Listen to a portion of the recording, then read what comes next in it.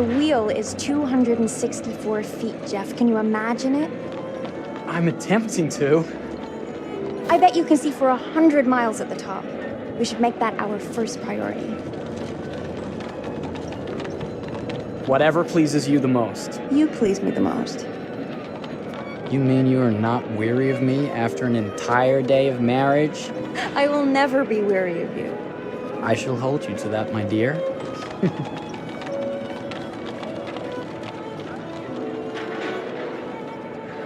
I think we've arrived.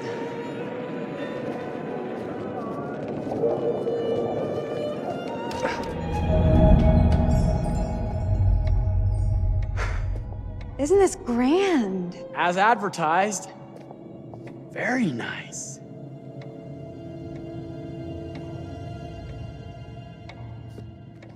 Let's check in.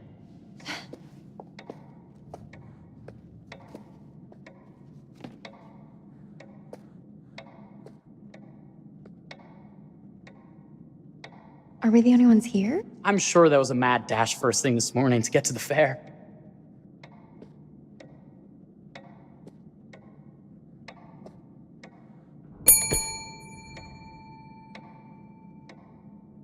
Try again?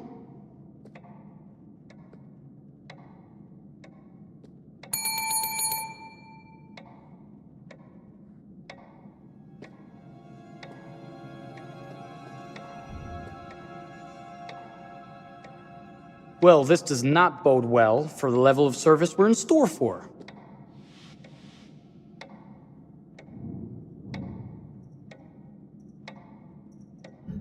Everyone must be busy elsewhere. That's no way to run a business. Slow service. That means they're making sure everything is perfect.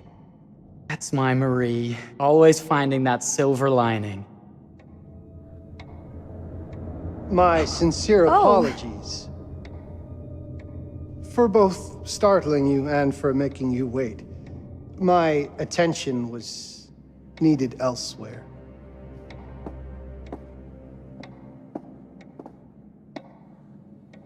I promise from here on out it will be nothing but silver linings. Welcome to the World's Fair Hotel. Please, sign in here. First time in Chicago? I'm going to hazard a guess and assume you're here to take in the exposition. The fair, yes, but that's not all. Today is a very special day for us. Oh, a honeymoon. How very, very lovely.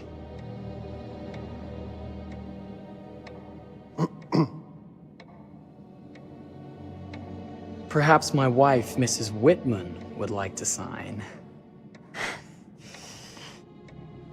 Yes, today's the beginning of our honeymoon. Congratulations. In that case, an upgrade is in order. A honeymoon suite it is. Oh, well, are the rates that much higher? I think nothing of it. The same rates as your regular room. The upgrade is on us. You're our first honeymooners. How kind. Thank you, Mr. Holmes. Henry Howard Holmes. You have a lovely hotel, Mr. Holmes. Well, thank you very much. I designed and built most of it myself. You're an architect, then? Architect, designer, builder, doctor, artist. I'm a man of many interests. Impressive. Please have a look around. We have sundries and gifts at the pharmacy counter. I'll take your luggage up to your room and ensure that everything is in order. Just make a note if you decide to purchase anything, and we will add it to your bill.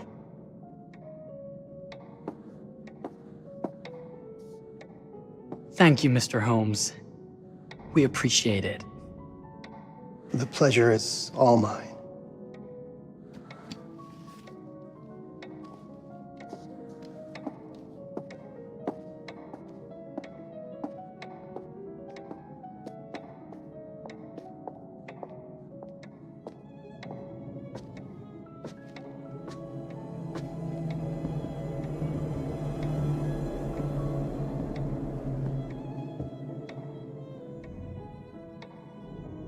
Now, what did I forget to bring?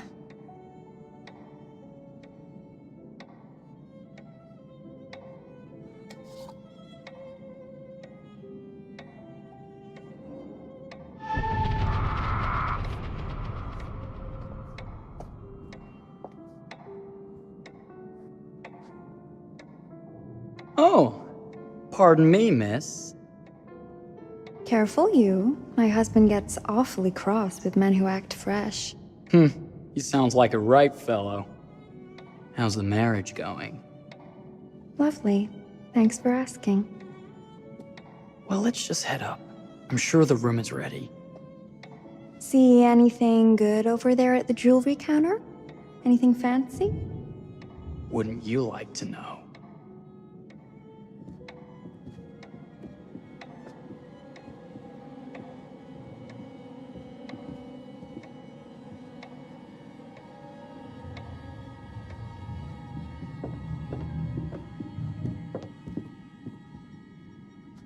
Wonder what's in here. I'm starting to think I've gone and married a thrill seeker. Ferris wheels, forbidden rooms. Are we looking for excitement? Perhaps.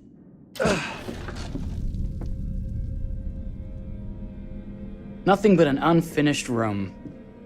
See what happens when you chase a thrill? If this is you trying to get out of the Ferris wheel. I know you won't be denied. Wait, what's that?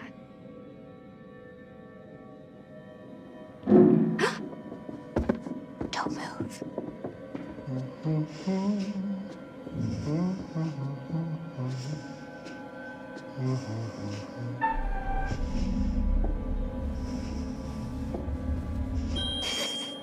Sorry.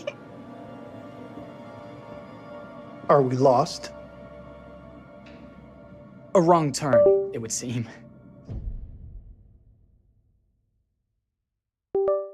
This room is being renovated. It's not safe. Of course.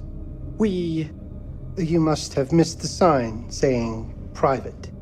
must have. We're very sorry. I can't have you falling through floors and having your brains dashed out, can I? No. Again, we apologize. Think nothing of it. I'm only thinking of your safety. Wouldn't want you to get hurt.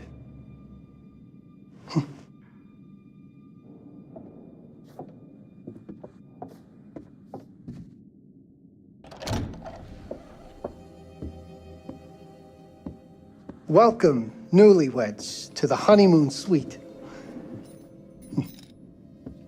Thank you kindly, Mr. Holmes. Do enjoy your stay. If you'll excuse me, I have work to return to. I'm sure we'll see each other again soon.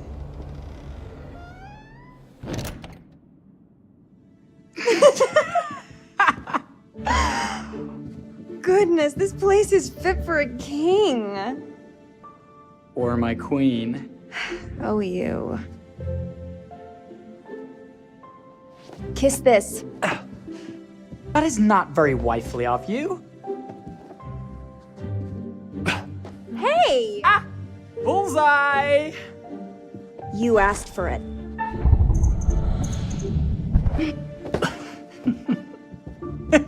Should I be frightened? If you're smart.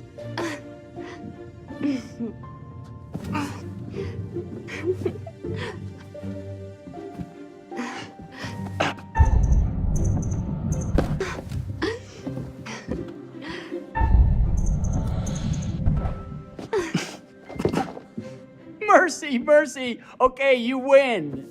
Anything broken? Only my pride. How about a peace offering? This feels like some sort of treacherous plot. Not at all. I have a gift for you.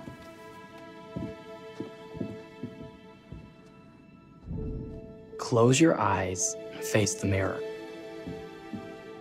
Aren't you clever and romantic? If I get a pillow to the face, I will sock you right in the kisser. Is there a problem? No. Open your eyes. Oh, Jeff, it's lovely. I love it. Good! Victory is mine. I'll let you have that bath now.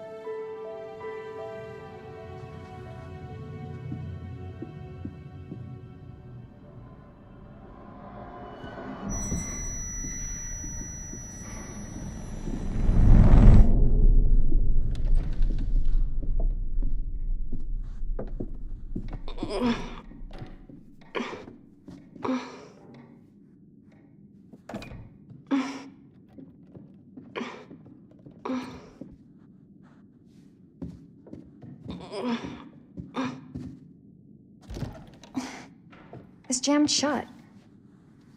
Maybe if we put a little weight into it?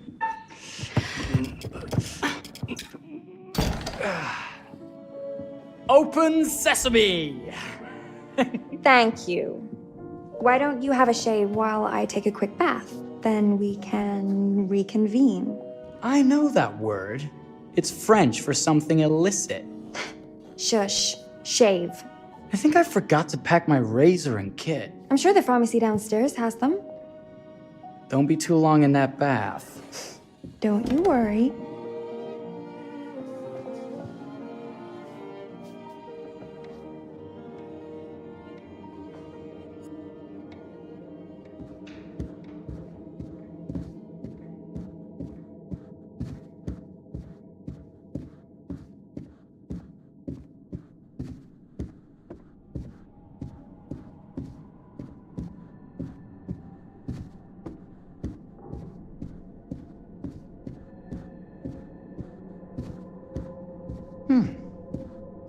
I could have sworn this was the way we came up.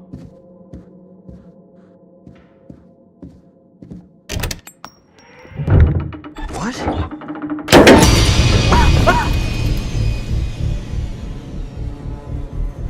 Oh my God. Marie!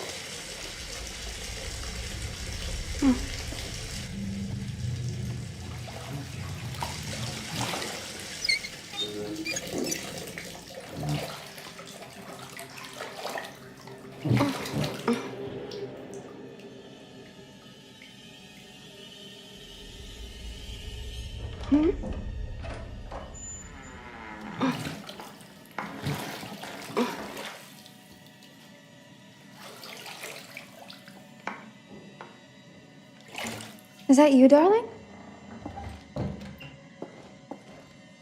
Jeff? Oh, are we playing another game?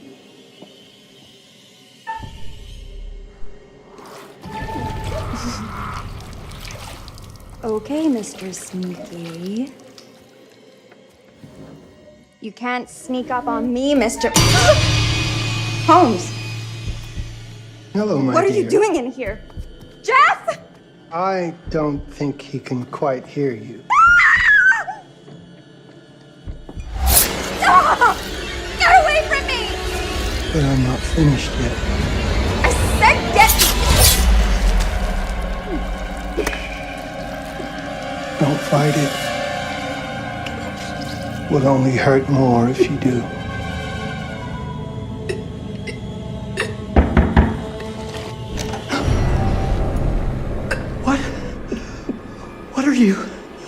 What have you done? Calm yourself, sir. It would seem your wife has had an accident.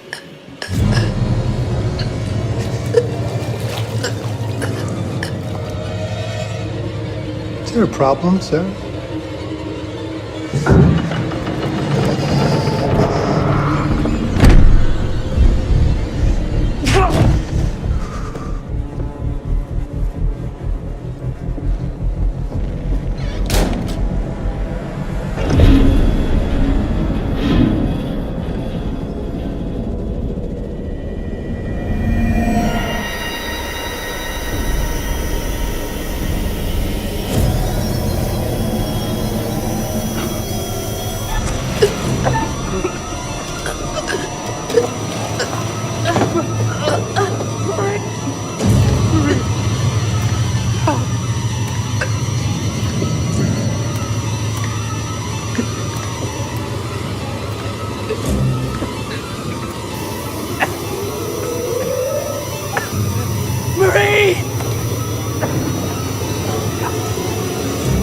You're wasting your last chance to tell him that you love him.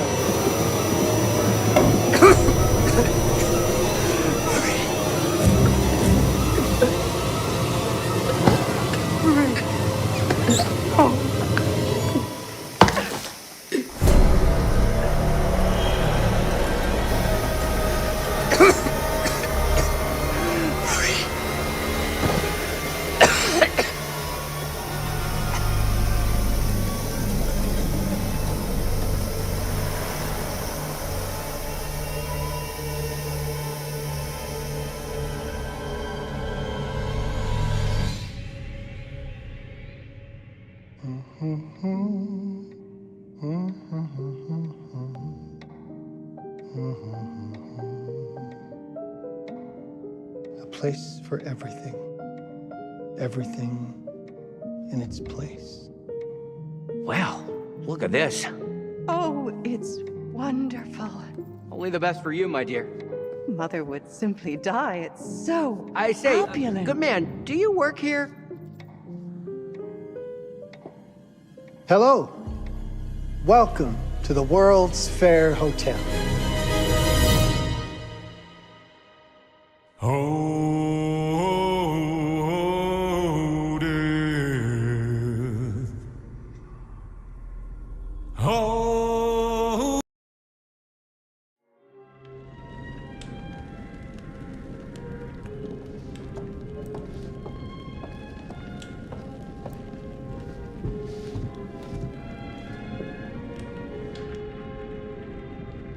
Oh, you're here.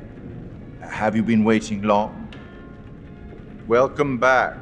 I do enjoy seeing a familiar face. Last time, no one survived. I wonder if you were even trying.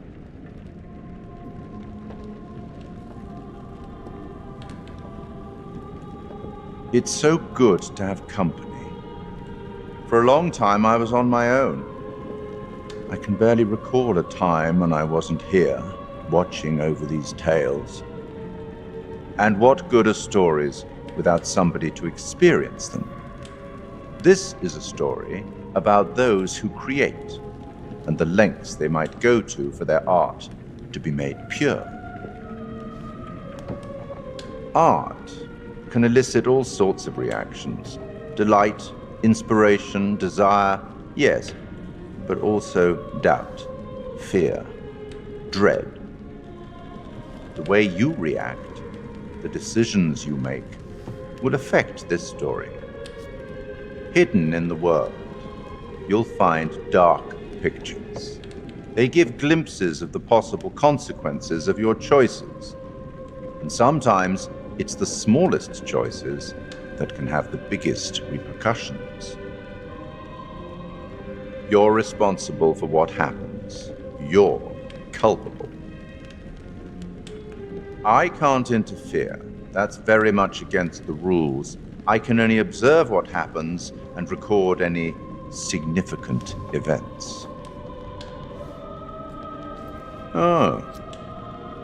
Ever seen one of these? They're very old. People used to call them obels. They'd put them in the mouth of the recently deceased to pay the ferryman. Look out for them. You'll find them in the strangest places. I'll be happy to exchange any that you find. and I'll certainly make it worth your while. Well, shall we start? The game is afoot. I will be watching.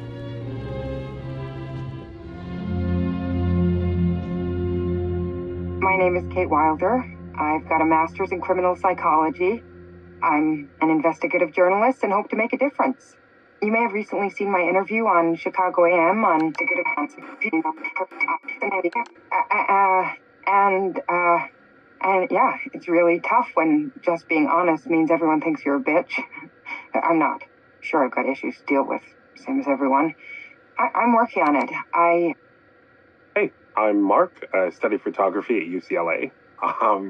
Had a great time. Really want to get back into some serious photography. But yeah, it's a job. I've been a key grip and lighting tech for years. See a problem, light it.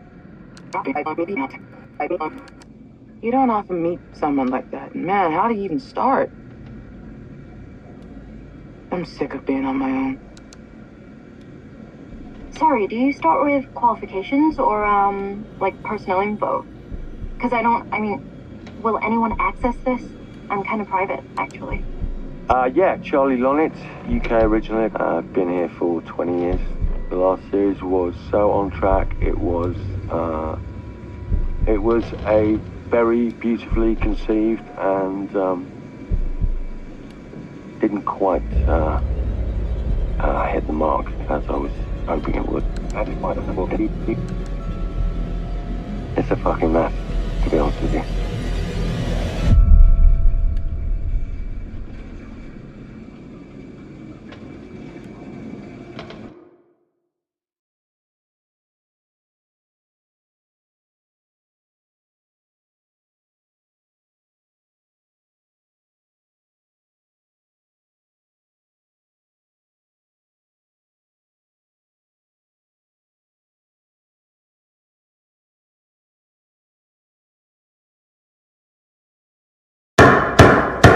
I think we've heard quite enough.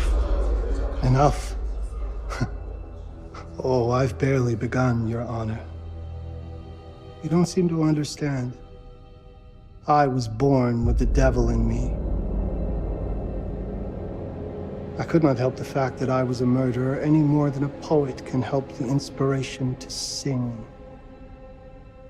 Bury me deep, Your Honor. Make sure they fill my pine box with cement. Put me deeper than anyone else. And cover the ground with more cement, 'cause trust me, just being dead ain't enough to stop me from killing again.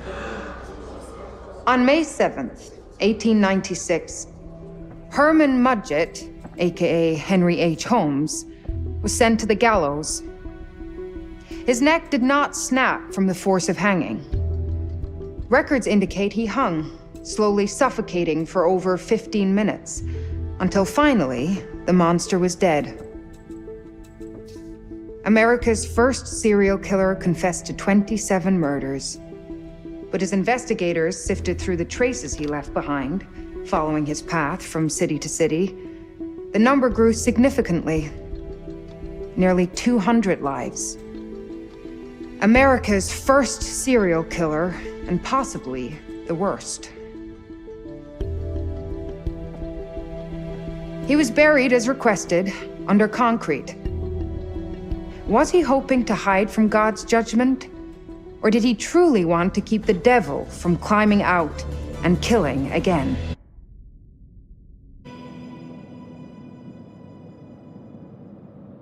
So, what do you think?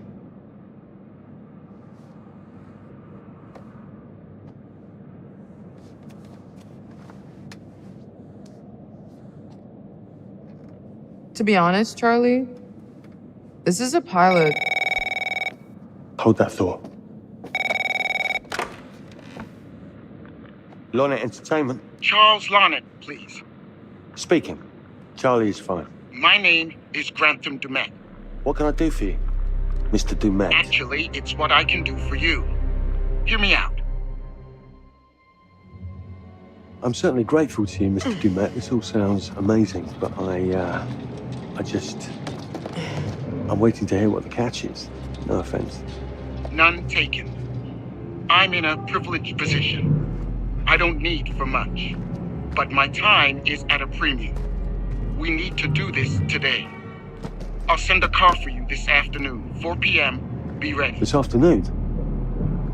We're talking a couple of days shoot. I've told my team they're free this weekend, and frankly, they're a temperamental bunch. Without them, this conversation is dead in the water. I've told you what I have. Please don't waste my time. Am I sending the car or not? Yes, of course. We're in. I'll get them there. I promise. Let's do it.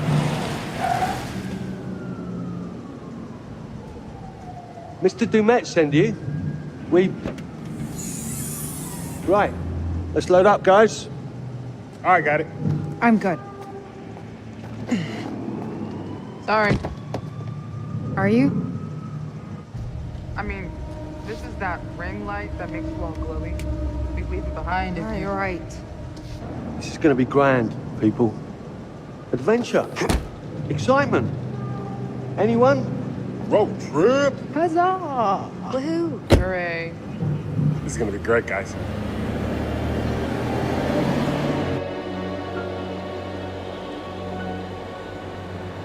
So do we know where we're going exactly? You don't like surprises? You know what this reminds me of? Don't say it. Topeka?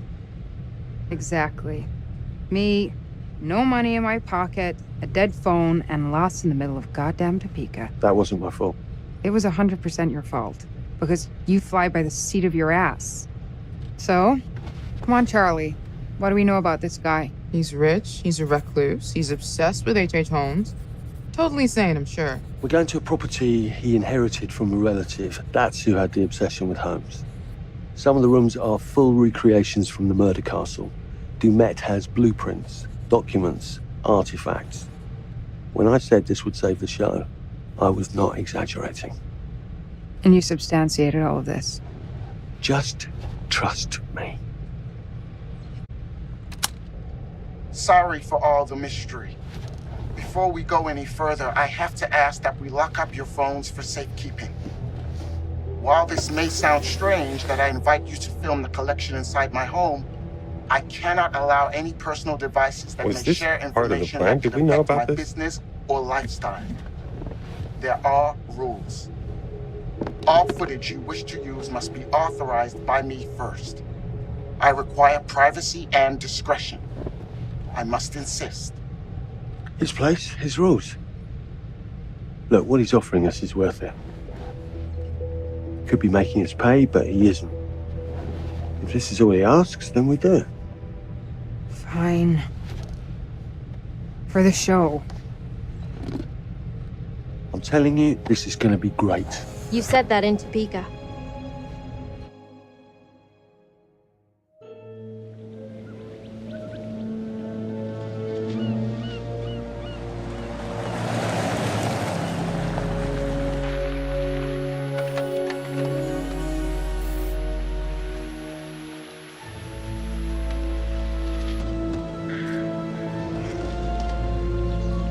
If this dude is so rich, shouldn't he have servants or something? This guy gonna help?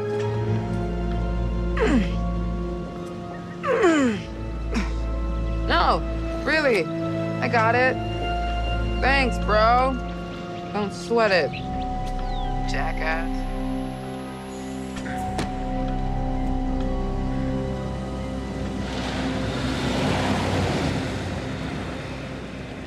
Okay. So now what? I'd love to get some footage of the lake and the scope of this. Not with all the mist and fog. There, from on high, we'll get a better look. That's certainly, up there. The visuals will be great, and we can frame up over the mist. Charlie, you'll hack up a lung before you're halfway up there. I'm fit as a butcher's dog. Mark, this is crazy. We'll be fine. Let's go, Charlie. Be careful, guys. Nice knowing you. Come on.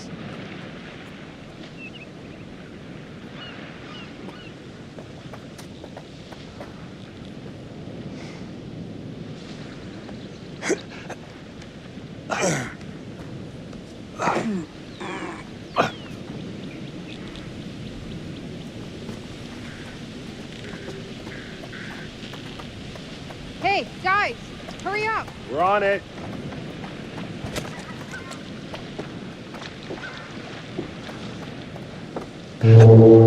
Jesus, that is loud. It's meant to be heard from miles away. Well, yeah, I know that in theory, but...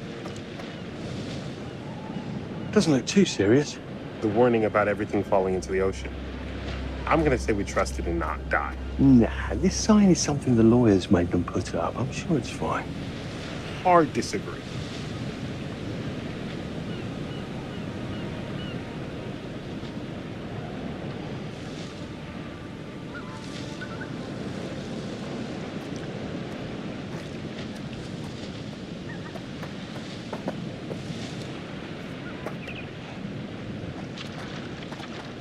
Listen, Mark, I just wanted to say, thanks for backing me up, man.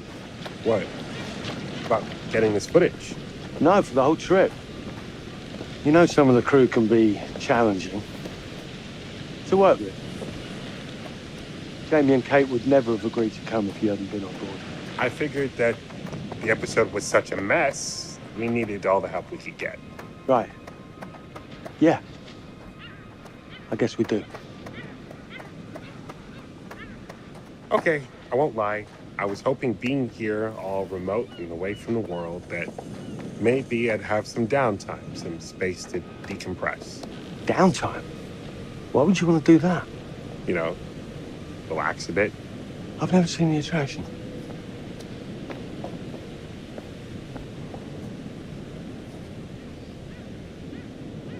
Must have been quite a storm.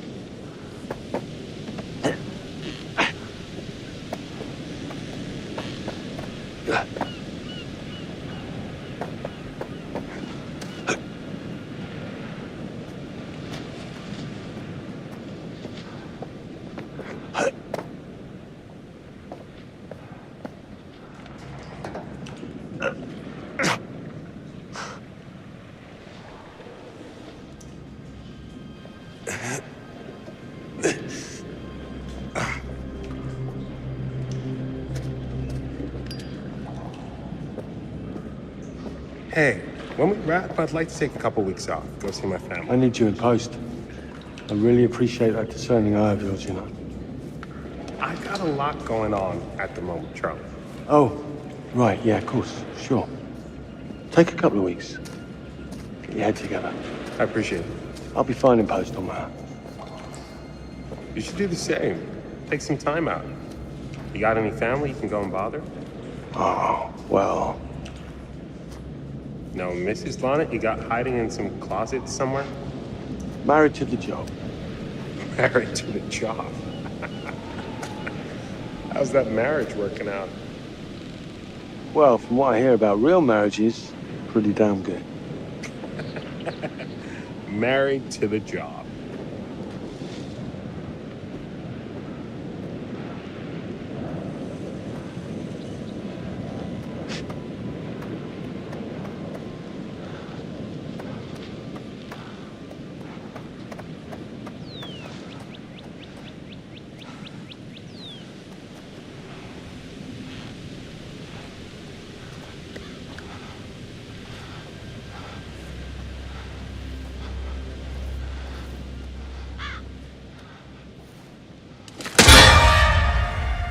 Christ, what the hell is that? A mannequin, you know, just hanging out.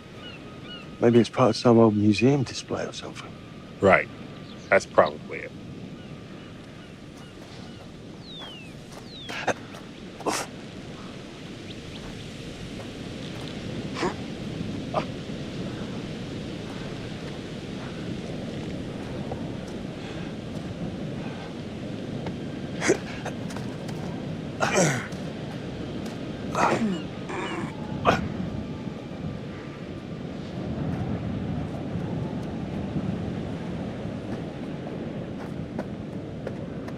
You coming?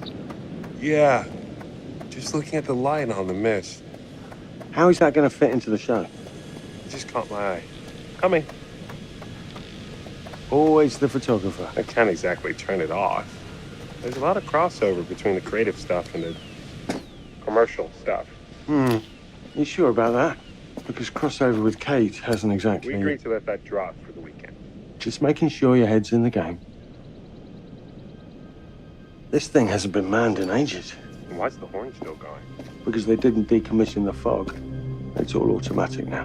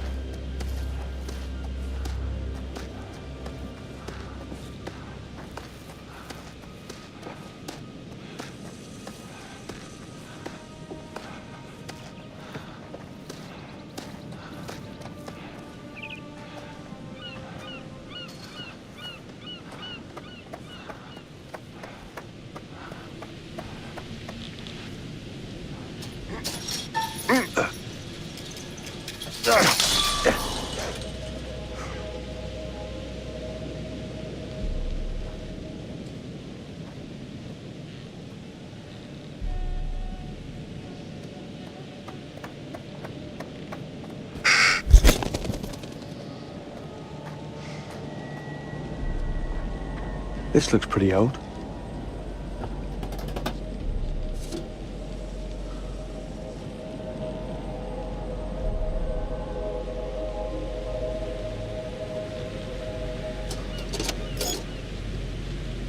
What's that? Just some old coin.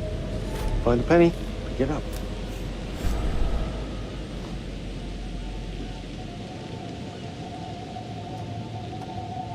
Look, sorry I give you a hard time now and again, but I really couldn't make these shows without you. That's not true.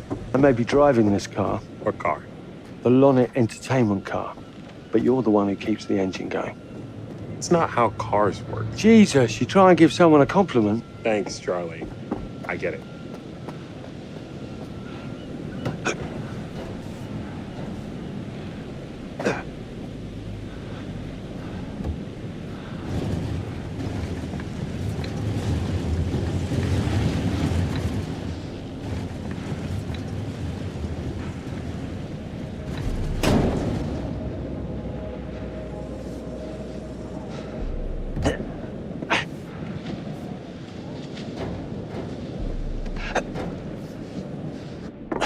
A little breaking and entering. How are you not in jail?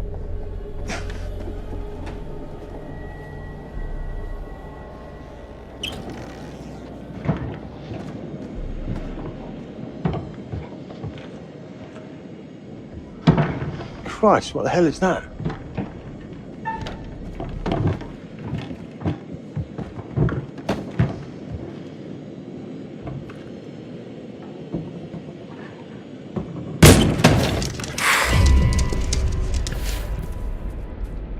Nice to meet you too.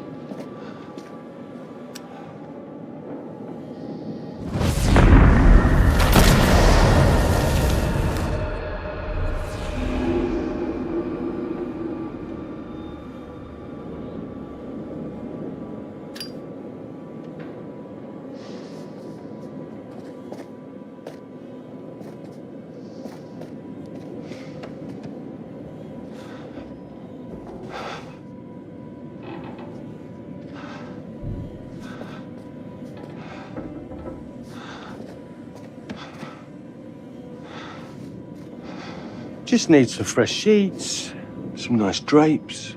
And 6 gallons of sanitizer.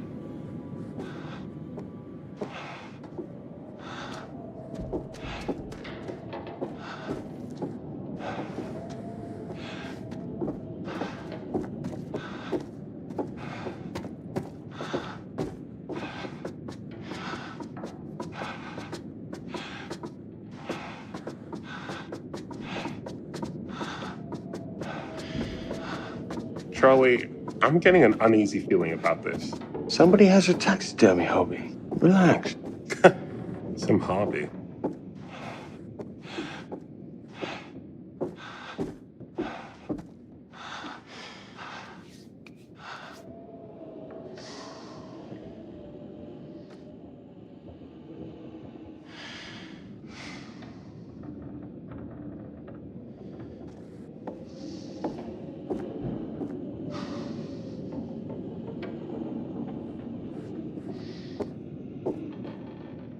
What in God's name is this?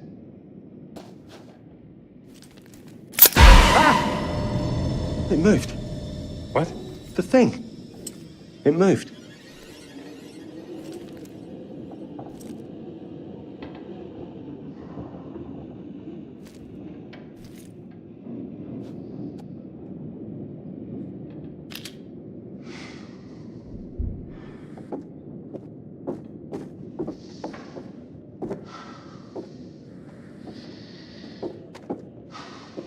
Get going.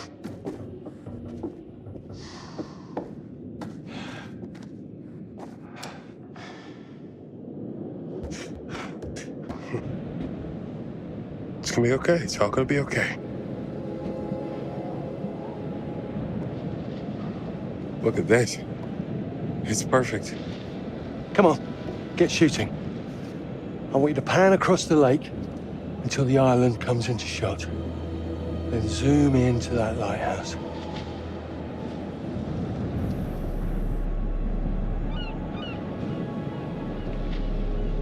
Look, there's all right. Come on, we better get back.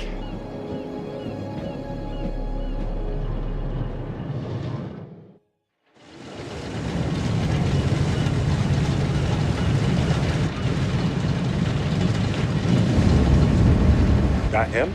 I don't know. We just had the one call. How did he know what our show was about in the first place? Actually, I didn't ask. That's weird. Let's just play nice, okay? Hello, Mr. Lonnet. That's me. I'm Grantham Dumet. Everyone climb aboard and we'll head out.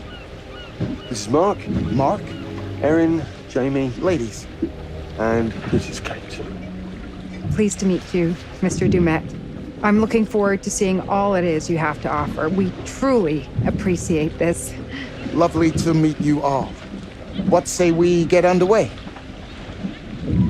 Again, I really can't thank you enough for this opportunity.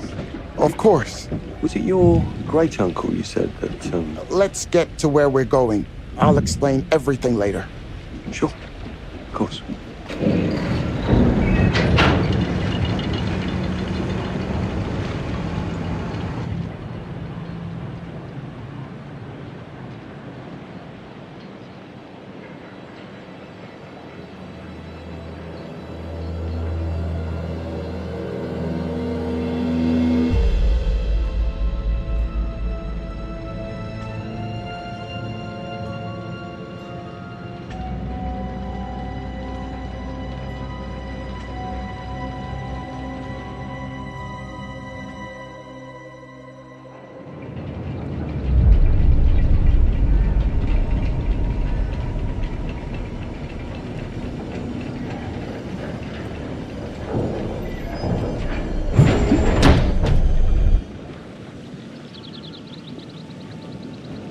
Let's get up to the hotel.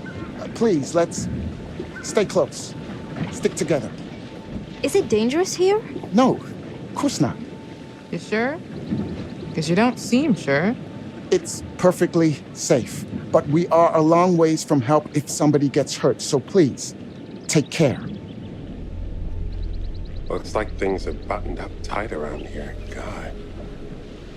This way. Don't worry about your bags. I'll make sure they're brought.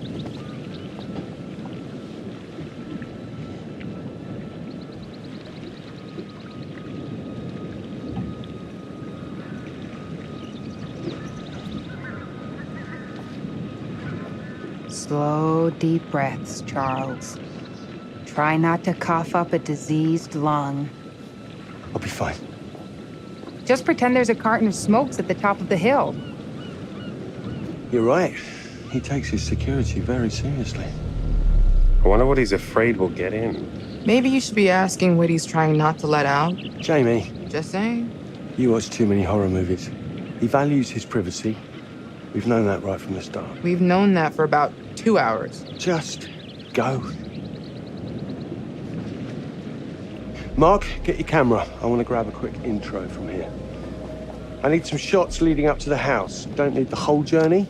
Kate, talking to camera, then I'll direct you from there, okay? No photos. No recording of me at all. Is that clear? I'm a very private person. Don't worry, Mr. Dumet. Discretion is Lonnet Entertainment's motto. You want the usual intro stuff, Charlie? Please. The light is good. I'm ready to go. Aaron? It sounds clear. Okay, let's go for a take then. Is Kate's face ready? Bitch, I'm always camera ready. Stop trying to make me like you. Rolling. Speed. And action. I've just arrived on the private island which claims to have genuine artifacts from H.H. Holmes' Reign of Terror. I'm heading to the house right now. Perfect, Kate. Now turn to face the house and start to walk. Okay, that's enough. And cut. We really do need to get going. Anything you say, Mr. Dumas. This way. You'll steal some more shots, right? Obviously.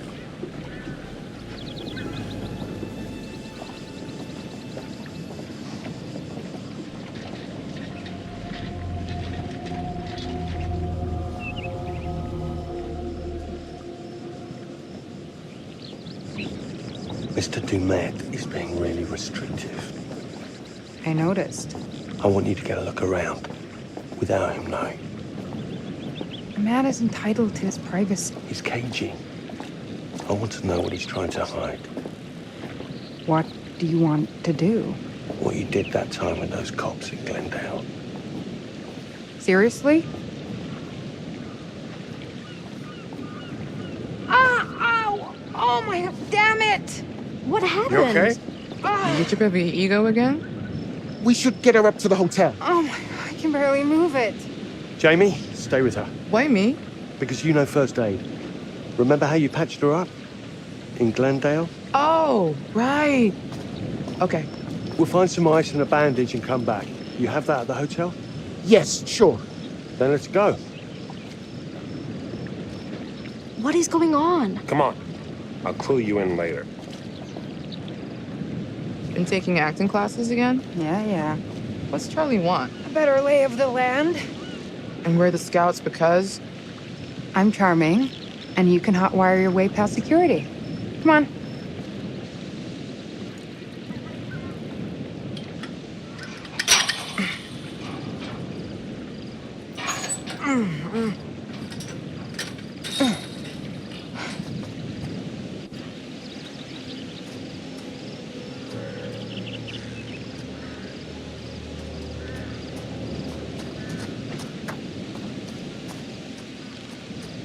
Hey, can I ask you something and get a straight answer? You know, without you making a smart-ass reply or taking a shot at me. That works both ways. Fine. Look, tell me the truth. Is there any saving this show? Maybe. If there's some sort of magical holy grail of footage or information to be had here. You think that's likely? No. At best, we'll get some nice B-roll. That's not gonna save our asses.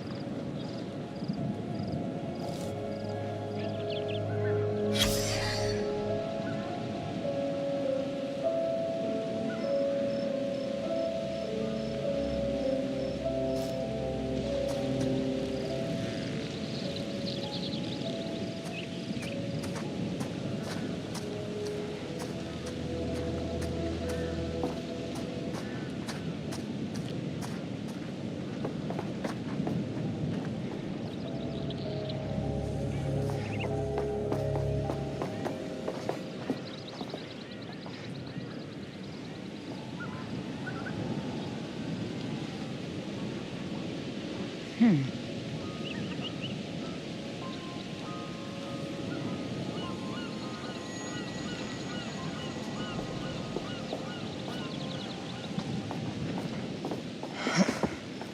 a bit of a scramble.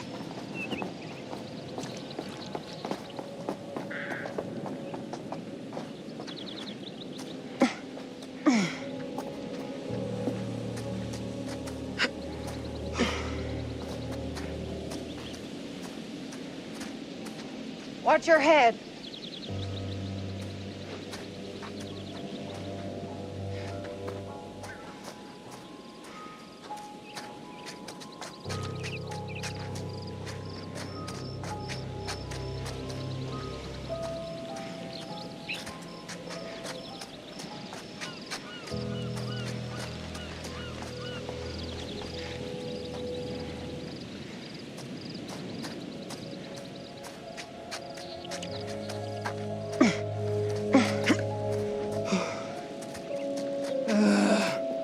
He could have told us to dress for a trek.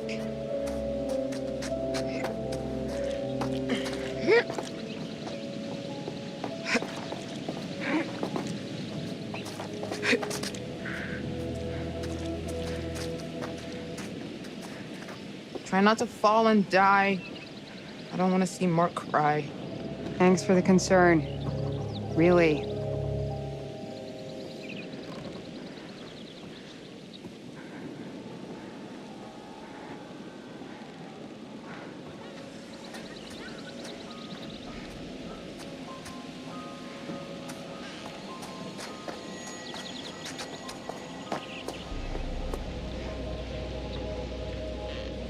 Wonder where this goes. It's straight up and down the hill. Yeah. But what's on the other end?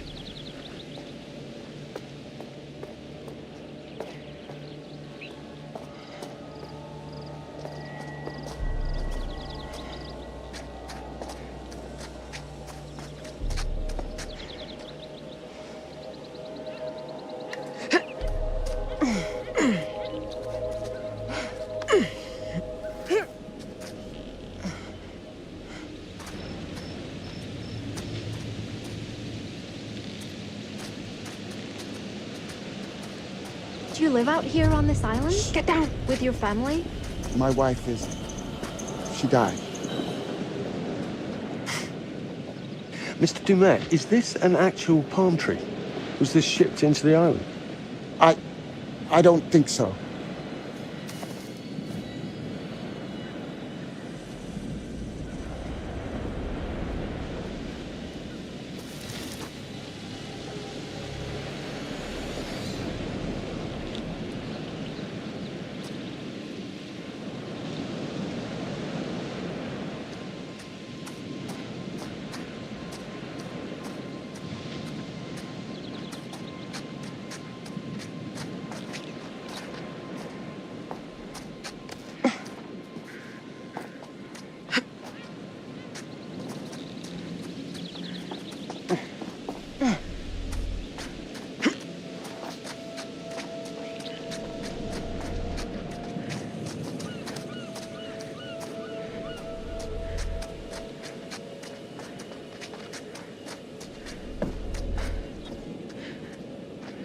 What about over there?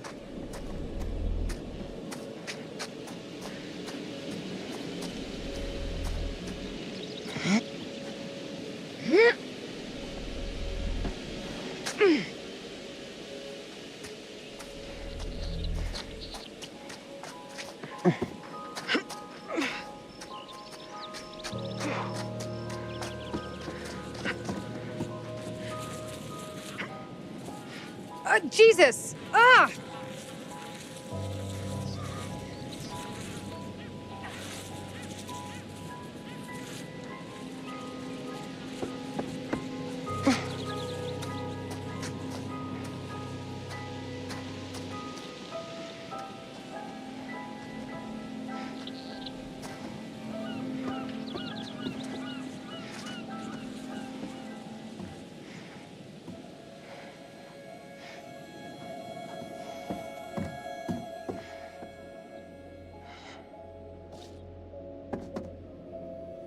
Looks like Dumet has a family.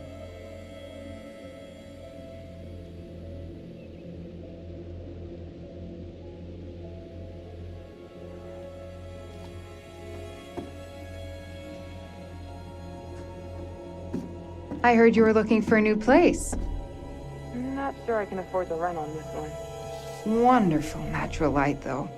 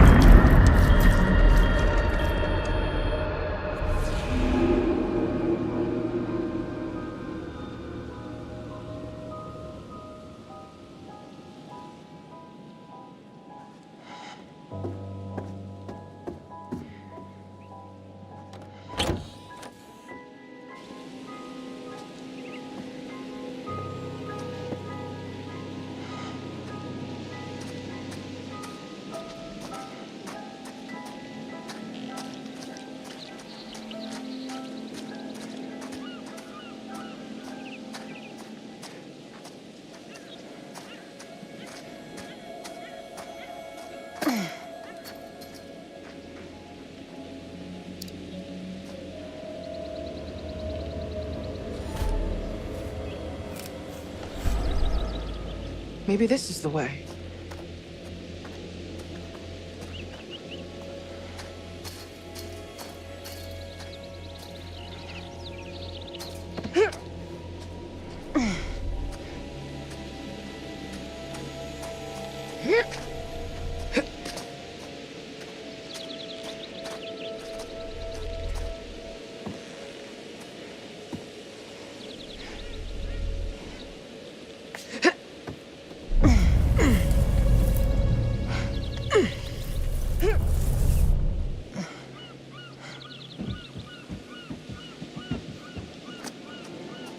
If I wanted to go on nature hikes, I wouldn't have moved to the city. This shit is not in my job description.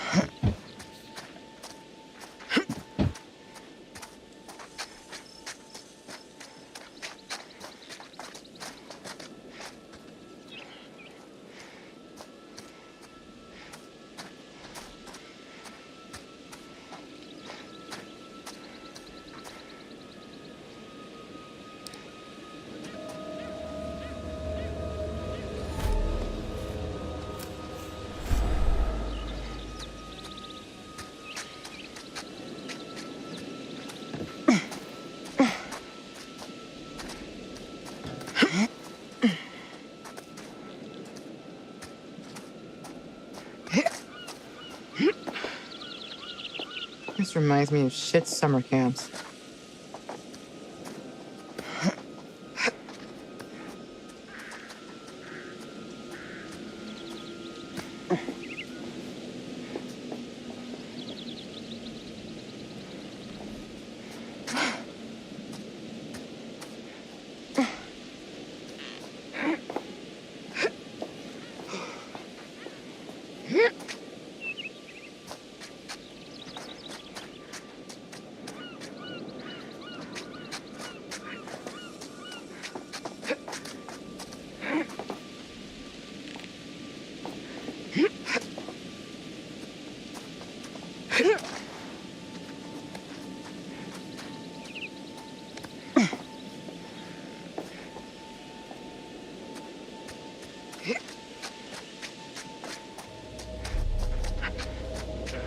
Okay, if I can get the car moving and stop it here, we'll be able to get across.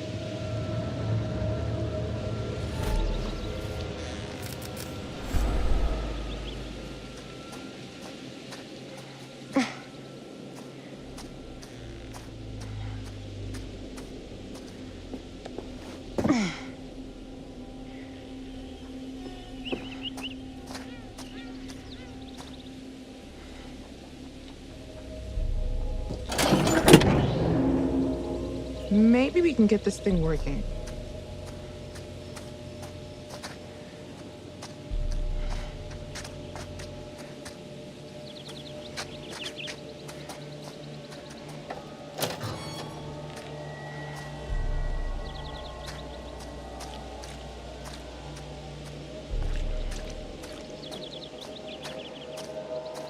Jamie, can you fix this?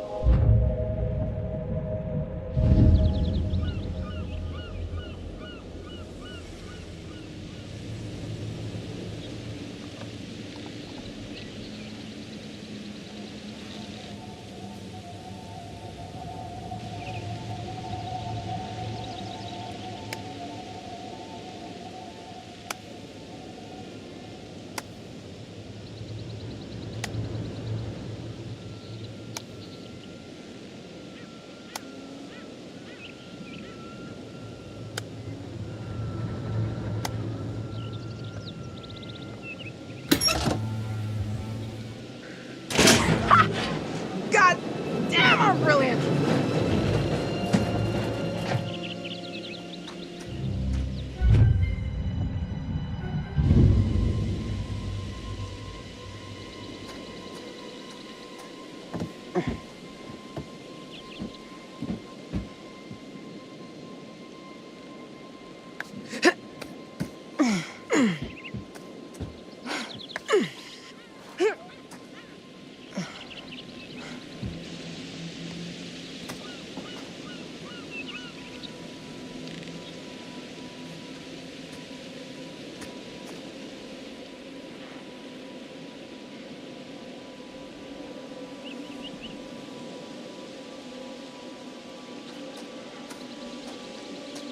What's through here? Hear that?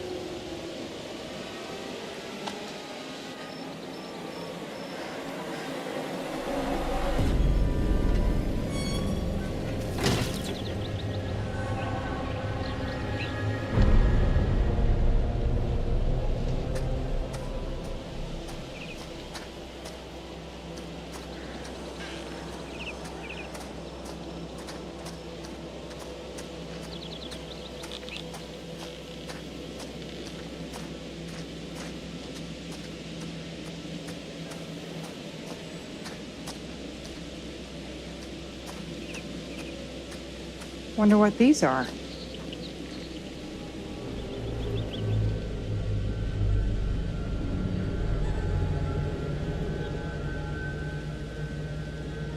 No harm trying.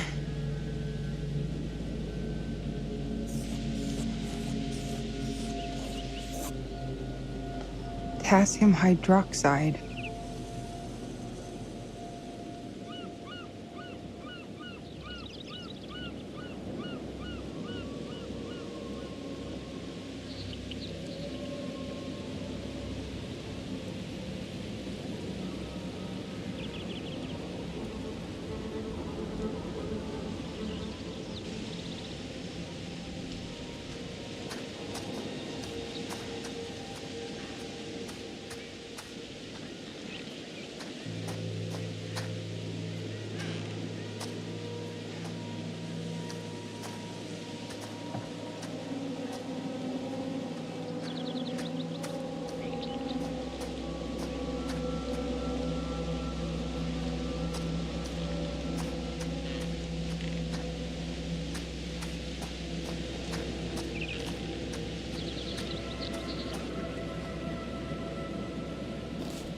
Need to keep looking.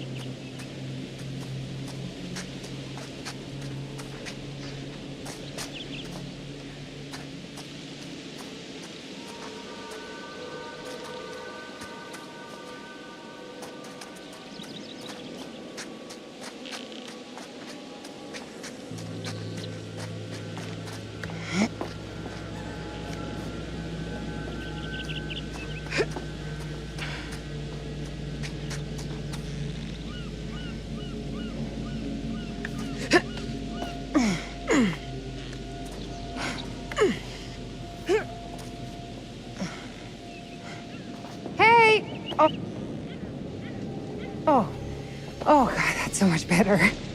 I guess I just needed to rest it for a minute. I think I'm okay. We found a shortcut up the hill. I really need you to stay where I say. You got it, Mr. Dumet. We're all here now. Let's head on. Everyone stay under the watchful eye of Mr. Dumet, please. Kate. What do you think? A summer camp from hell. Whatever. We're gonna find out what's up his sleeve before too long. Don't worry about that.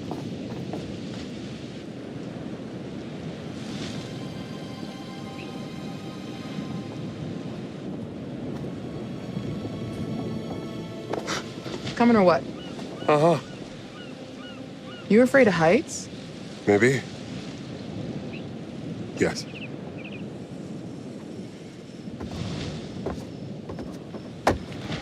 Oh, shit! We're all gonna die! Just go.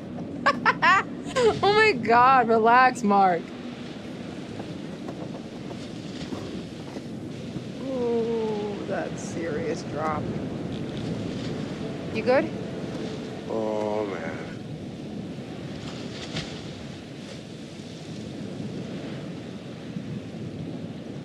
You can do it! Eyes forward. Don't look down. I got it. It's fine. Is it though?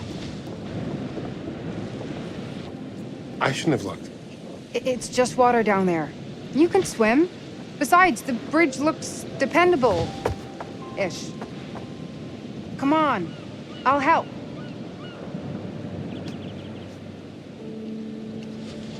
That's it. Look. It's fine. I'm not looking. Don't look down. Yeah. See? Not so bad.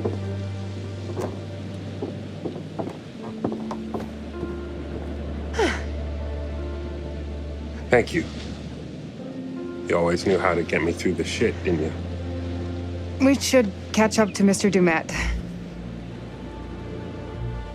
Where is everyone? Apologies, they're all city folk. Come on, let's go. We're losing the day, people.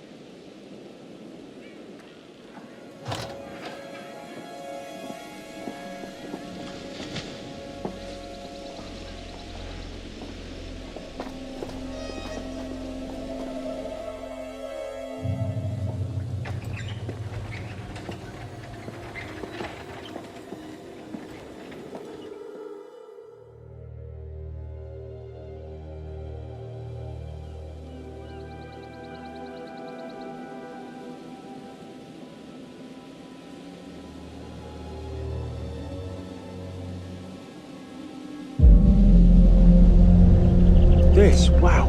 Mr. Dumet, this place is magnificent. Yeah. Maybe this won't be a waste of a weekend.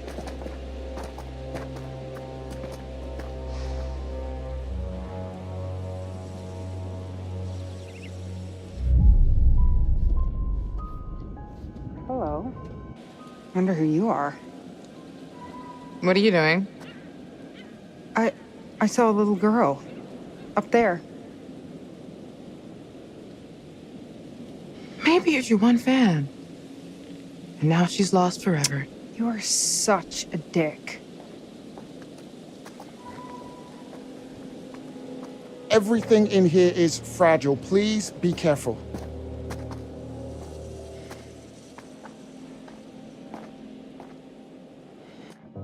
Man, this is brilliant. Whoa. Look at this. It's amazing. This is intense. Would you all mind signing in at the desk, please? This isn't everything. I'm sure the rest is almost here. I'll make sure it gets to your rooms. Kate's makeup case is slowing it down. Erin, cigarettes. Blue backpack. Settle in, and I'll meet you all at dinner. At 8. Mr. Dumet, I cannot say thank you enough times. This is truly fantastic. I told you all this was a good plan, didn't I? I told you.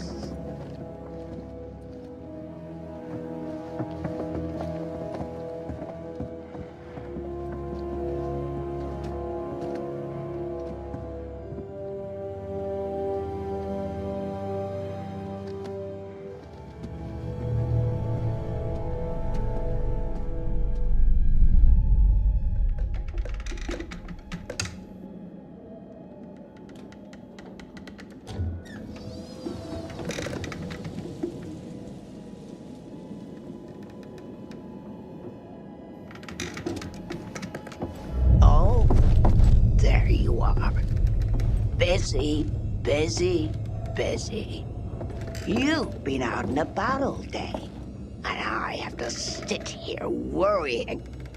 Gone all day and not a word from you.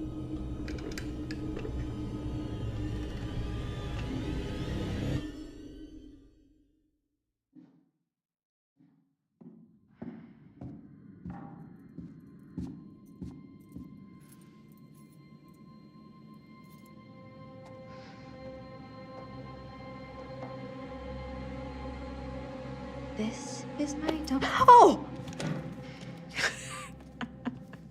Sorry. You're jumpy. Oh my god. I think I peed a little. How did you not hear me coming? I don't think we're the only ones here. Kate saw a little girl looking out a window at us when we were outside. That's who I saw. A little girl. Mr. Demet probably has family, a staff, maybe friends. Who knows? That said, this place does give me the willies. It's unique. Were you singing? Oh, yeah, that's my being scared song. This is my don't be scared song. Sing it and I won't be scared long. Doesn't really work. I bet. 181. I think I'm around the corner. 183? This is me. Okay. Okay. Good luck out there. Don't get lost. Scream if you need me for anything. Thanks. I got you. Nothing to be scared of. Actually, hey. Yeah? Why don't you hang a second while I unpack, then I can help you find your room? Something about this place makes me want to use the buddy system. Yes. Thanks. I'd end up lost, probably. It's just a hall, dude.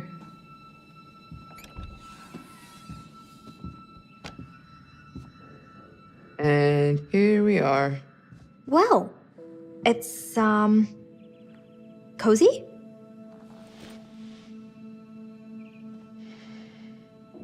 Cozy is fun. If we have to double up like last time, we'd be married by morning. You talk in your sleep. Not sure I ever told you that. Sure. What did I say? Actually, it was just a bunch of incoherent swearing. Oh, I was awake. I was reading Kate's social media posts. Ugh, that bitch. Okay, don't hate me, but she's been kind of nice to me. I mean, I think she's more upset about Mark than she lets on. Lies. She's a robot. Where's the bathroom? Wait, what? Old school. Gross school. What if I have to pee in the middle of the night? Am I gonna walk in on Charlie sitting on the pot? Guess that means there's no minibar either. Shows what you know. What is that? Wine. Genius. I feel like if we start drinking, Charlie will find out. And lecture me and make me feel like an asshole again. Yeah, he does that. But we're not on the clock. Not until we're rigging to shoot. Which is hard to do drunk. I'm not suggesting we get full-on hammered before we work. Why are you doing that? I'm thirsty. Also, you're cute when you're worked up. I don't... Cute? You think I'm cute? Oh.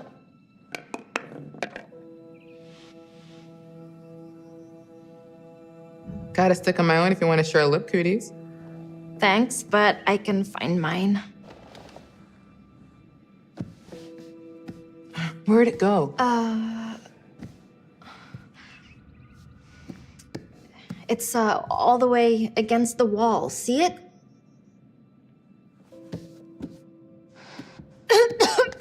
You okay? Shit.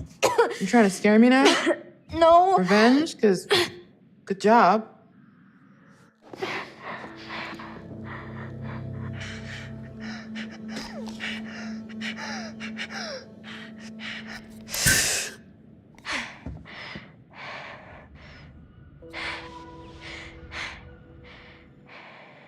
You sure you're okay? Because, yeah, maybe me scaring you didn't help, did it? No. But seriously, it's not your fault. I try to pretend like it isn't a thing, you know? Like I don't want to be depending on an inhaler. I try to mind over matter it, but dust and allergies and I just need to be more careful. You sure? Sure. I'm sure. So, yeah. Cozy.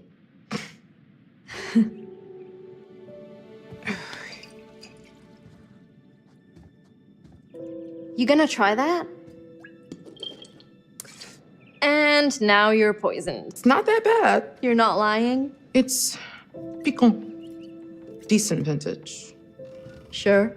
I'm getting oaky undertones, a hint of citrus.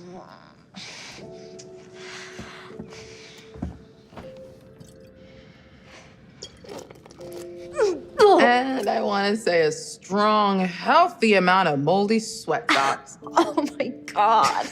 I hate you. You are such a liar. Oh, sorry. I thought you meant the thinking you were cute thing. Really? If my cheeks are red, it's from this wine. Not because I am bashful. I swear. Really. Sorry. Didn't mean to make you feel weird. Yeah, it's just... We work together, and Charlie is always on me about being more professional, and... I get it. No, I mean, I'm not saying I don't appreciate it. Erin. Or that I don't think you're cute, too. It's just,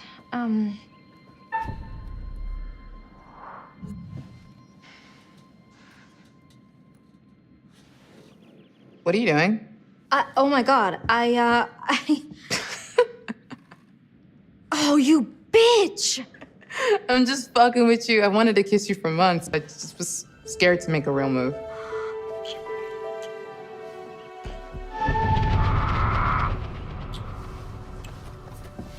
Oh! Sorry.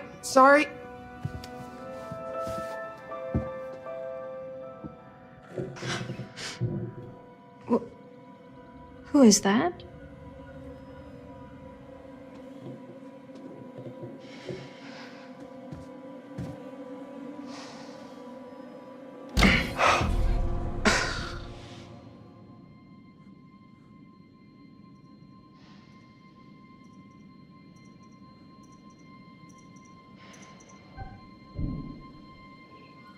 Sorry, did I interrupt something here? No, we're just talking shop. We're worried about the power grid handling all of our gear. Yes. If this place is running on a generator, we need to know what it's putting out. I don't care what you guys are doing. Then why are you lurking? I can't find my room, and I need a fucking cigarette. These funny shapes are numbers. They go up and down in order. Thank you. I've just been down there. Look, give me 10, then we should get a rough plan for getting our first shot. We have all evening. Can't we plan after dinner? I'd like to chill for a minute after the trek getting here. I want to be shooting after dinner. You've got 10 minutes. Okay, we'll be down in a few then.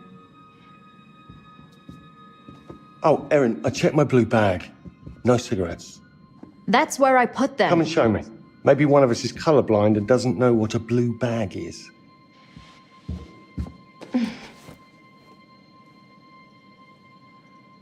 To be continued, then? Yes, definitely.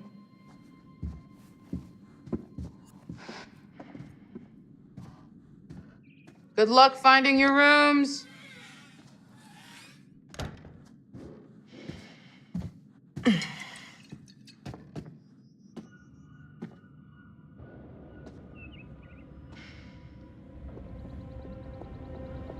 Come on, let's go. Let's go.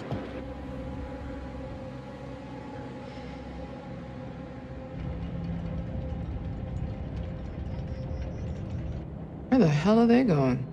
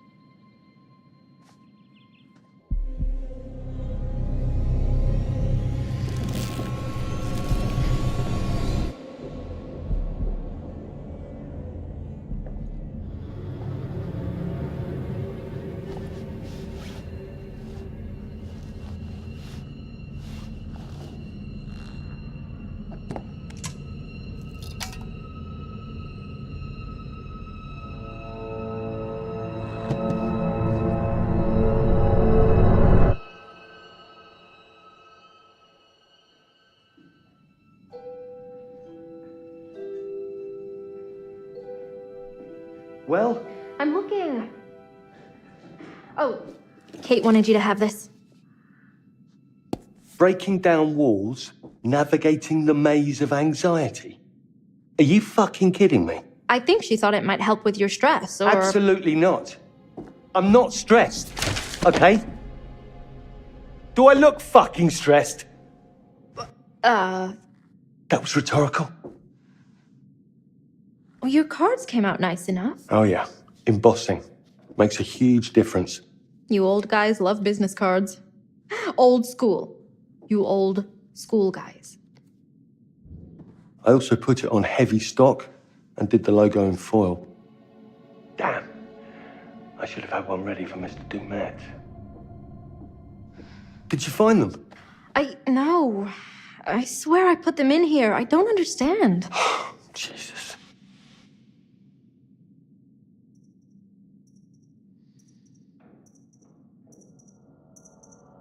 Look, stop tearing around in there like a maniac. Be organized about it. Methodical. Blue bag, front pocket. I made a specific mental note of it. They're gone, Charlie. Gone? Just like that? Are you saying somebody took them? I don't... Actually, I can see Kate doing that. Or Jamie. I'm sorry. It's fine. Let's just get on with things. This place is massive. Surely there is a pack of cigarettes in here somewhere. Even if they're ancient. You need them that bad? There was a bar off the lobby. There must be cigarettes in the bar, right? I mean, technically, it's not legal to smoke in bars, so... Come on, we're checking. If you find them first, all will be forgiven.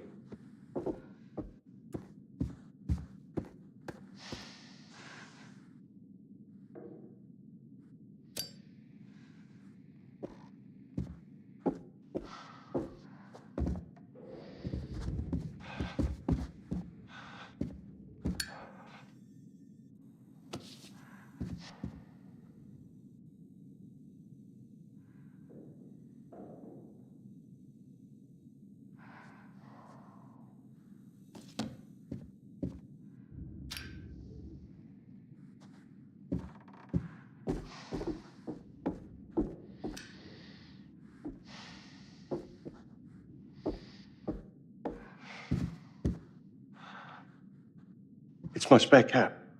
Exactly the same? Well, it suits me. What's weird about that?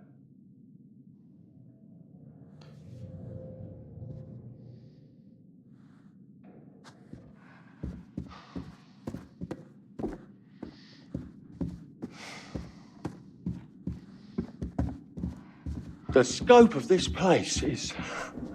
I can't believe we've lucked into this. Are you worried it will make our other episodes look cheap? They are cheap. Can't be helped. This will be the one that people remember. The one that wins an Emmy? Exactly. That's the spirit. Stick with me, Erin. I'm going places.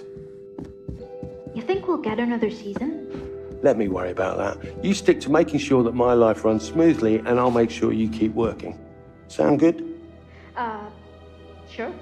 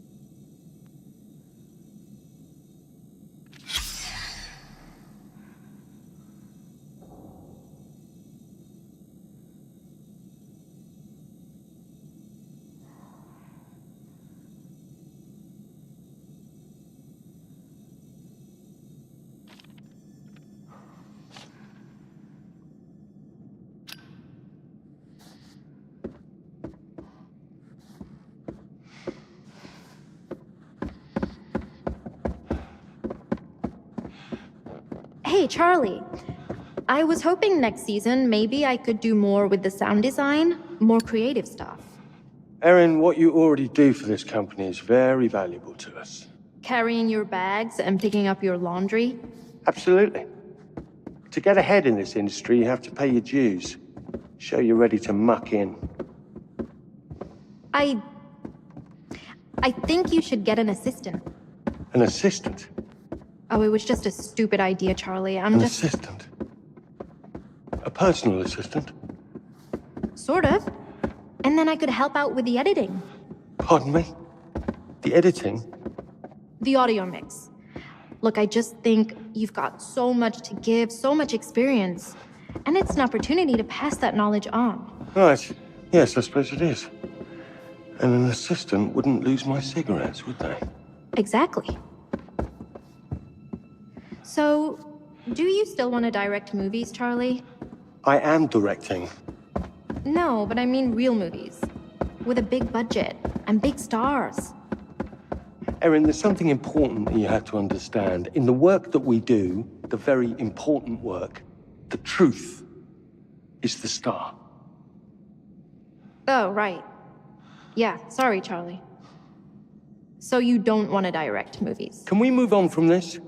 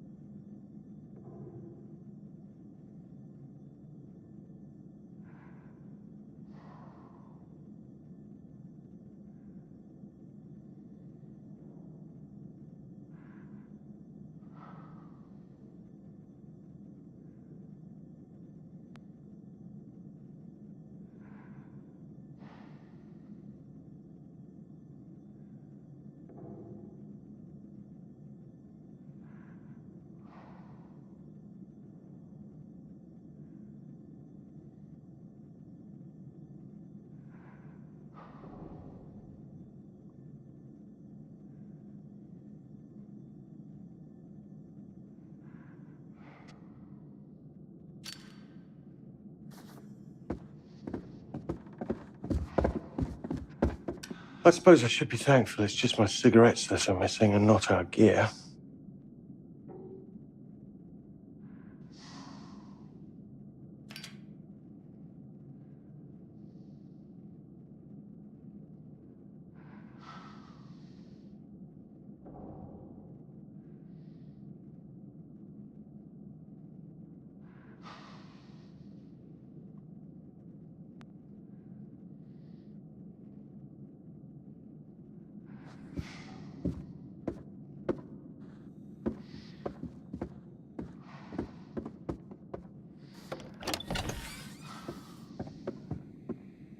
Hey, maybe Mr. Dumet is in the back office.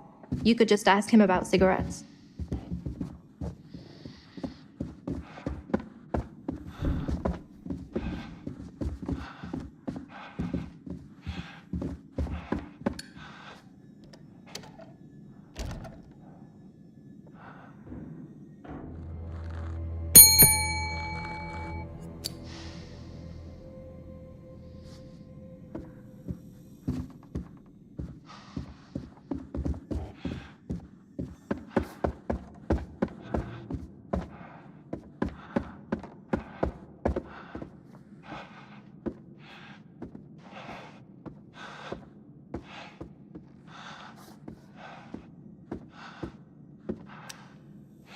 Jackpot. Erin, I found the key.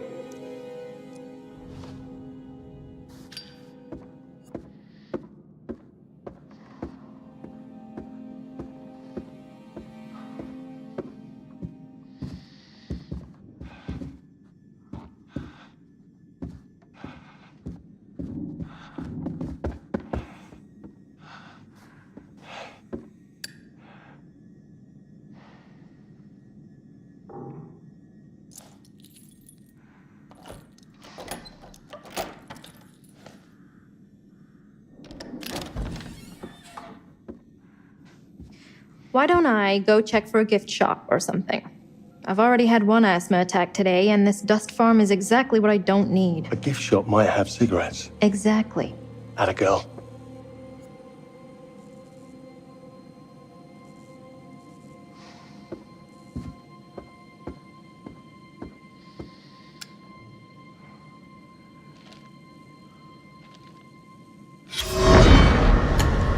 Good morning to you all.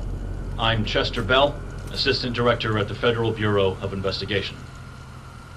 At approximately 0530 local time, a team led by Special Agent Hector Monday and supported by law enforcement officers conducted a raid of a motel room just outside Birmingham, Alabama, to apprehend Manny Sherman, the man known as the Beast of Arkansas.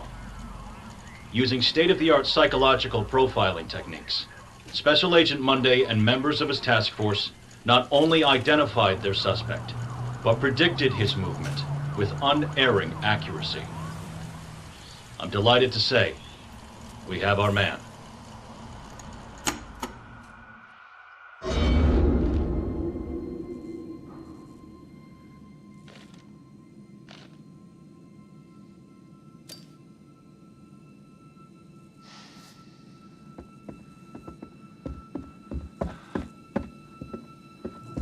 Hello? Mr. Dumet? Hello?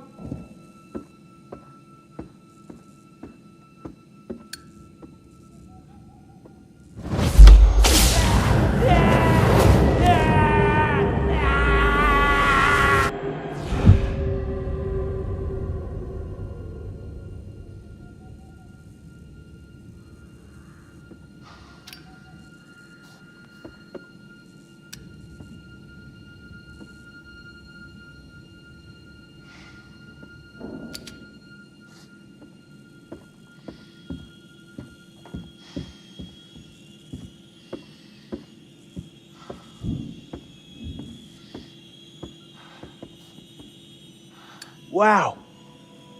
An animatronic. Ha! That's what will amazing. it be, Mr. Dumet, sir? I'll have a packet of cigarettes, please. A packet of cigarettes, please. Hello? Hello? A packet of smokes. Figured it was too good to be true. Never mind. Thank you, Robo Bowman. Certainly, sir. Whatever you wish. No fucking way. Thank you very much, my mechanical friend. Much appreciated.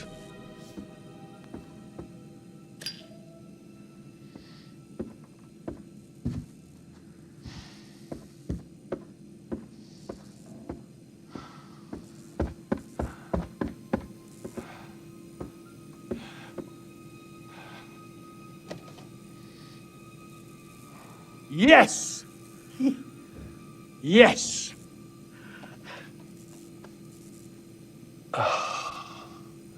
Of course it wants exact change.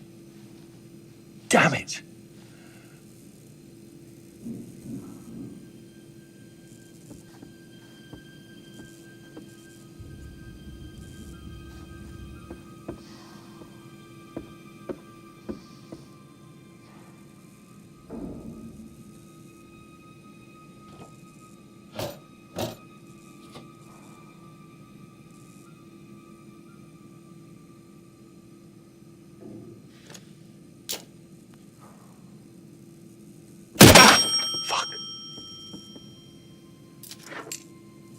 Next round's on me. Promise.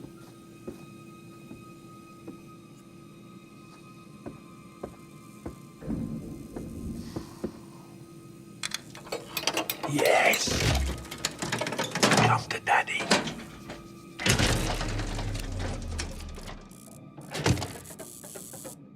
Oi. Oi.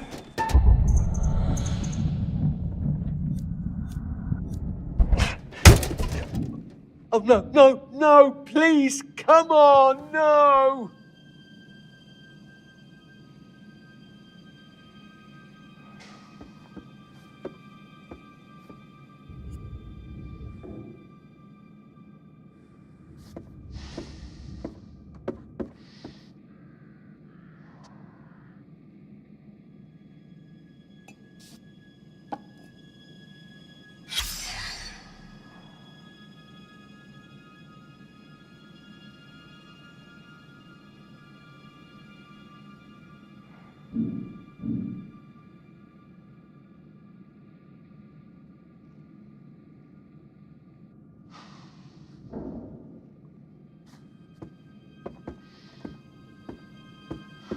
What? No. No, please. I'm having a really shit day, and you've just made it worse.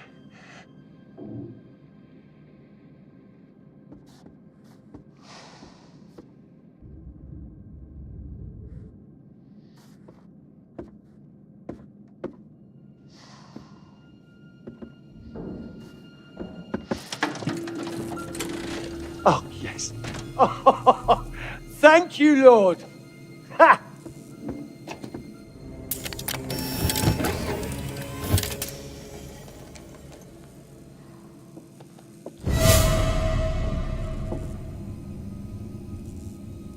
What? No, come on, you piece of shit. Don't do this to me. Antique rubbish. Give them to me. Give me my cigarettes! Right, you. That's it. I'm gonna go and get my key grip, and they are gonna kick the shit out of you. Hey, Charlie.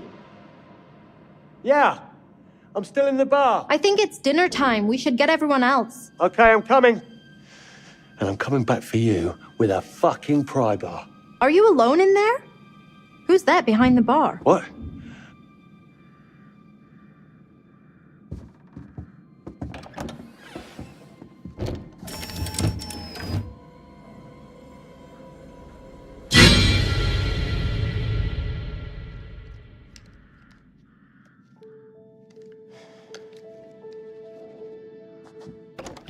Hey, had a thought on an intro segment. You want to shoot now? Yeah, if we get it shot and in the bank, maybe Charlie will stop rewriting everything I come up with. Yeah. Okay, sure. What? Nothing. Just give me a sec, and I'll be good to go. I'm supposed to buy nothing is eating away at you? Yes. How many times have you cleaned that lens? I'm just prepping my gear. Really? Yeah. Always focusing on the detail, Mark. What about taking a huge risk and just do something? I watched you fuss for a whole week before you turned down that job offer, all because you had to take one extra train to get there.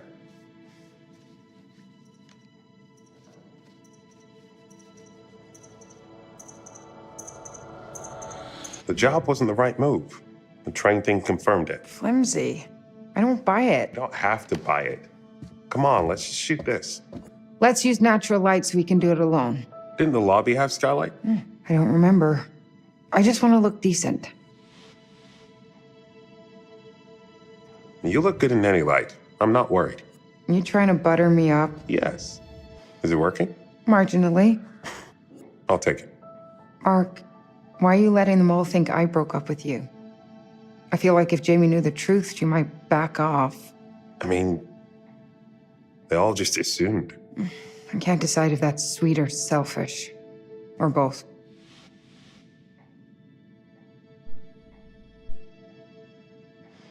Before we... Look, can I say something? We agreed that we're sticking to just the job. Right. Which is why you can't just roll up and drive-by psychoanalyze me. Okay. You're right. That wasn't fair. I'm sorry. We don't need to rehash stuff. Let's just work.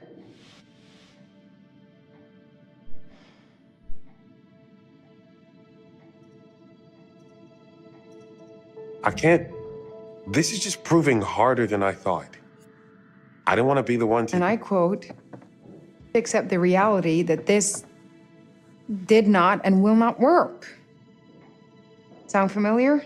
Just because I said it doesn't mean I want to accept it. So try harder.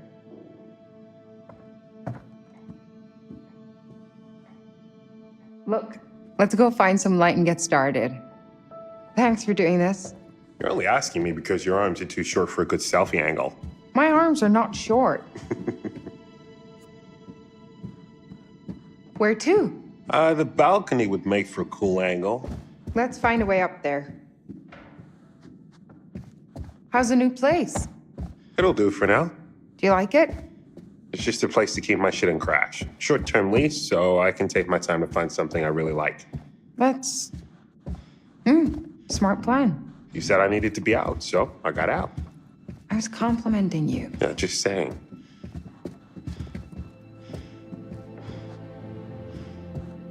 I was worried you'd be sleeping on the couch in the studio while you obsessed over finding the perfect place with the right wall color near the proper train station or bus stop or... Maybe we should just add this topic to our discussion no-fly zone list. Yeah, you're probably right.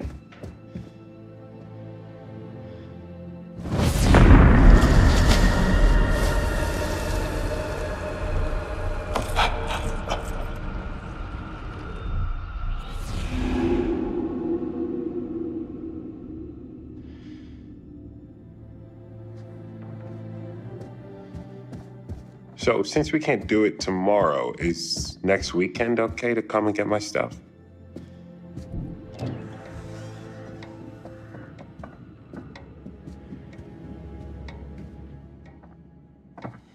So, if Dumet catches us in here, are we breaking one of his rules? Shit! That scared the fuck out of me. Yeah, I feel like Dumet is the kind of dude who loses his shit if you break his rules. Oh, what was your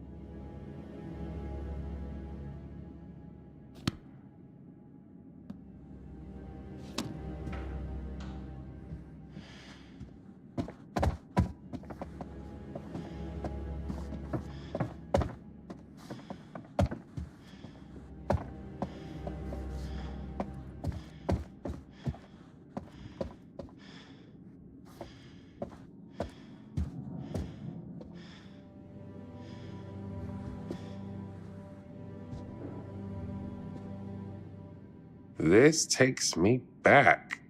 I used to carve the hell out of my desk in middle school. Rebel.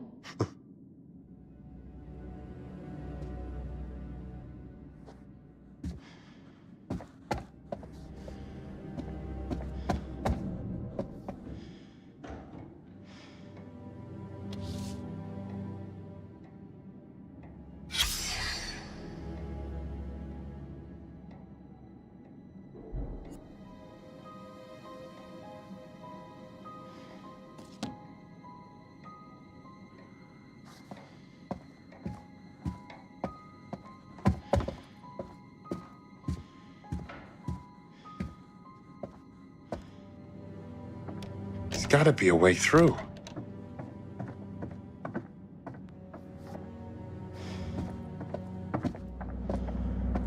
Look at this wallpaper. This is old as hell. Everything here is old as hell. I was expecting an old exterior, but remodeled inside. Looks like Dumet is trying to preserve things. Can't be easy all the way out here. I like antiques as much as the next person, but at some point you have to give up the ghost.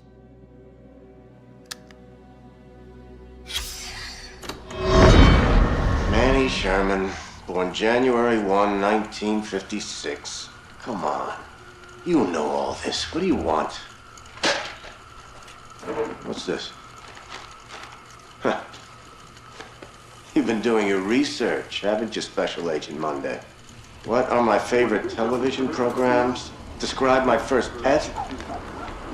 What were your friends like as a child? What is this? You taking a survey, you're trying to learn something. Would it kill you to be direct? You wanted to know what inspired me? As if I wasn't an original? Well, maybe there was one man I found myself a little fascinated by. Henry Howard Holmes. Why? Because he was numero uno. America's first. The guy invented the trade. He set the benchmark, you know? Learn your history, Monday. Read a book. You think because I stuck a blade in some people and get off on it, I'm not smart? I, allegedly killed 13 people before you got smart enough to find me.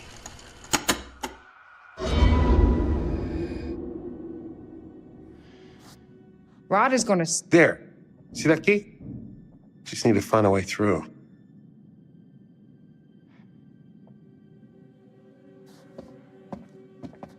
Old house. Island beaches with dead fish, animals in the wood. Could be anything. Whatever it is, it's dead as hell.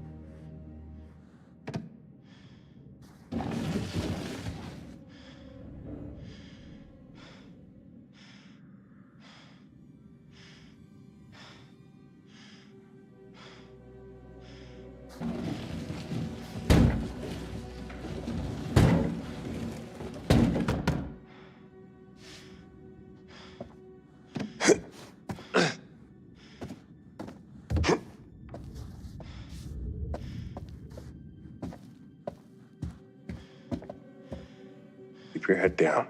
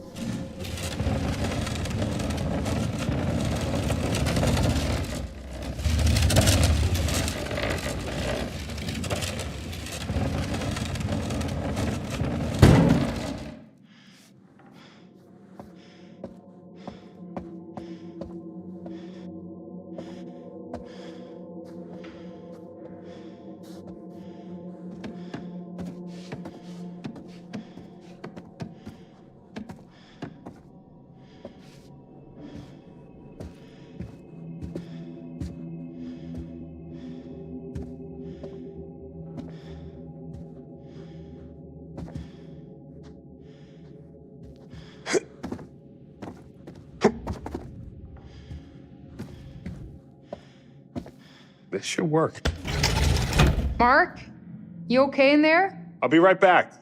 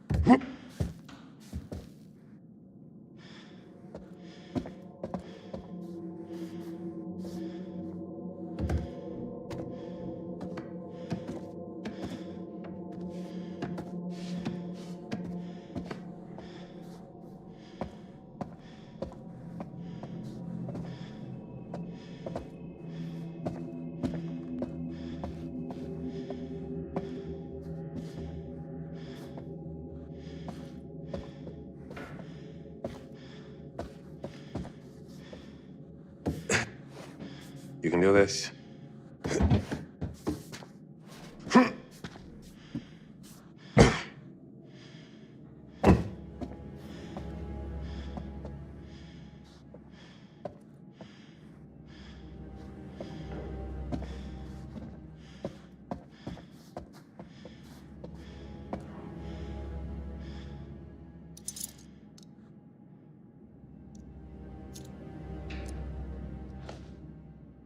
Got it.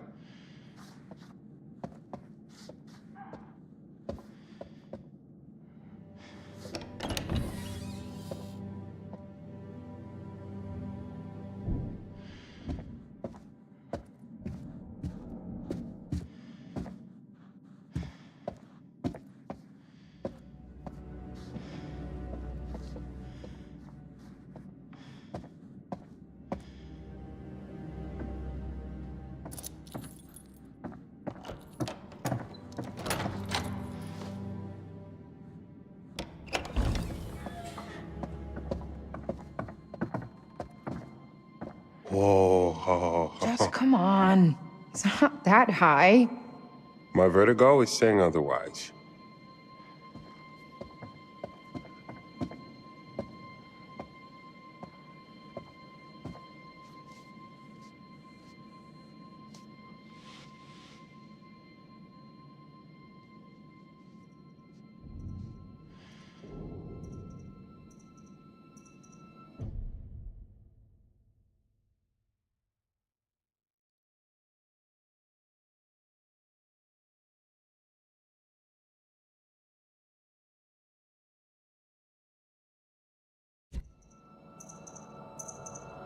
What are you worried about, Miss Always Be Camera Ready? You look amazing as usual.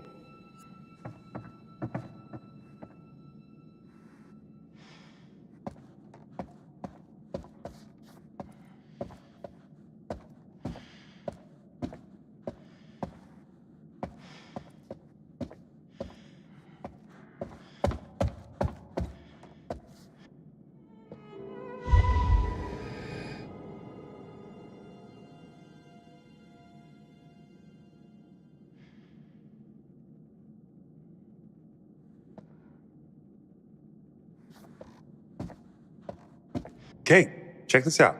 It's his hat. Who? H.H. Holmes. Fuck! You okay? No! This fucking thing popped out of nowhere.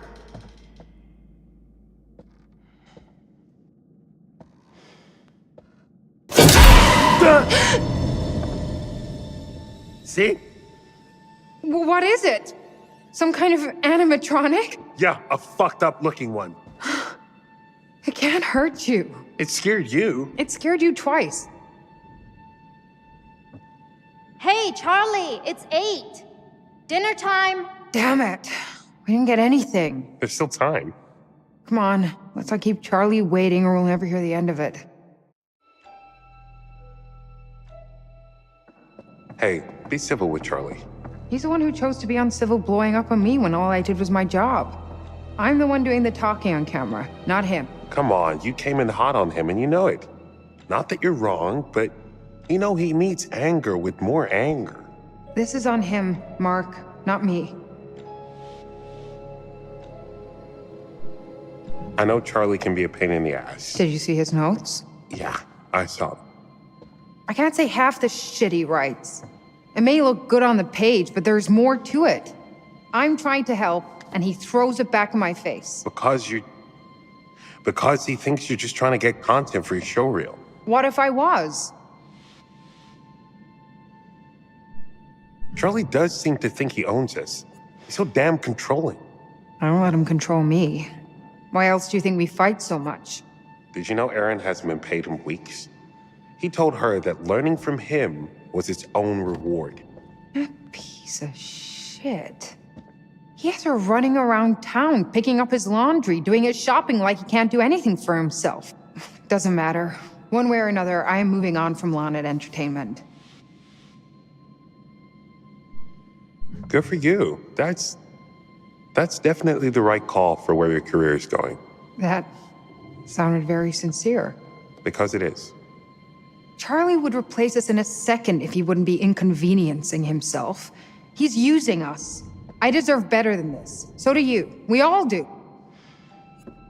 What a stunning performance. You should give up news and be an actress. I was quite moved by all that. Fucking Oscar-worthy. You don't know what we were talking about.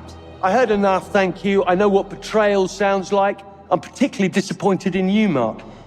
Whatever your future plans may be, right now, you work for Lonnet Entertainment.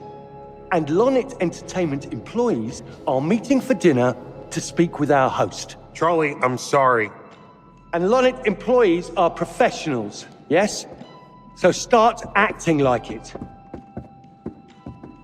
Great. Happy? You have a future, and now I don't. That man is a goddamn child, and somehow we all sink to his level.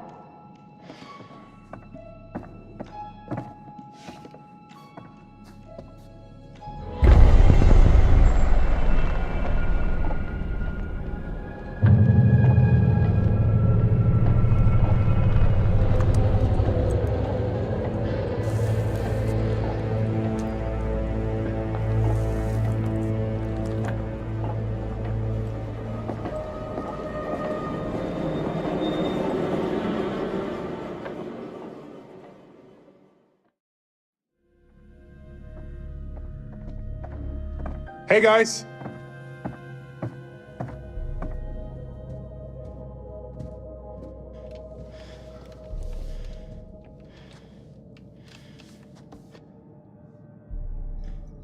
Think it's okay if we pour some wine? God, please do. Has anyone seen Mr. Dumet? Shouldn't we wait for him? Just poor Mark. Who doesn't show up to their own dinner party? None of you did anything to piss him off, did you? No, Dad. I haven't seen a soul here aside from the groundskeeper. He's probably cooking dinner himself. Ah, Mr. Dumet! I love what you've done with your hair. We started on the wine. Hope that's all right with Dumet? Yeah, that dude ain't coming. Wait, why? He saw all the snide things you tweeted from his limo. I didn't. What are you talking about, Jamie? He got back aboard the ferry and left. What? When? Right after we got to our rooms. He just left. You're sure? Can't be. You must be mistaken. I'm not blind. I know what I saw. Why would he leave? That makes no sense.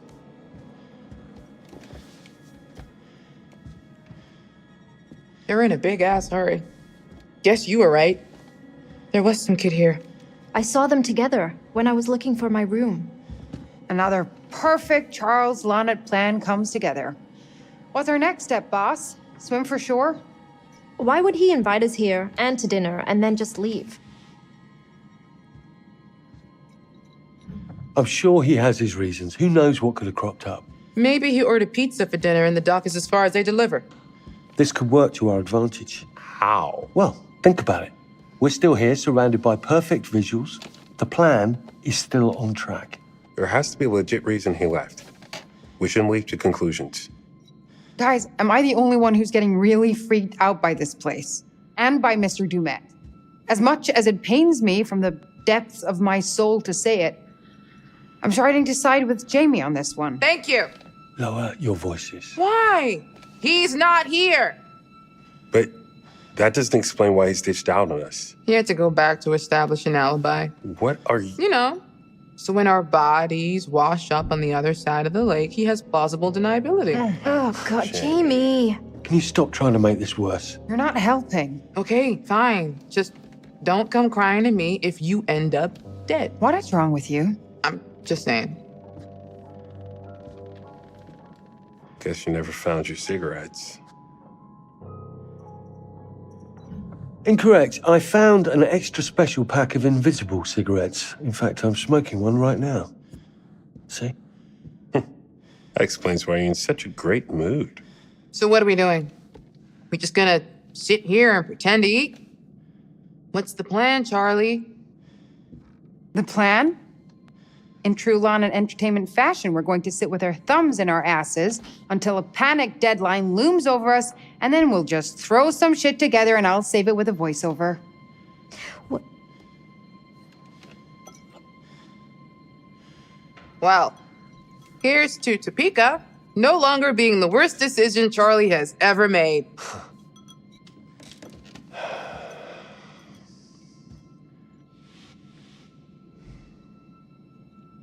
Now, I would like to toast all of you. Really. I know that I'm the butt of your jokes, and that's just my cross to bear as the patriarch of our little family. Mark and Jamie, the two of you do the work of a team of 10. And Kate, despite our bickering, you are the heart of this show. You keep people interested.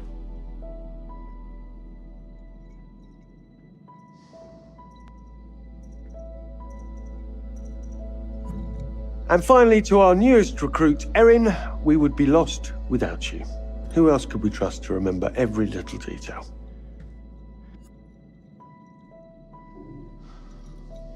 Thank you all for your hard work. Cheers. Cheers. To us. Mazel tov.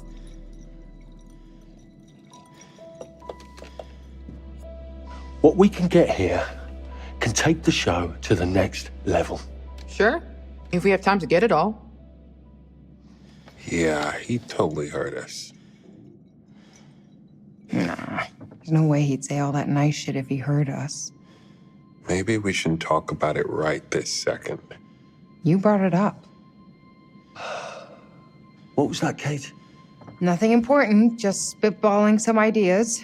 I think she'll look best if we can really make the backgrounds look as creepy as possible. Shouldn't be hard. Does anyone else think it's weird Dumet hasn't showed up yet? Yeah, I don't think he's coming. What do we want to do first, Charles? You're the boss. Thank you. I think it makes sense for us to start in the lobby. There's still decent light to work with, and it's symbolically where things would begin, in the murder castle. With what lights already in there, we just need to set up a couple of our own. We can make it look as if it were lit by gaslight. Perfect. What if Dumet shows up?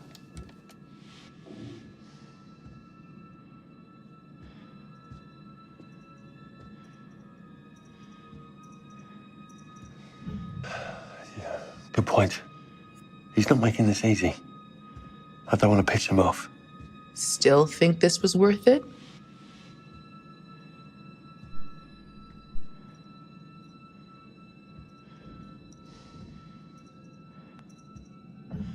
Yeah. Yes. It's just hard to say what the smart thing to do is. I don't want to piss Dumet off, but we need to work before we run out of time. Something tells me we have plenty of time. What do you mean? Look, just go and set up, now. Even when you're confused, you can make a call. I don't know if that's ego or stupidity, but it works for us. We may as well get to work. At the very least, we can set up. Yeah, we have to do something. Let's set up in the lobby. If he shows and wants us to stop, fine. If he doesn't, at least we'll have something in the can. Hang on. All right, fine. Fuck it. Let's do it. And I'll go set up. Won't hurt to be ready either way. No, I suppose not. I'll be along in a minute. Oh, shit!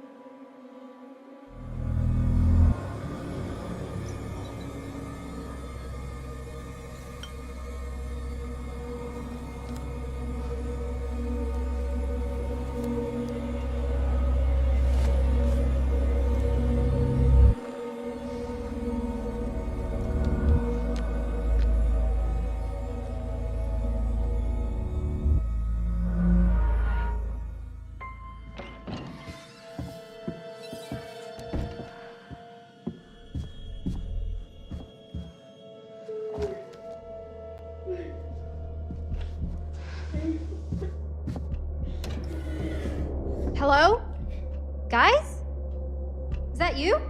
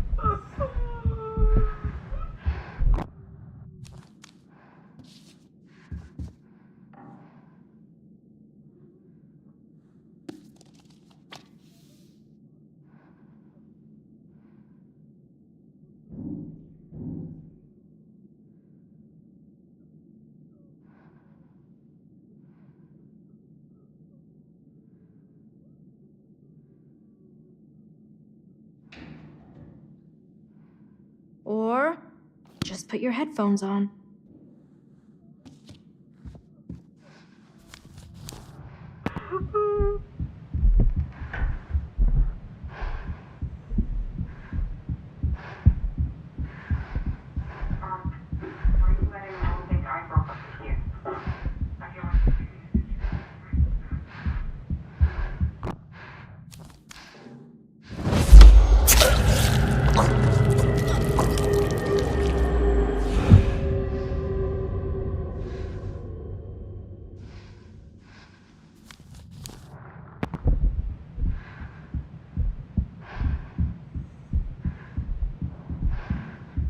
bury me deep, Your Honor. Make sure they fill my pine box with cement, put me deeper than anyone else, and cover the ground with more cement, 'cause trust me, just being dead ain't enough to stop me from killing again.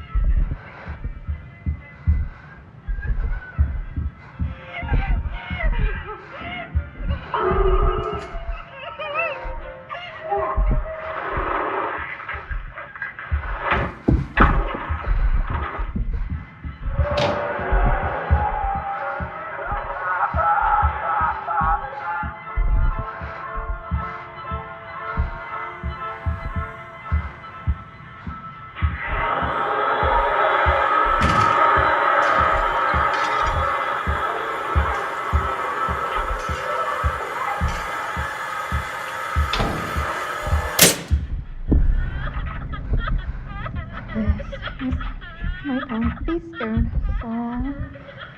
Sing it and I won't be scared long.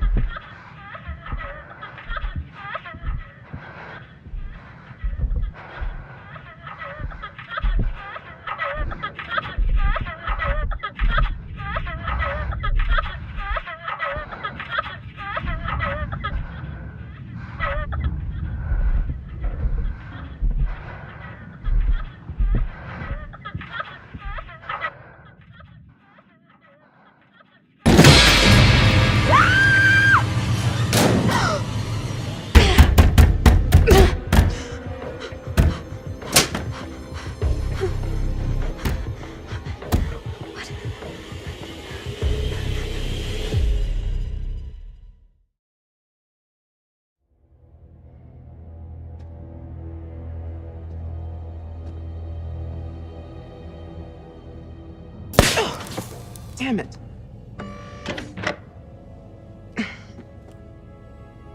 Breakers.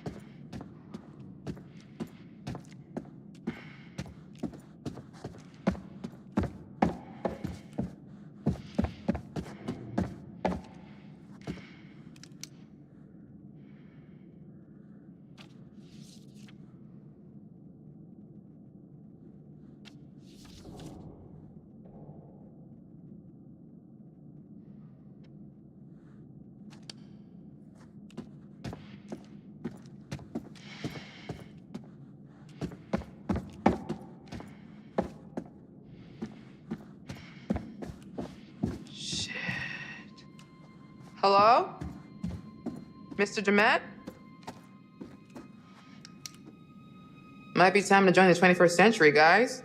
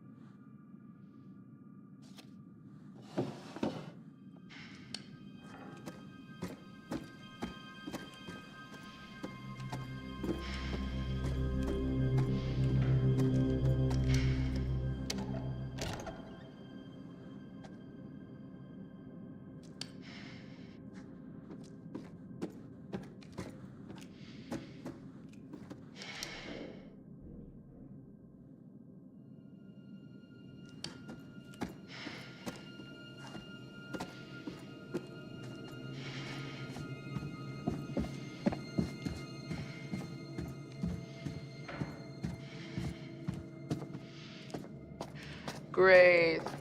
Into the creepy maintenance room in the creepy hotel on the creepy island to shoot a doc about serial killers all alone and without my stun gun. Choices, Jamie. Make better choices. This is your own damn fault.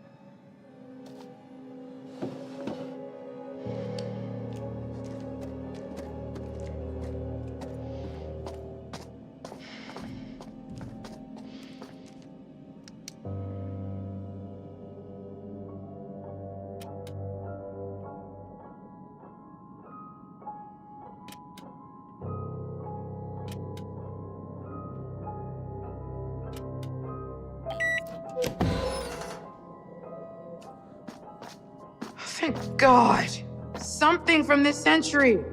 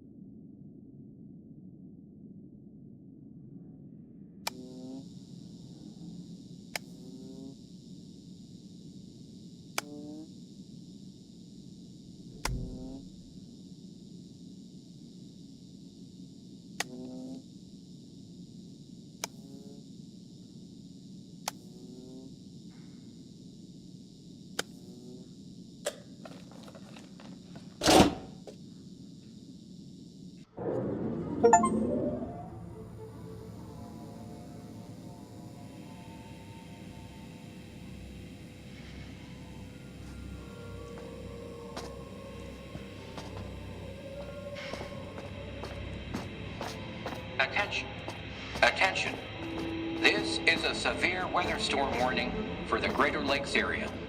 High winds and heavy rainfall are expected by 10 p.m. Central Time. This is a severe weather storm warning for the Greater Lakes area. Expected by 10 p.m. Central Time. Repeat.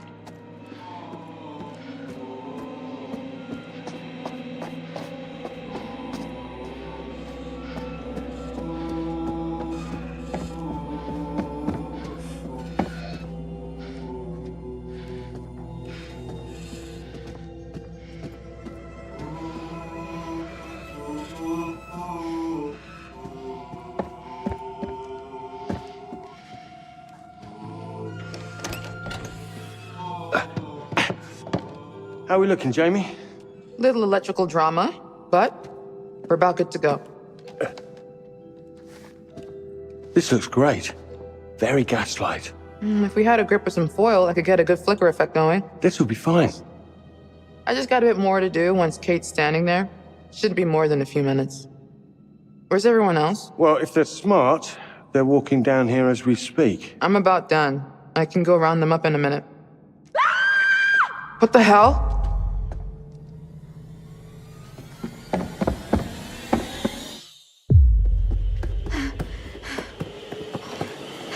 Hey! Hey, help! Somebody help me! I can't see a thing! Guys, please! Aaron?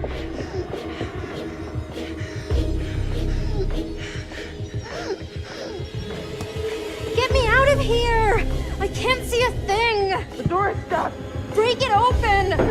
It's not budging.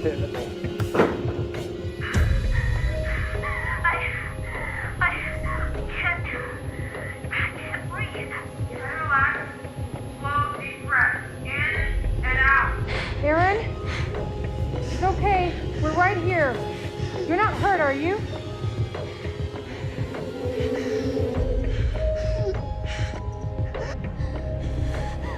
I need my inhaler. Having an asthma attack. What's your room number? Hurry! Charlie, where's the room? Next to mine, down the long hallway to you. Aaron, I'm going. Try to breathe slow and easy.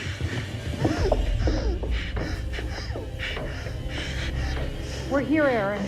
Just try to stay calm. Count your breaths. 1, 2, 3, in. 1, 2, 3, out. We need to break through this thing. Guys, I can't. Go and look for something to knock this door down. Me and Mark will try and force it open.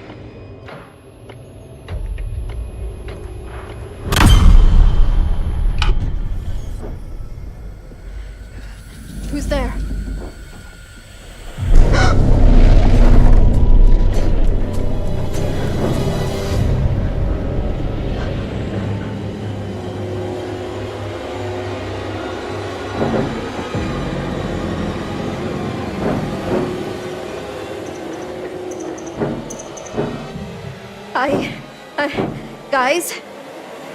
Guys, somebody's in here with me. Oh God.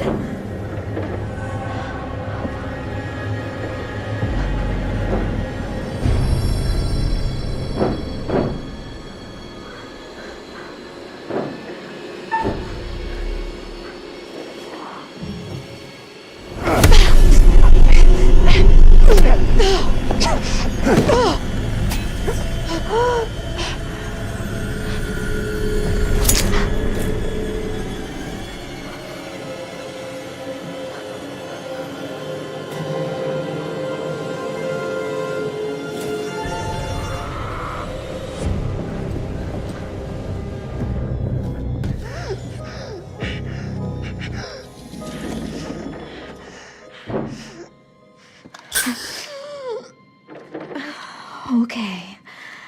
Easy, easy. In and out.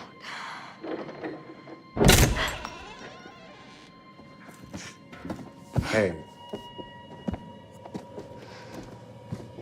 You're okay now. You're safe. What? Did you see him? come on.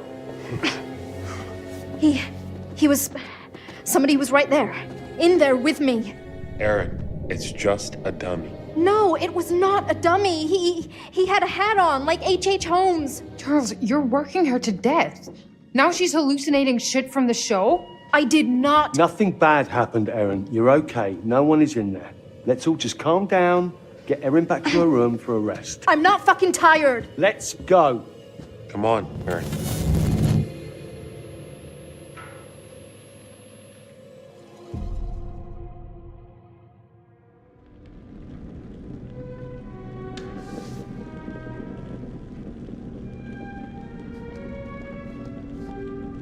Ah, there you are. I think Erin's shown signs of serious pluck, wouldn't you say? Now, where's our wayward host, Mr. Dumet? Apparently, he's left the island. How very rude not to stay for dinner. Charlie managed to rally the troops, though, and a good thing. The road ahead is full of challenges. I can only observe, and it can be frustrating to watch. In some ways, I envy you. I only record events. You get to shape them. You'd better get back to things before one of our friends makes a poor choice on their own.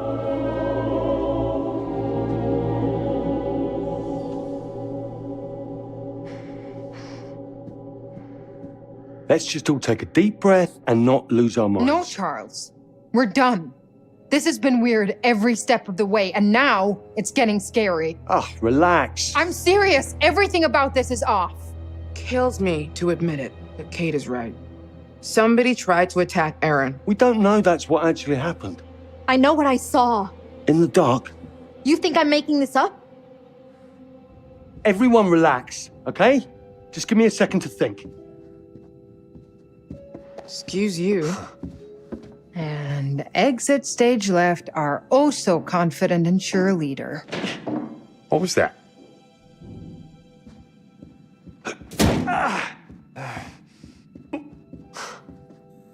Charlie is thinking, which looks a lot like a temper tantrum. Maybe he's right. If we don't crush this episode, we're all screwed. Are you kidding me? What? I'm just I've saying. been waiting on you for ages to actually make a decision about something. Anything. And now this is when you suddenly choose to take a stand? Sorry, maybe I'm crazy, but if Erin says somebody came for her, I believe her. We're not safe here. It was just a dummy. You think I'm lying? Really? I think maybe you're just confused about what you saw in the dark. I know what I saw. Right. Here's the plan. We've already got a plan. It's leaving. Just listen. We cannot jump to conclusions. I'm going to go and find Dumet and get clear on everything. Everything is going to be fine, okay? And we're going to get the footage we need. He didn't show for dinner. What makes you think you can find him now? A positive attitude. You should try it sometime. Bravo, Charles. Your delusions make for such great plans. Demet left. I saw it, remember? Maybe he's back now. Maybe he's not. Would it kill you to think positively just once? I guess as far as Charlie ideas go, it's not the worst he's ever had. It's not even the worst idea I've had this evening. Don't go patting yourself on the back. I still think your priorities are fucked. Whatever. I'm going. I'm coming with you. Wait. Do you have to go? I'll be right back. Promise. Just stay put so I know where to find you, okay? I don't care what he says. I'm done. I'm getting my shit together. Kate. I'm leaving, Mark. You coming or not? Aaron saw someone. Okay, you're right. Sorry. It's just Charlie said. We're not safe here. That outweighs having a damn job. You're right. Let's go, Aaron. Everything's gonna be okay. Wait here. Can't you just stay here while I pack up my stuff? I don't want to waste any time. I'm right around the corner. Let's all be quick. We'll be right back. Promise.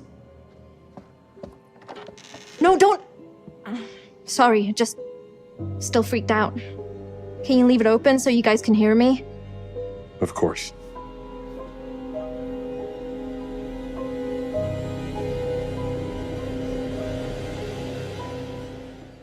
Okay, genius. Where are we going to look first for Demet? I'm not looking for Dumet. I'm scouting for shots. If he pops up along the way, great. Jesus. You really don't care about anything else, do you? Of course I care. Tell that to Kate. You know as well as I do, if we're set up and a camera is rolling, she'll want to be in front of it. Asshole.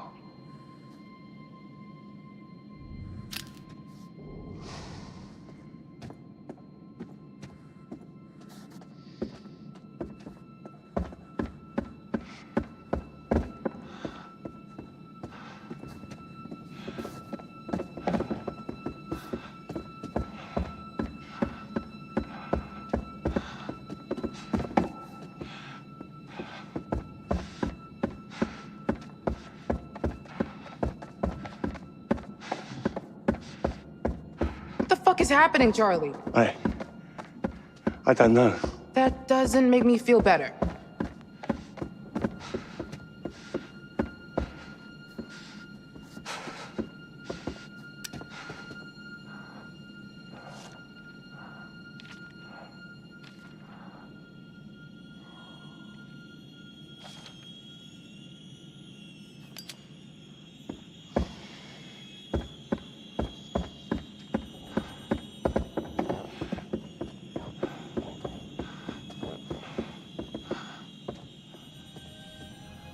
What happened here? No idea.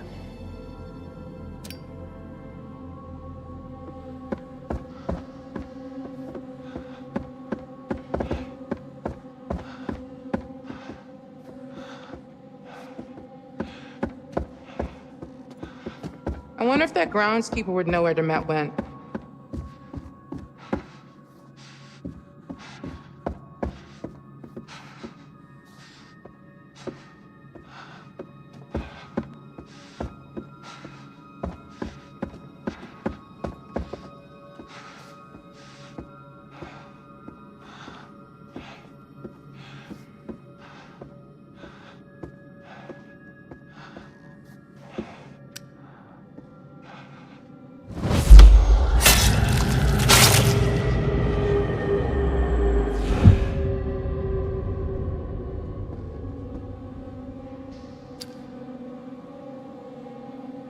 Wait, what? What the hell?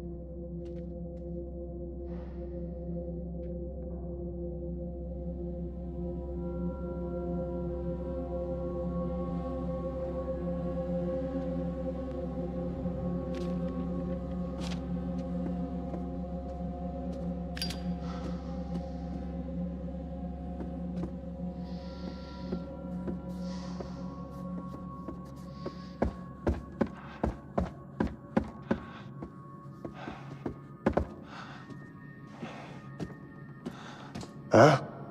No power?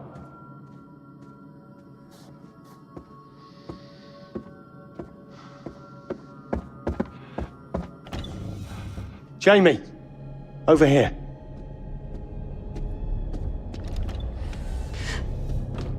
Okay, yeah, I'm freaking the fuck out. It's just blood. Just blood? Are you kidding me? You're jumping to conclusions. All we know is something was dragged along this way and it was bleeding. And that's not a cause for concern to you? All right, it's a little odd. Odd? What do you want me to say? Look, it's probably just Dumet or the groundskeeper dragging in some dead animal from outside. Maybe it's our dinner.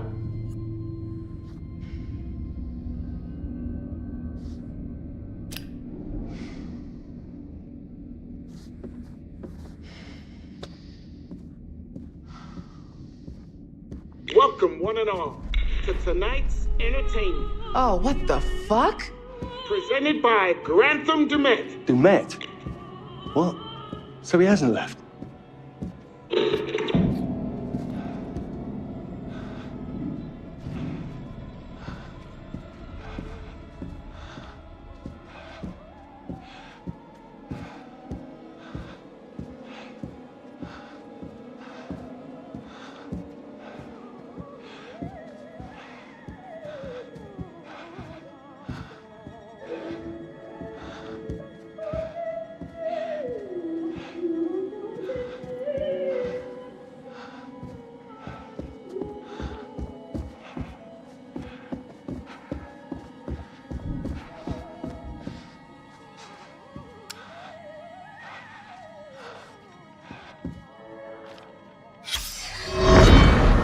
I first met Agent Monday on October 12th, 1997 at O'Hare Airport when I was assigned to welcome him off the plane.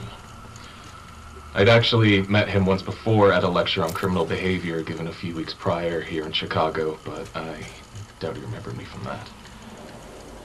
I was pretty nervous as the new kid on the block. I was just out of training, and I'd been assigned to drive around this big shot criminal profiler who just cracked the Arkansas case, which was all over the national newspapers. My first impressions were that he was tough.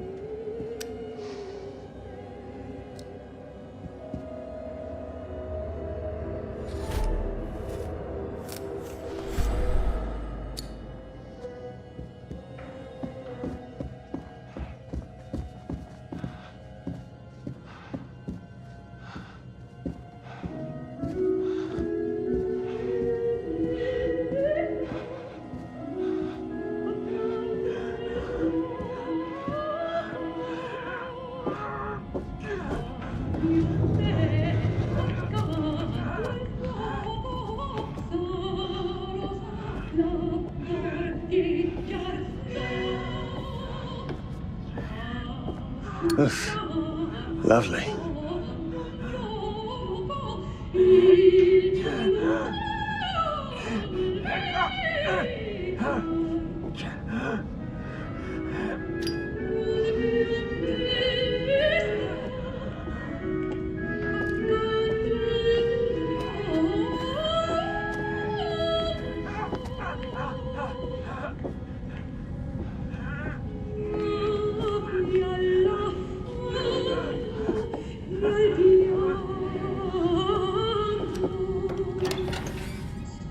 You hear that?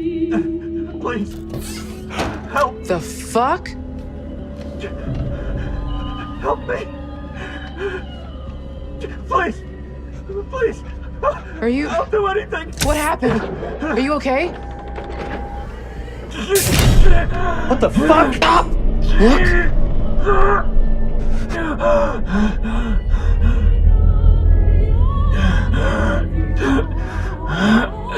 What is this? It's a fucking booby trap. You shift your weight off that plate and this guy is getting run through by that thing.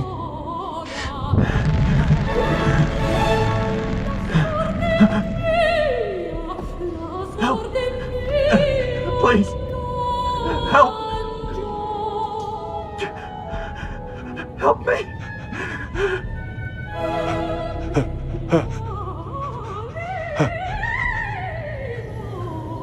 Jamie.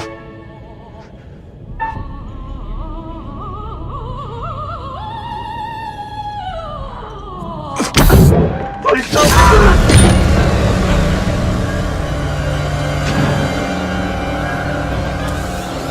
Oh my God. Shit, give me your hand. Come on. Damn it.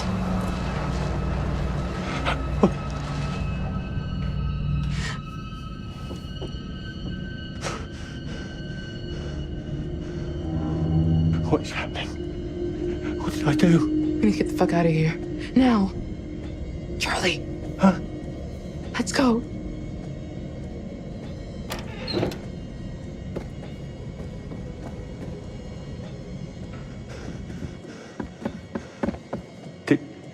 Did you see him? The mask? What the hell was that? Oh,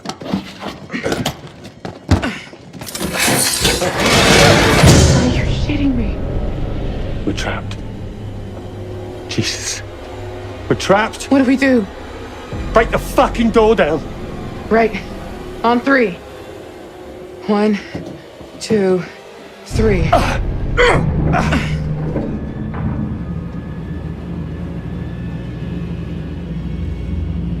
You hear that? Yes. What is happening?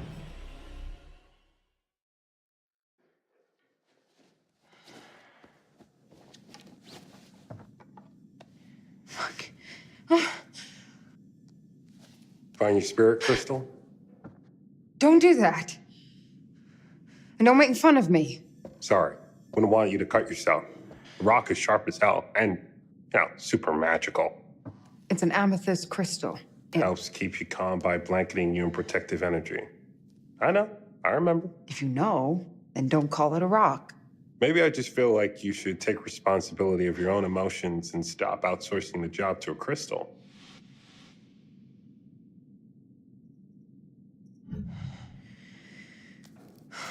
Maybe you're right. But you don't have to be an asshole about it. Okay, maybe that was a shitty thing to say. I'm sorry. It's fine. This isn't the time or place to... I have to tell you something. Okay. Earlier, you brought up that DP job I blew off. I never told you the truth about it. About what? It wasn't a job, not really. What are you talking about?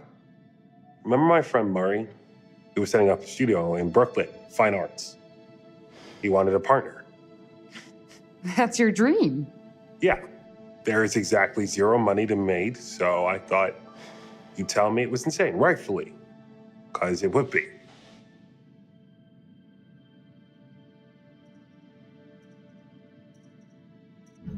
Why the hell didn't you go for it? Why didn't you tell me? Things were already starting to get tough for us. Oh, no.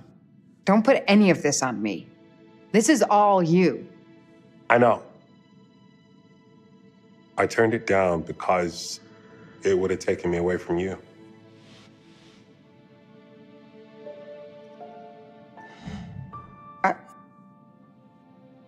I guess I didn't even think of that.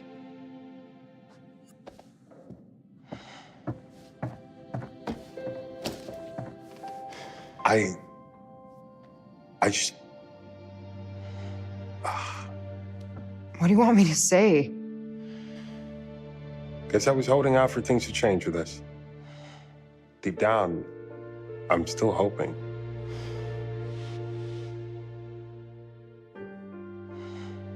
You should have said all this before. I know.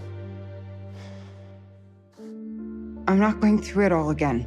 What if this time is different? Oh, come on. That's not likely, and you know it.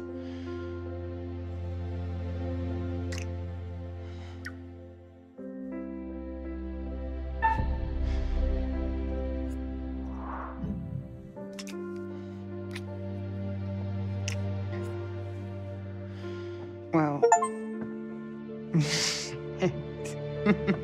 What? That didn't help things. We better go. Let's get back to Aaron and get the fuck out of here. Do you think they found Dumet? Charles seems hell-bent on talking to him, so maybe, yeah. Wonder how much pure amethyst is going for online these days.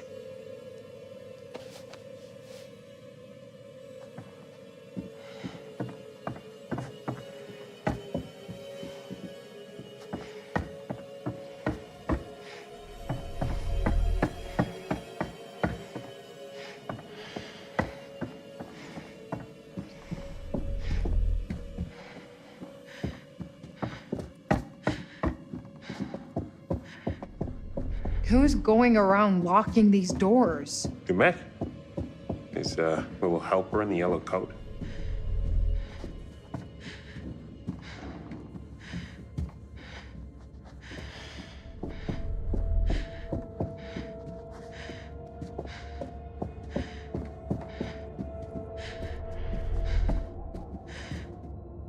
Wait. What's that? Is this somebody's idea of a fucking joke? How is this here? Did you bring this? No. Is that her? Yeah. Shelby. Matching nails? God, don't. We always got them done the same. That's him. What? That's him. The guy in the back. You know him? I kinda did. He was just one of those guys that was always around. We would be at some of the same parties, but that's it. It was my fault. You know that's not true. The night it happened, I was supposed to meet her. We were going to grab some drinks, go to a party. I slept through. It was a big deal on campus not to go out on your own. And Shelby waited for me when I didn't show, and that's when he got her. It's okay. It's not fucking okay. It can't be. I have to live with it every day, and now someone knows. Someone wanted me to find this. What the hell is that? I have no idea. But I feel like it's bad. What the hell? Get over here, now! Charlie!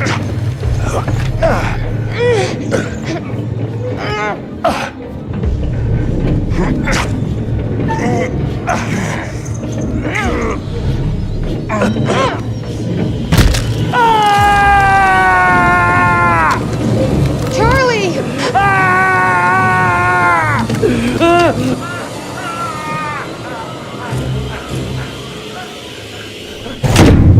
Jamie! Charlie! What the hell just happened? I don't know, but I think it's really bad. Let me see. Charlie, let me see your hand. Don't touch it. Let me help. Go easy, please. Your hand is fucked. Well, Doc, you think? You need a hospital. Add it to the list of reasons we need to get out of here. We've got to figure out a way to round everyone up. No shit.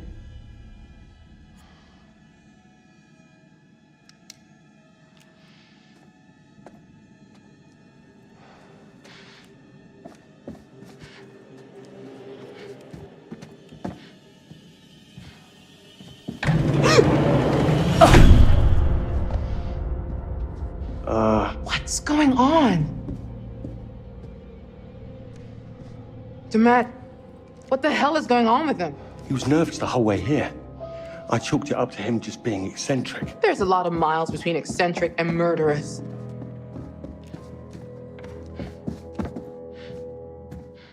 Let's think about this. You saw Dumet take off. So maybe he found out there was a killer and bugged out? Maybe. Or perhaps the man we met wasn't actually Dumet. And the dude in the mask is?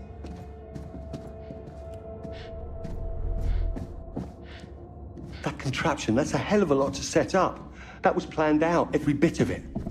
It was set up for us to find. Which makes it even more likely the dude on the ferry wasn't really Dumet.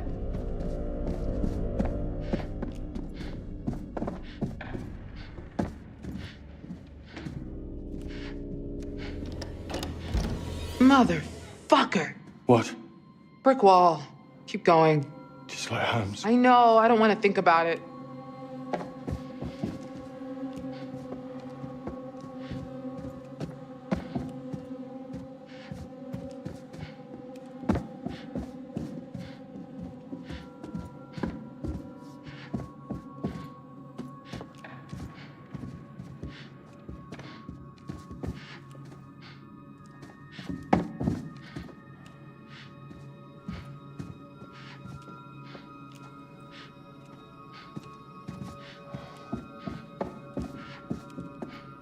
Trying to map this in my head. But I think Erin's room has been completely cut off. Jesus, Charlie. Why is he messing with her? Because she's the most easily frightened. The most vulnerable. Don't you watch our show? That's what these sociopaths do.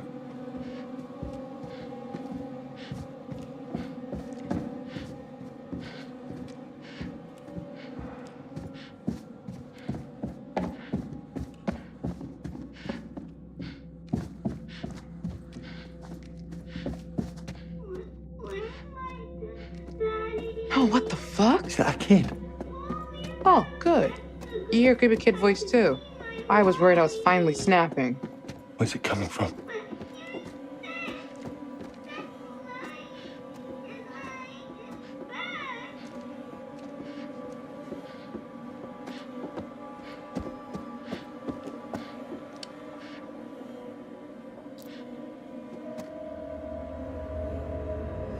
Damn hand is killing me.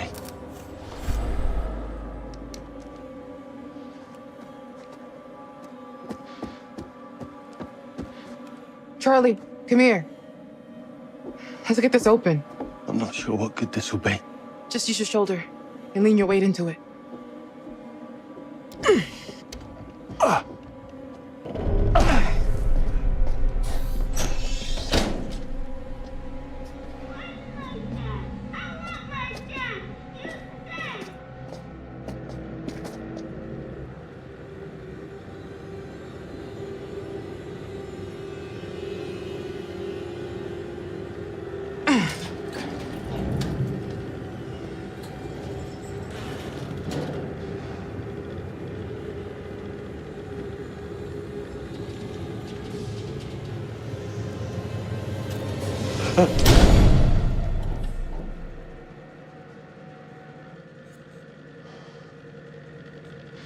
We're in a bloody nesting doll. What?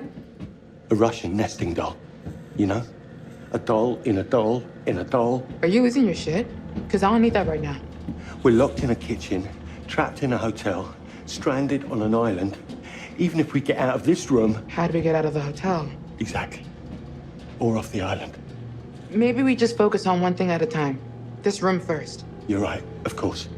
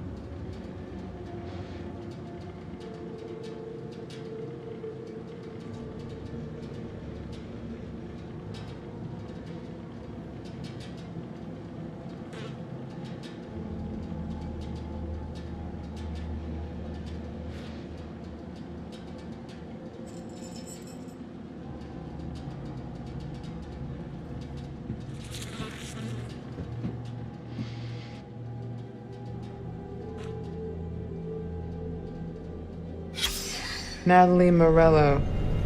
Oh, are you... Ah, fuck! Holy shit. It's a fucking body. You think? Meet the last party that visited this hotel. You don't know that. Maybe... Fuck.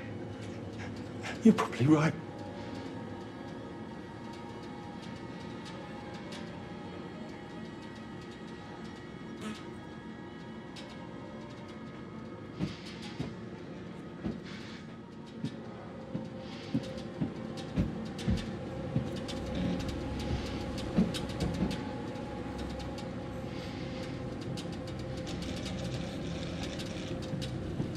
Charlie, I found a way out, maybe.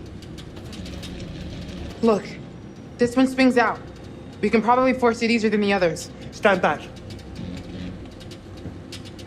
That's not what I was expecting. Ah! Amy! Ah! Ah! Charlie? Fuck.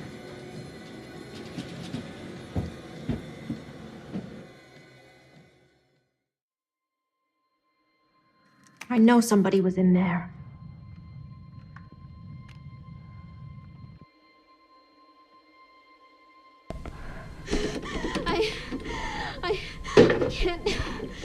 I can't breathe. Try to relax.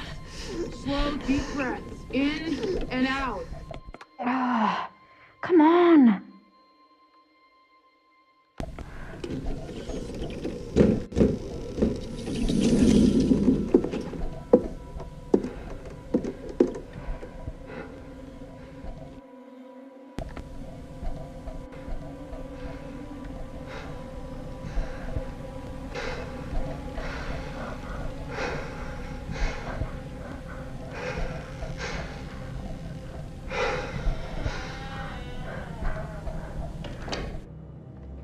They gotta hear this. Wait.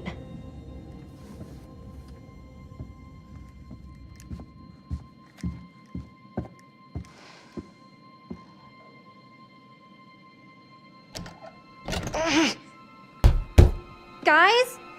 Hello? Hey! Charlie? Mark? Jamie?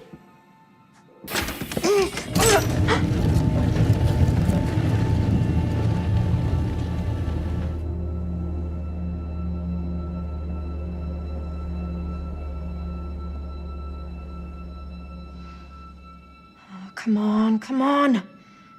Stop being such a damn wimp.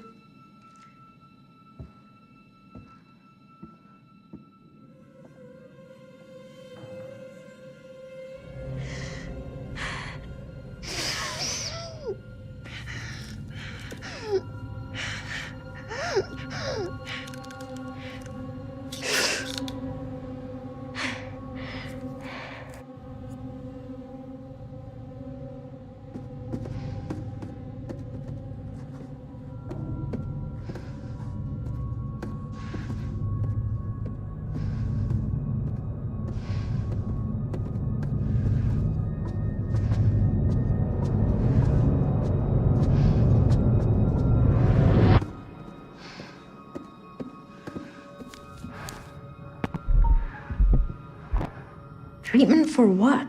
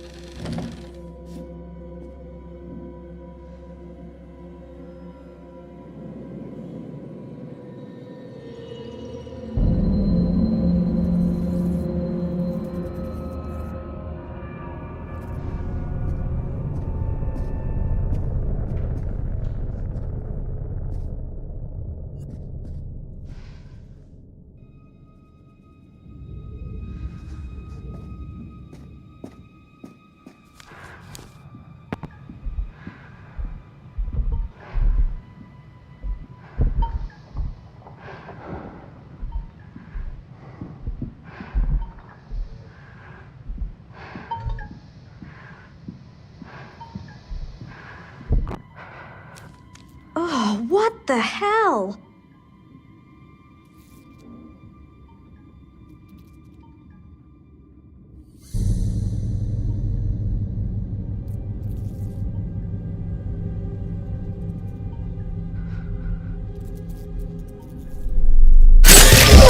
What is this crap? Jesus! What the hell?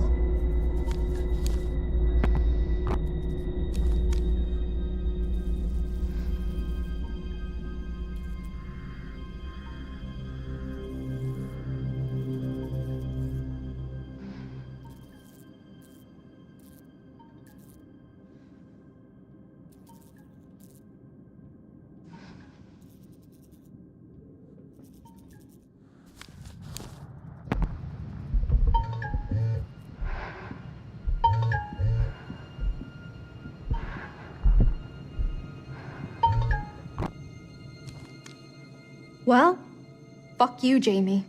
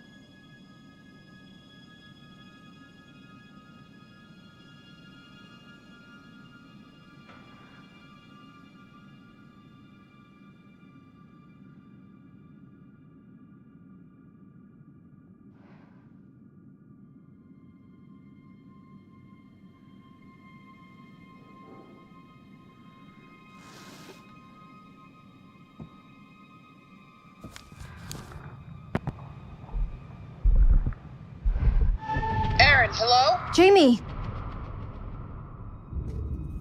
Jamie?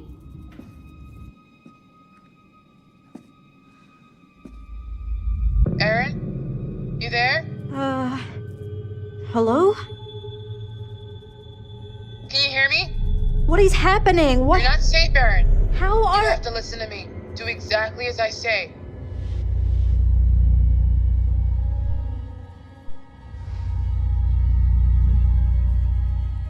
Jamie, what is going on? Where are you? I don't... Just listen. Listen. There's a cupboard in there. You have to get inside right now. What are you talking about? Just hide, Erin. Why are you telling me this? What's happening? Erin, now. Just trust me, okay?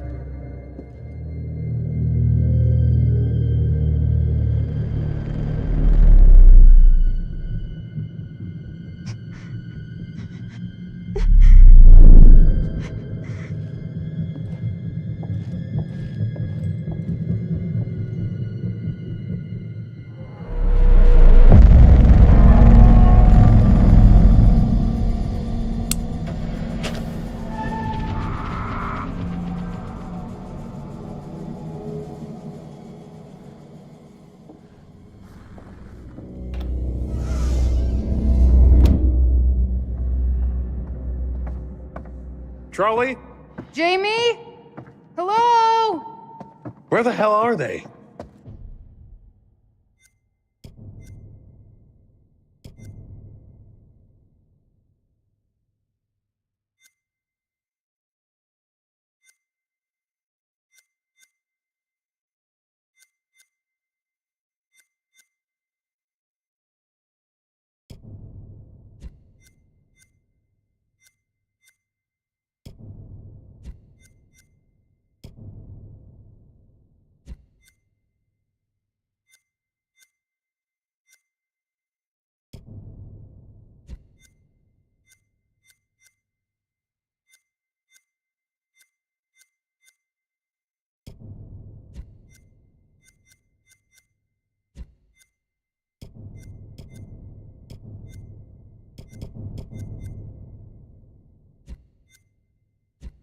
Hopefully somewhere safe, wondering where the hell we are.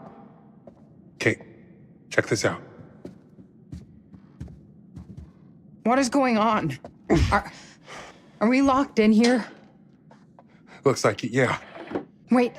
Shh. What? You hear that? Is that them? Where's it coming from? Somebody's in the restaurant. What's the plan, Charlie? You end up dead. I'd like to toast all of you. Really. I know that I'm the butt of your jokes, and that's just my cross to bear as the patriarch of our little family.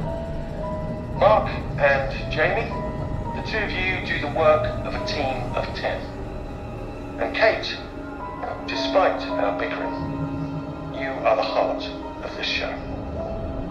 You keep people interested. What the fuck is this?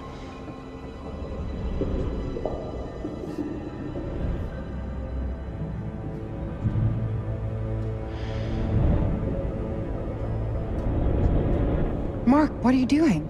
Just stay back from it.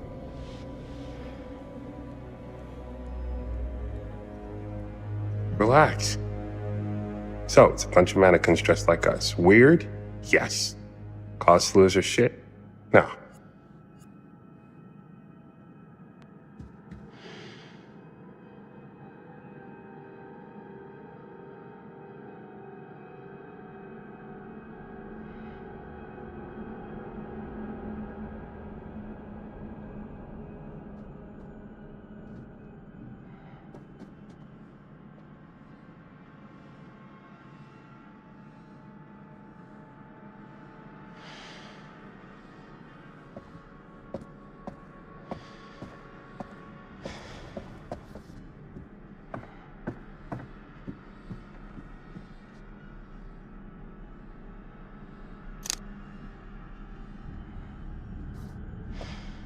Has anyone seen Mr. Dumont? Okay, this is fucked up. What the hell is going on?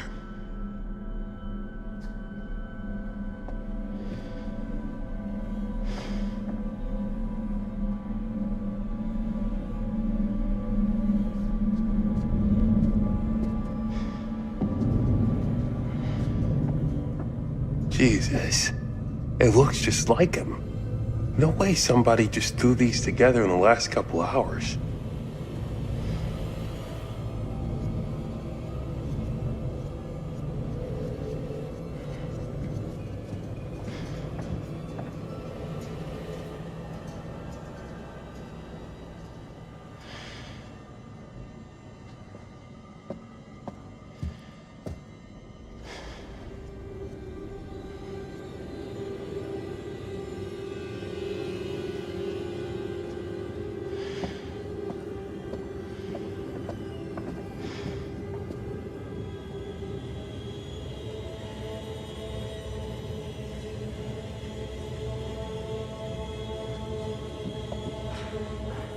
You hear that? Footsteps. And they're getting closer.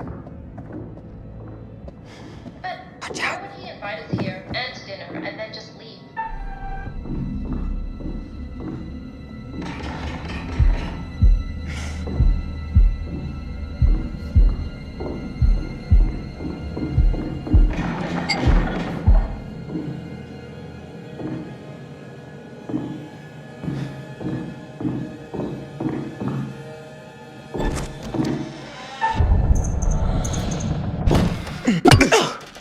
Oh, shit. Jamie. What's going on? Sorry, I thought... Jesus. What are those things? Oh my God. When that wall shut, I'm just glad you're okay. Demet killed his groundskeeper. What? Right in front of us. Demet? It's a setup. He was wearing a mask, and I know how that sounds, but I'm not joking, and now he's after Aaron, so we need to move. Wait, hang on. Where's Charlie? I don't know. We got separated. No way this is happening. You know, so when our bodies wash up on the other side Are of you the lake, fucking there's kidding me? possible deniability. Bodies dead. Jesus, Dead. shut it up! Bodies dead. Dead. Dead. Dead. What was that? This... It's fake. A prop, or from an animal or something. It has to be. No way.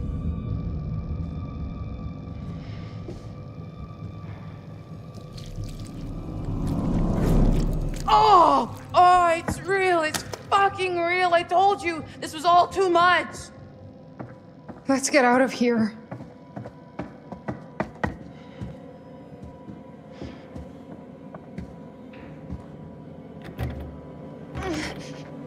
Oh, it's locked. What's going on? The door I came through is locked too. Demet! You wanna play around? Get out here, right now. Let's fucking play!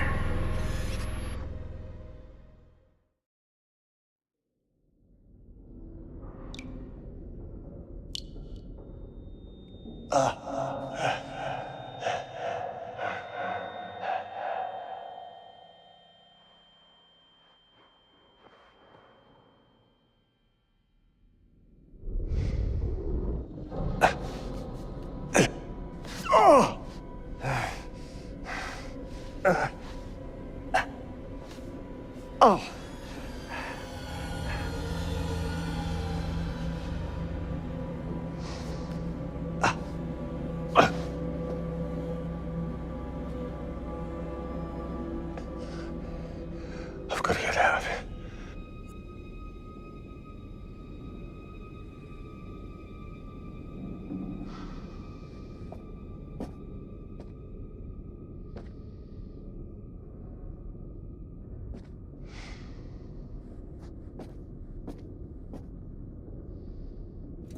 Oh, shit!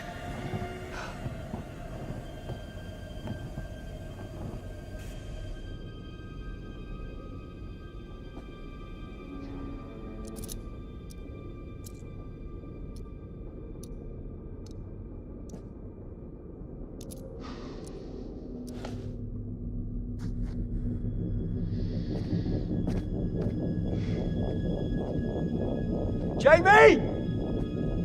Hello? Jamie! I'm okay!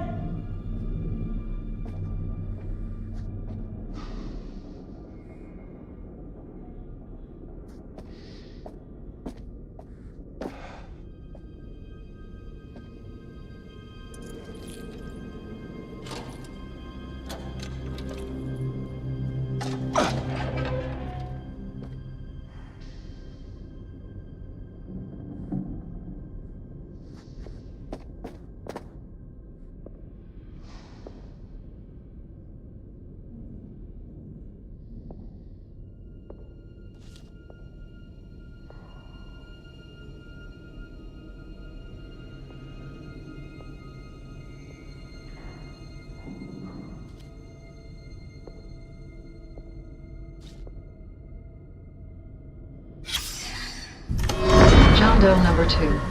I'm assuming you read my report on the first one? Similar MO, unidentified male with multiple stab wounds. Looking at the lower abdomen, the wounds are consistent with those of the first victim. The shape of the entry wound suggests it's a strong probability that this is the same murder weapon. Looks like we've got a souvenir hunter here. This time the left ear has been severed. Clean incision. Probably a scalpel or a razor blade. Very tidy. Nice job, actually. Very little bleeding. The deceased had probably been dead for 30 to 40 minutes when this was done. This differs from the earlier MO. If you remember, that John Doe was still alive when the teeth were removed. That would have created a lot of noise and mess. This guy is learning.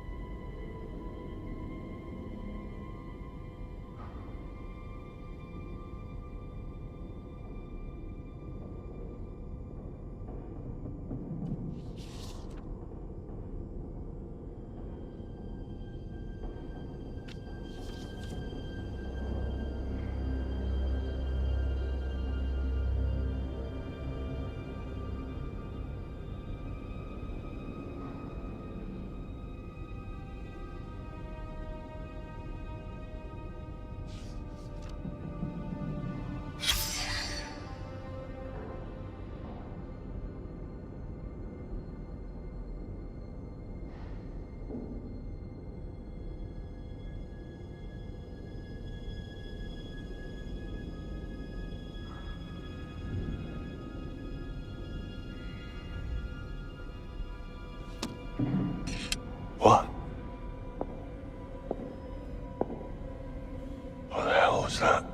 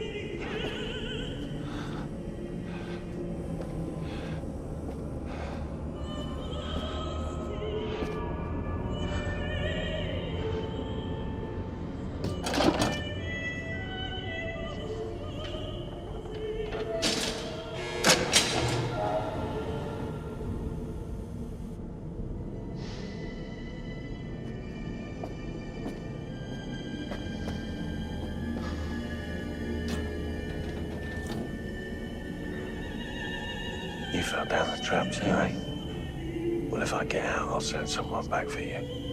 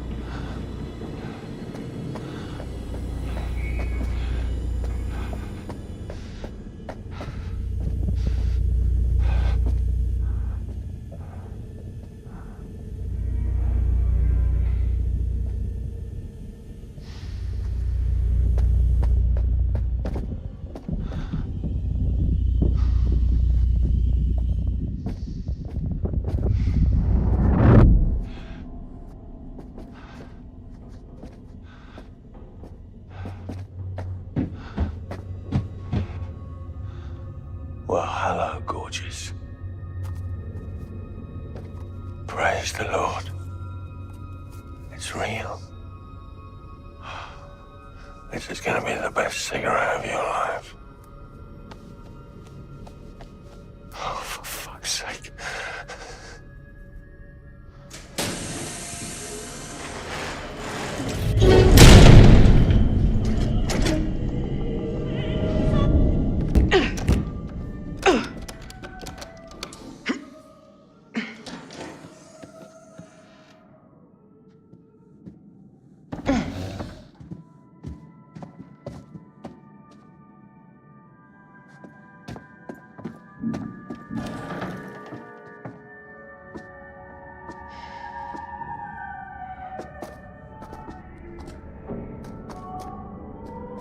Praise the Lord.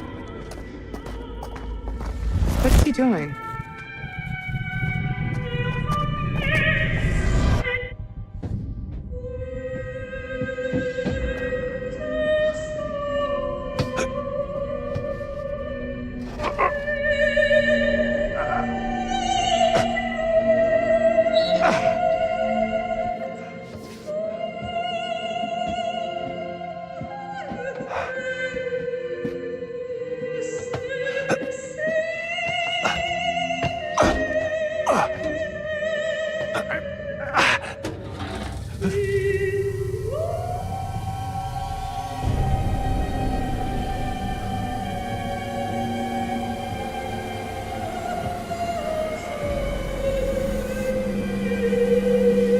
Hey!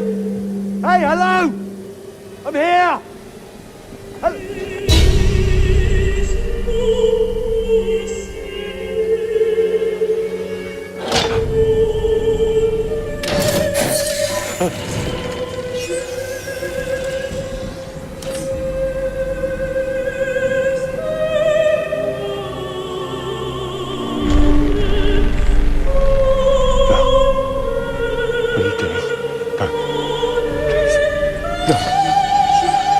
Stop! Please! Stop! Please!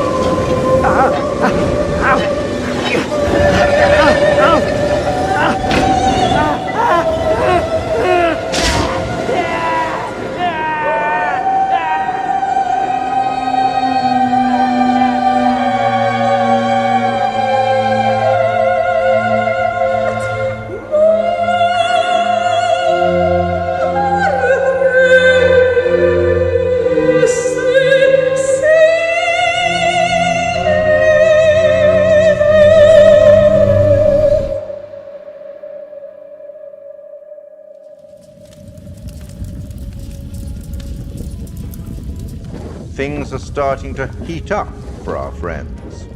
Charlie's goose may be cooked. It can be difficult working with someone you've been involved with, but I think Mark and Kate may be finding a way and learning some new things about each other.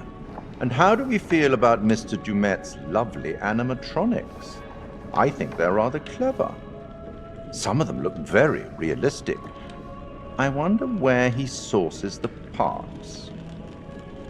It would only be fair at this stage to offer up a little hint to even the odds. What do you think? Let's take some inspiration from the works of Sir Arthur Conan Doyle. Apparently, our friend Herman Mudgett was so enamored with Sherlock Holmes that he borrowed his surname. Here. He has a brain of the first order. He sits motionless, like a spider, in the center of its web. But that web has 1,000 radiations, and he knows well every quiver of each of them. I hope that helps.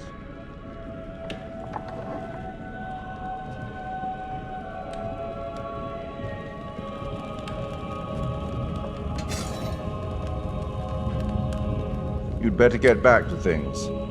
Best of luck.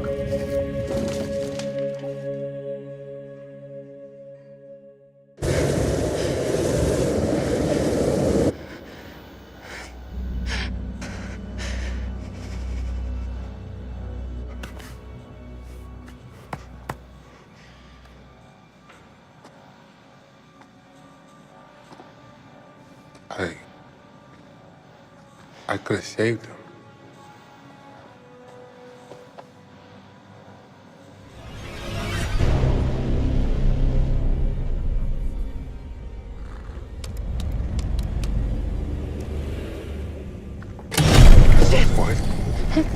What the fuck? Wait, you hear that? Yeah. From down there. What if it's Aaron? No way. Damn it. It's another trap. It's the only way out of here. So we're going to find out.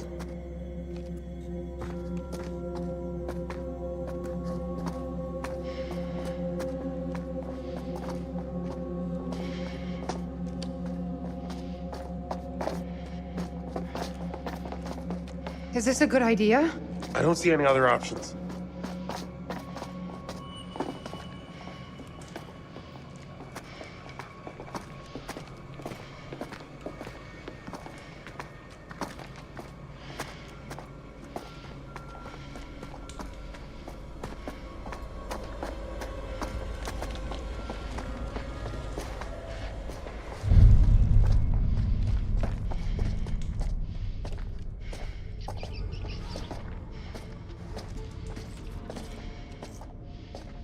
Where the hell are we?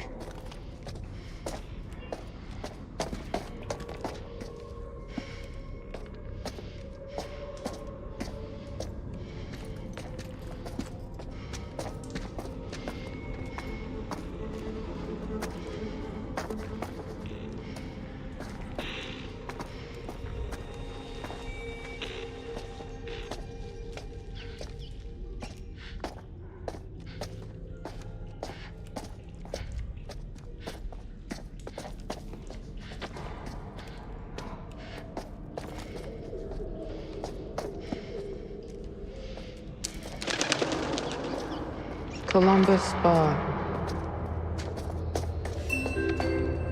This is Laura at reception. The Columbus Spa is now open for guests. We treat each and every one of our guests like a real work of art. Son of a bitch. He's watching us.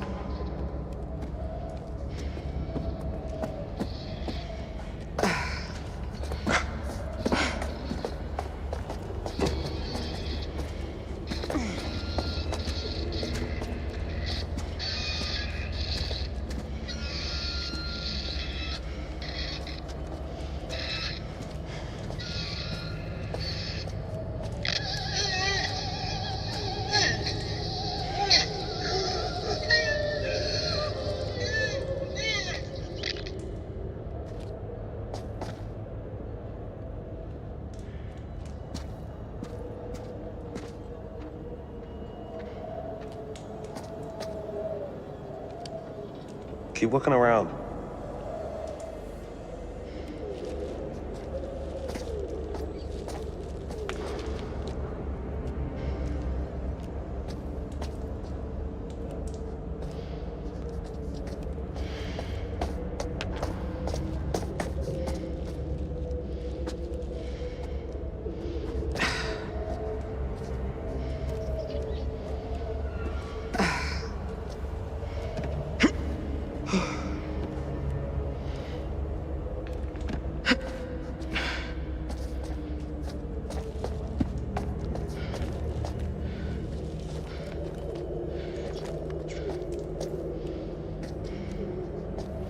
There must be something useful around here.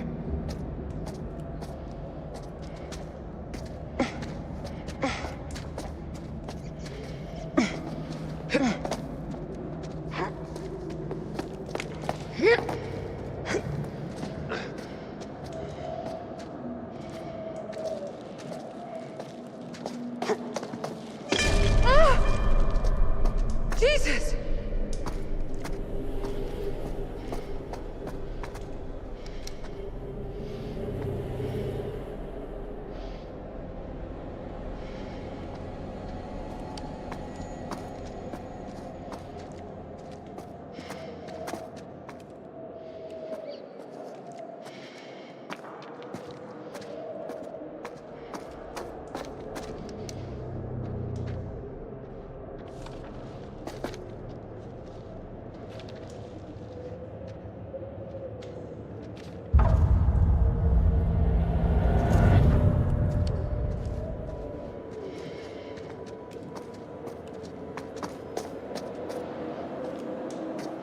This way?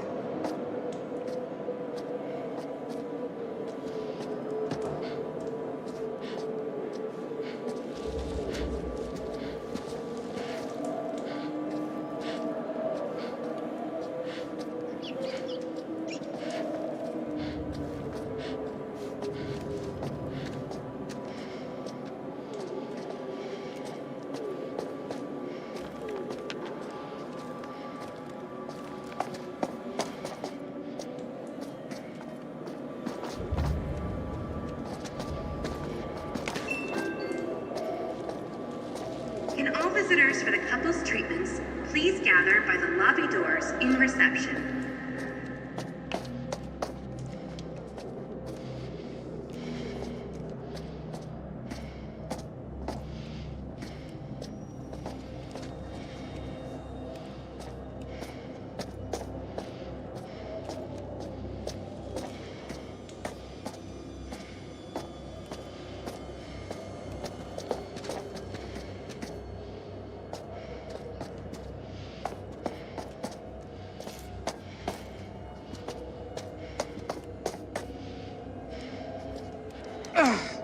Worth a try? I'll see if I can get this open. You guys keep looking for another way out.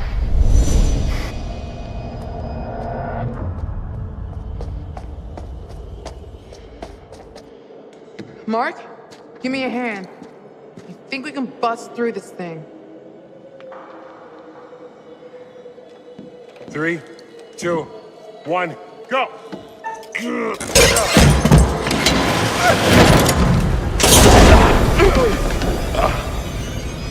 Okay? What happened?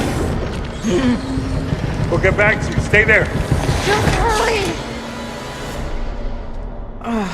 That hurt.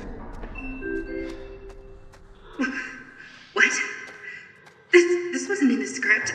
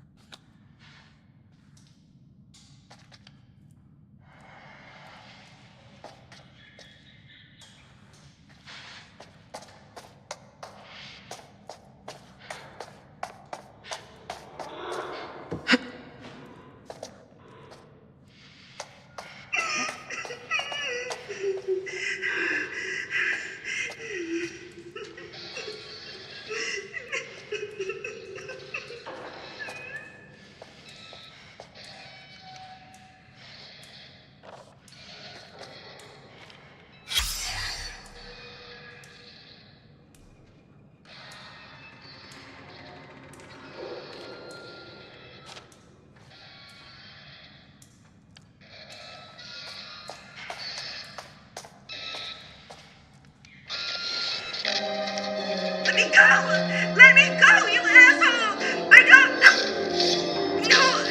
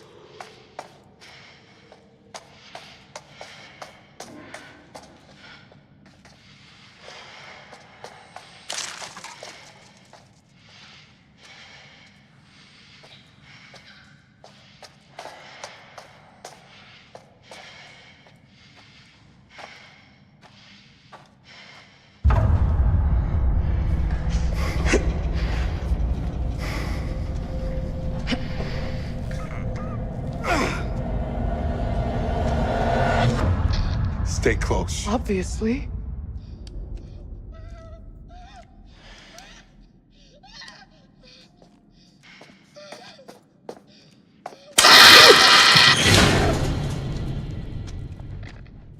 What the fuck just happened?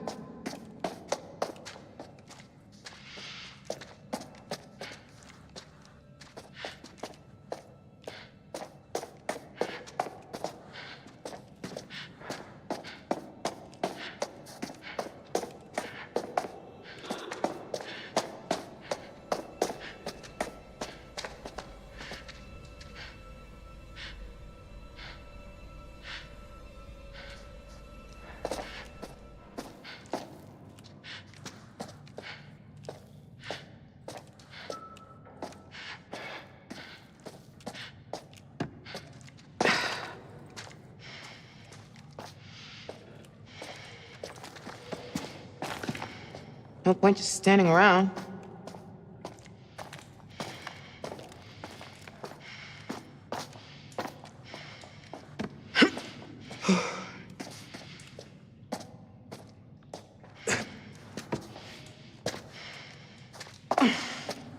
There's gotta be a way through.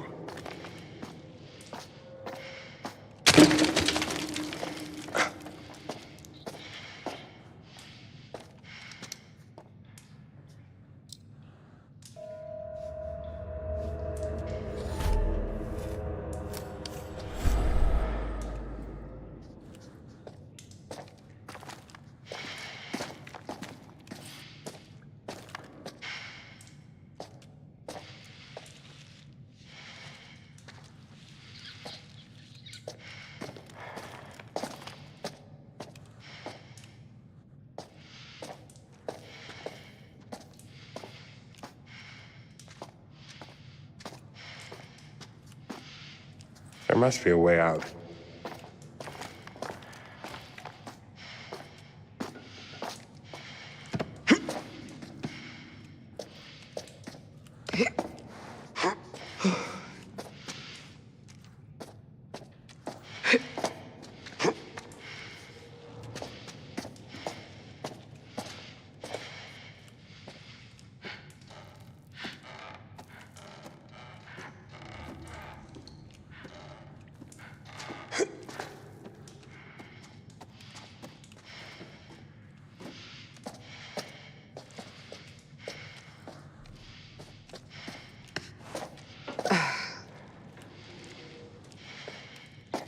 There must be something useful around here.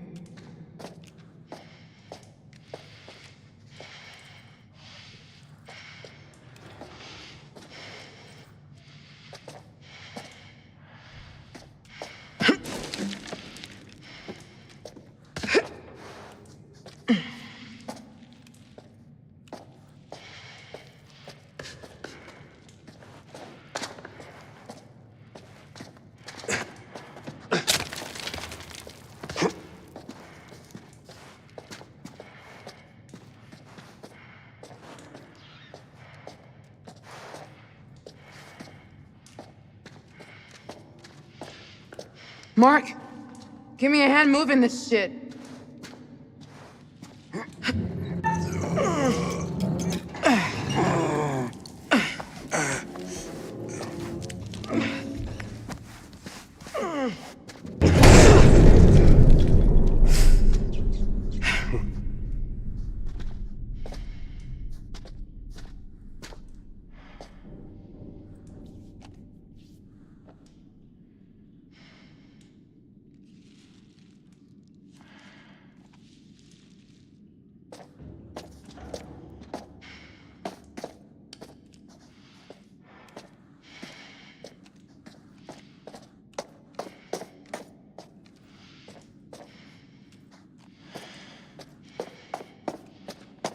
Huh.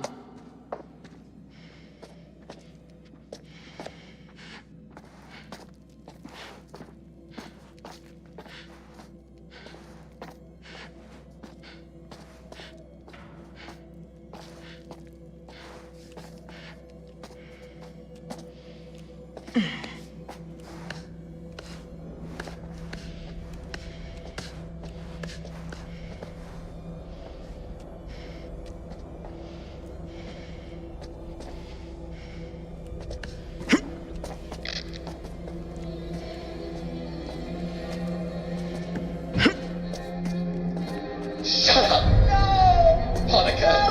No! Please shut up! What the fuck? What is this? Is it some sort of message? He's trying to scare us. Tell us something.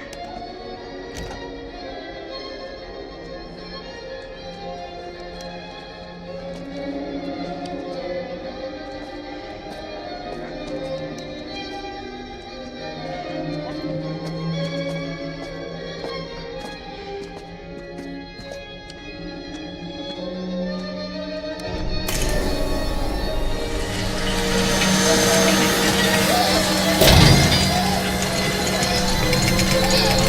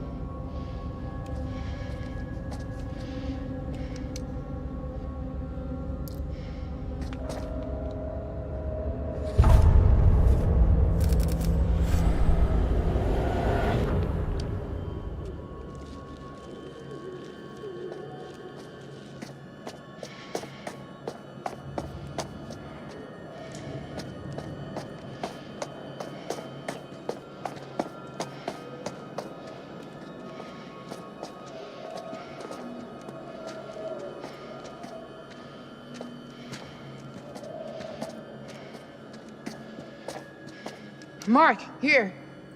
Let's move the desk. Hello? Mark? Jamie? Here. Kate, We're okay. we're okay. Thank God. We found a key. Let's get out of here.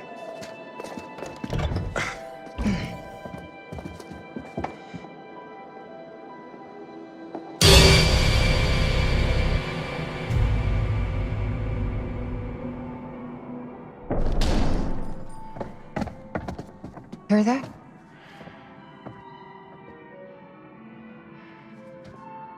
This way.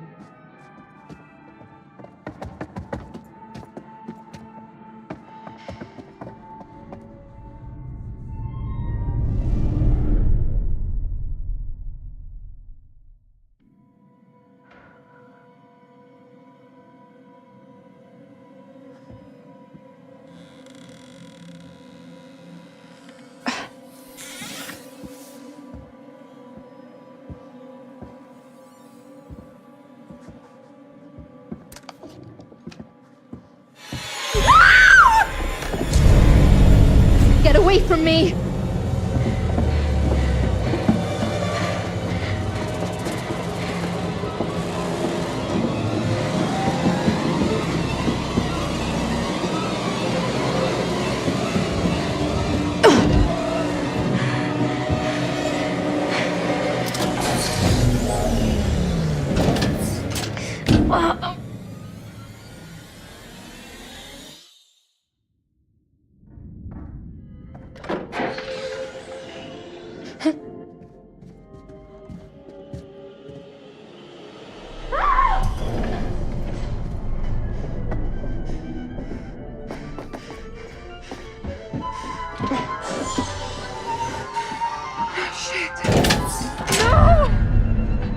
Get me the fuck out of here! Kate!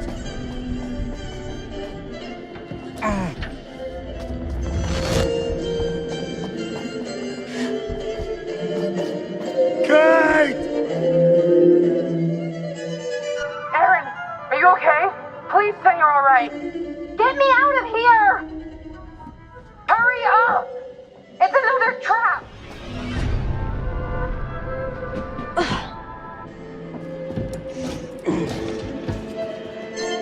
They're both locked. Shit! What was that?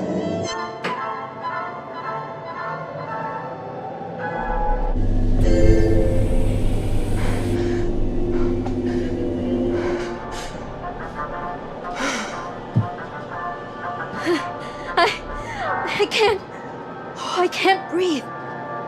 These windows are welded in place. He fucking wants us to watch. Wait, look. Regulator switch. Will that give them air? No, not both of them. It's sucking out all the air. Whoever we point this lever at is gonna die. What? Do something! He wants to choose, doesn't he? Oh my God. I can't. If we don't do something, both of them will die, Mark. Jamie! Please! I don't want to die. I don't want to die! Please help me! We have to choose. Now!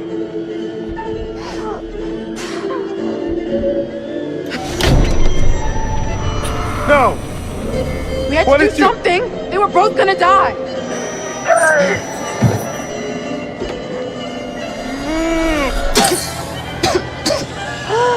Thank you! Thank you! No, Kate!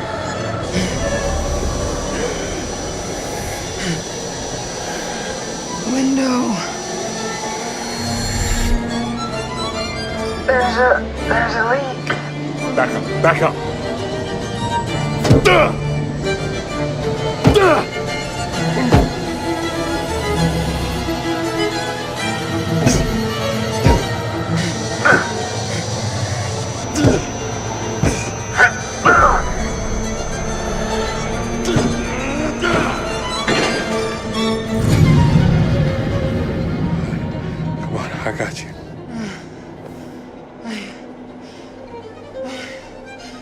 Okay. I'm okay.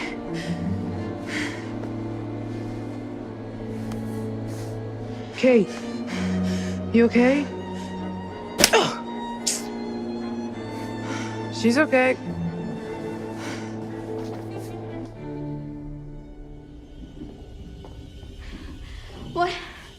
What is happening? Dumet is playing a game, and it's no fucking joke. You okay? Just leave me alone. Look, we have to get smart about this before one of us ends up dead like Charlie. Wait, Charlie's dead? Dumet got him and forced us to play some game. We had to watch him die. We need a plan. Forget his games, traps, all that bullshit. Think about the killers we've covered. There's always a weakness. You suggesting we invite him to tea and psychoanalyze? I'm suggesting we use our heads. We can make guesses all day, but if we die here, it won't matter. I'm not playing detective, I just want to survive. Playing detective is how we survive. We play his games, we'll lose. We need to outthink him. He's trying to pick us off one at a time. We need to stick together. Hang on. He could be listening to us right now. Where should we go? Back to the ferry. It left, remember? It's on a line, maybe we could reel it in. Maybe isn't good enough. The lighthouse. Maybe we can signal for help. There's police boats patrolling the lakes, right? All the way out here? Lighthouses are meant to be seen for miles. He's probably got it rigged with traps. Then we gotta be really fucking careful. It's our...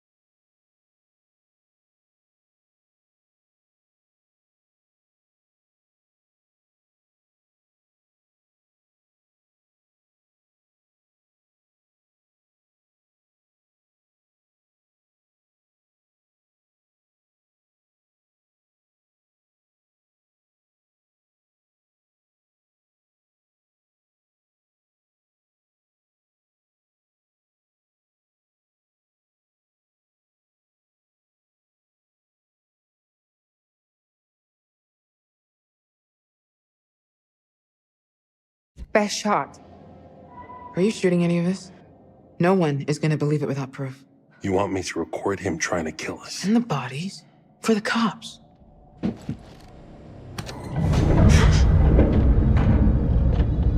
Hear that? The walls are moving again. Kate, hang on. We need to stay close. Shit! Kate! Hang on!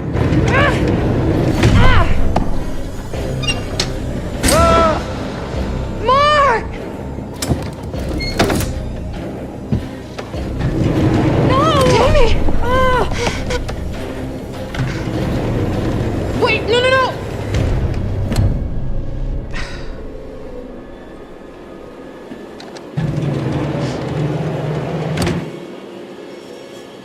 Fuck.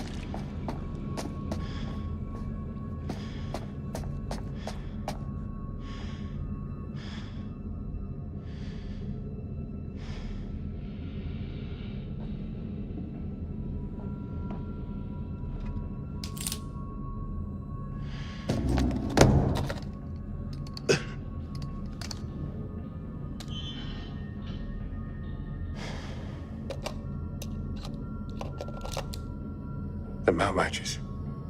Perfect.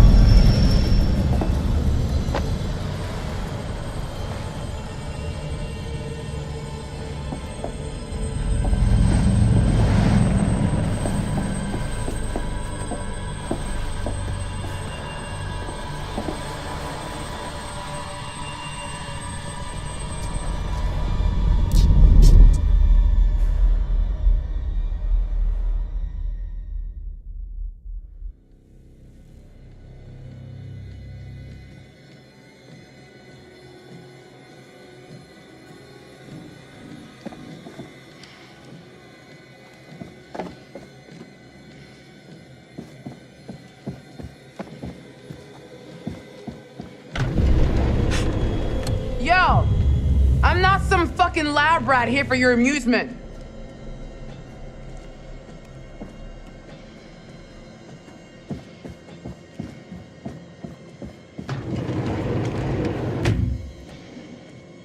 So now what?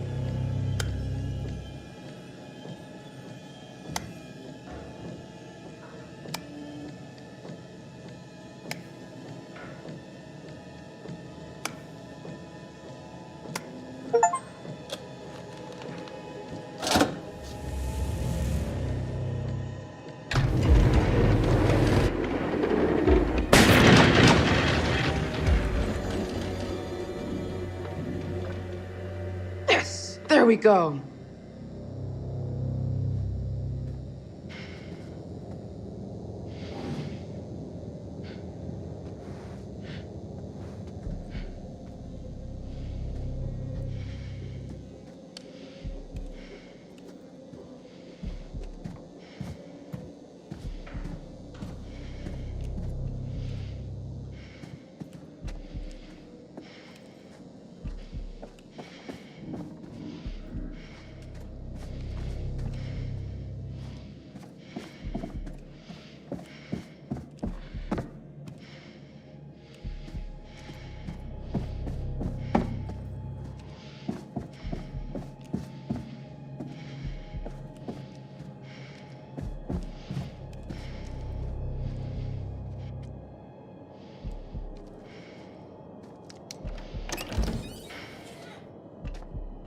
Are you fucking kidding me?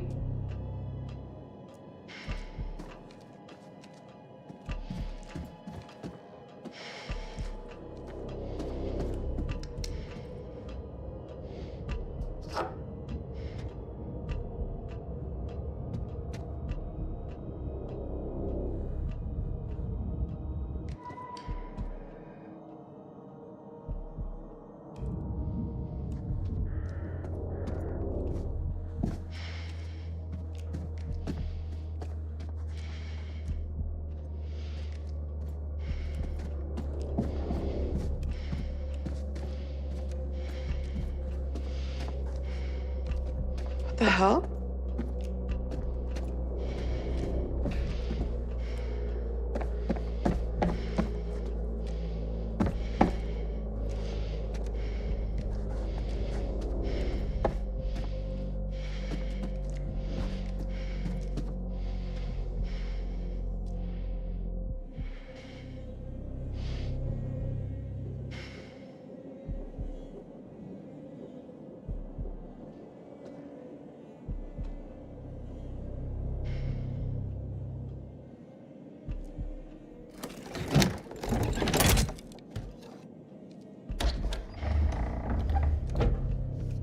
Oh, what the hell?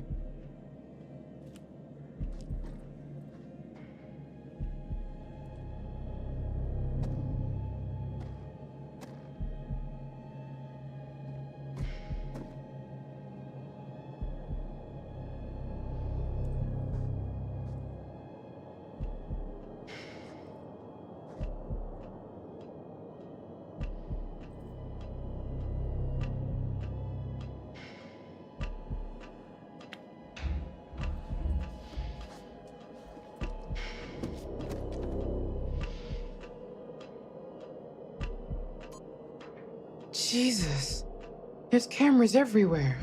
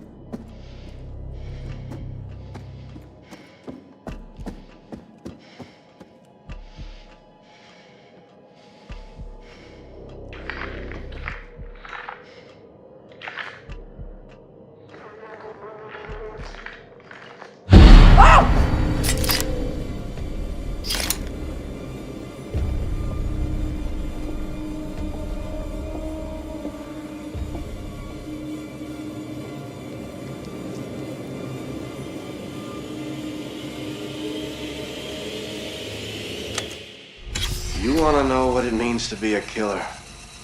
You ever been to the art museum downtown?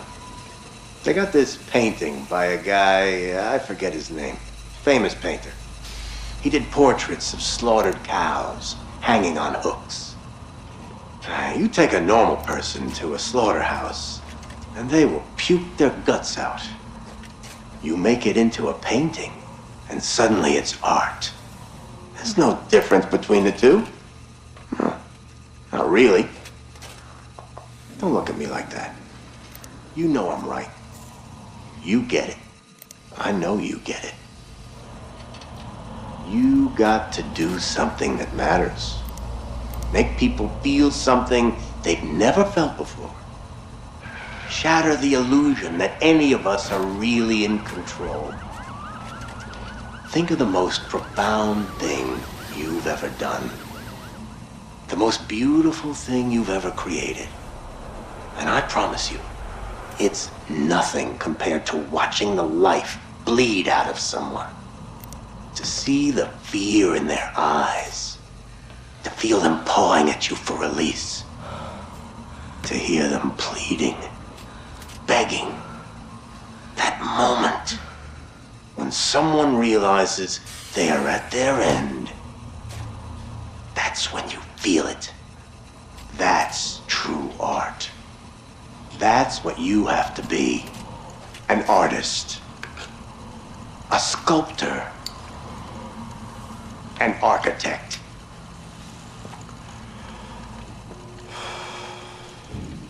I see the gleam in your eye, Agent Monday.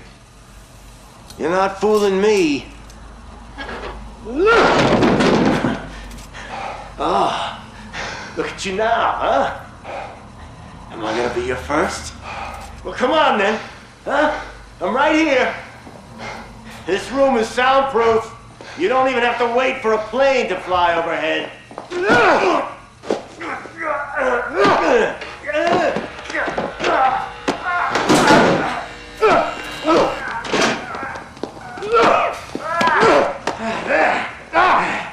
There you are. I see you now. Not bad. Not bad at all. Bare hands can feel good, huh? But the blade makes for such a prettier picture. You've got potential, Agent Monday. If you truly want to be an artist.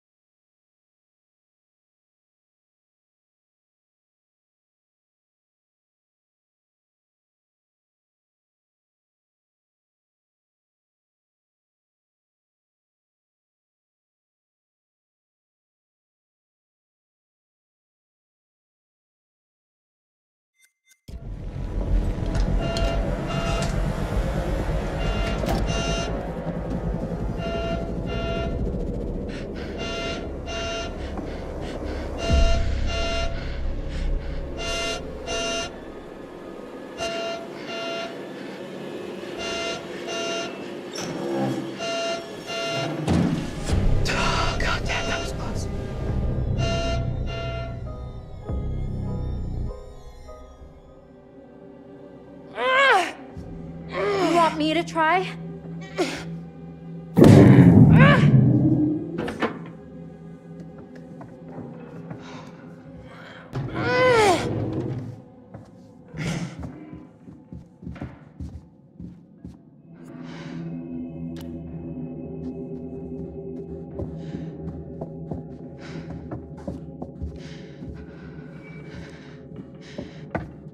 Stay close to me.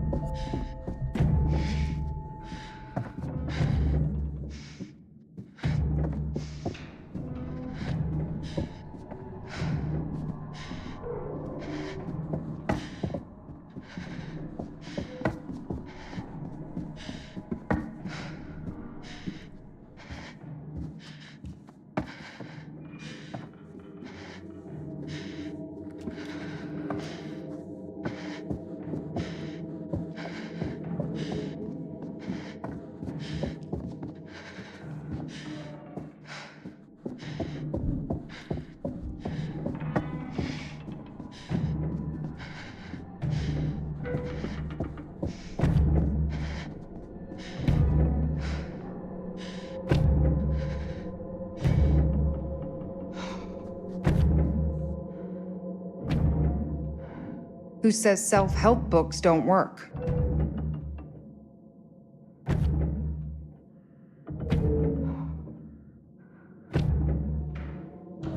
Charlie threw it down here earlier.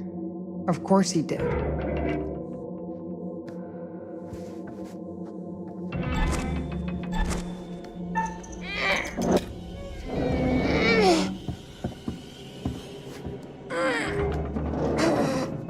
Come on.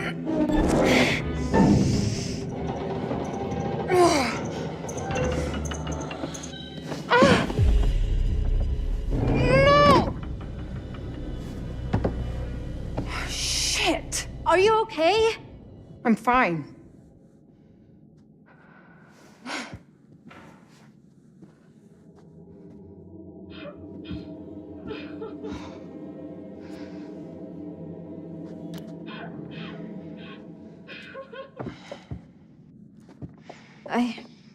I don't think that's Jamie.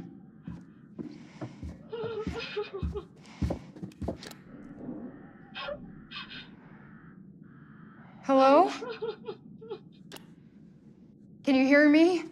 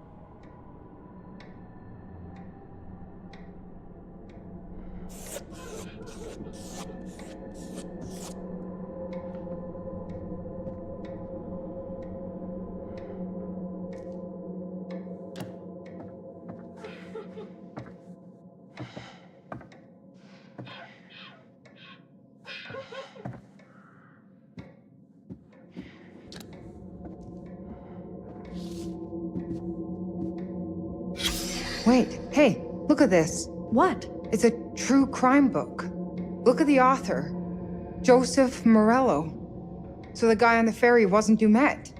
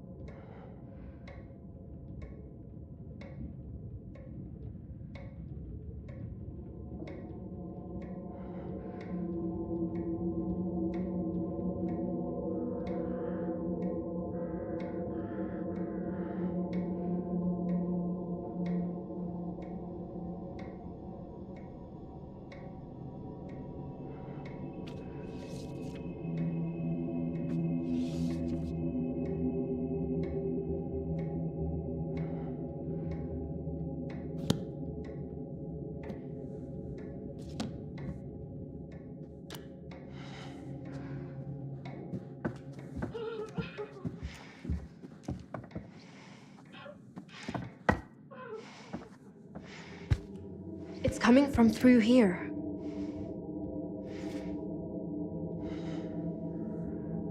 Bethany. Was that in the sign-in book?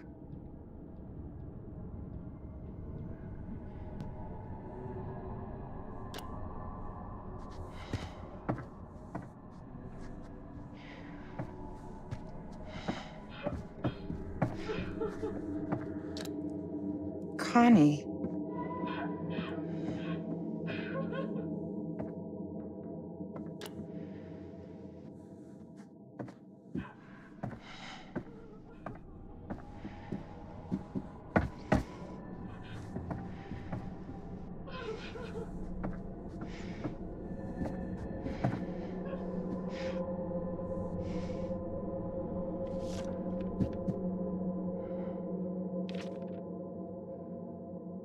Please stop crying, Mommy.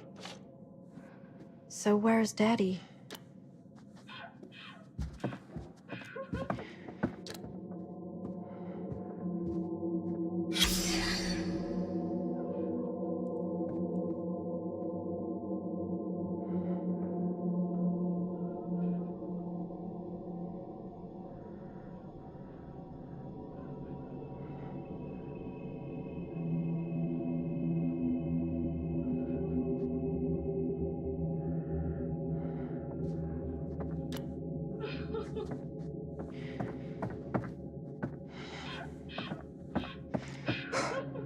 Focus.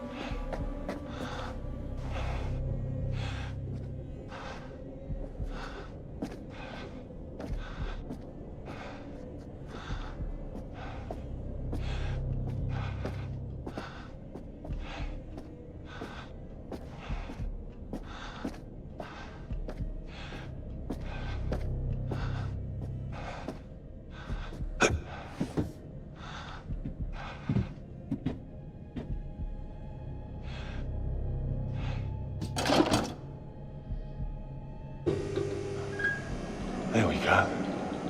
Please! Please! Don't do anything!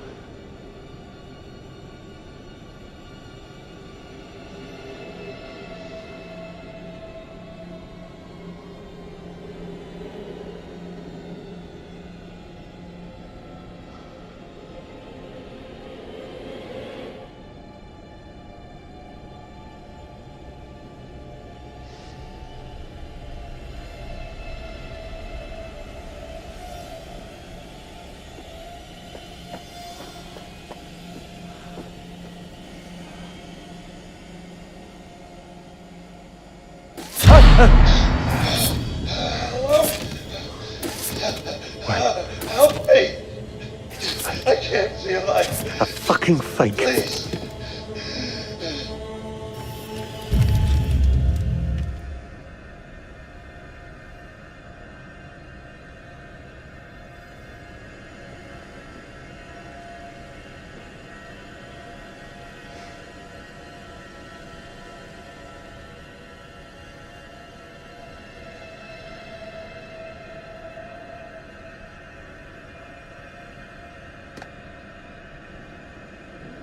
Please!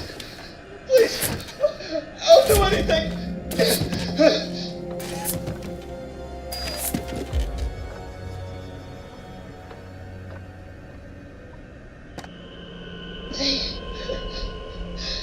They never hurt anyone.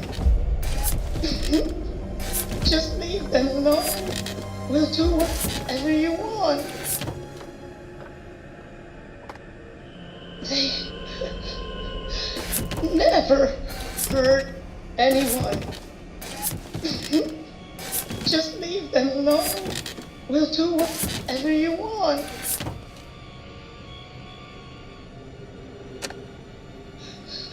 No! Please! Just leave them alone.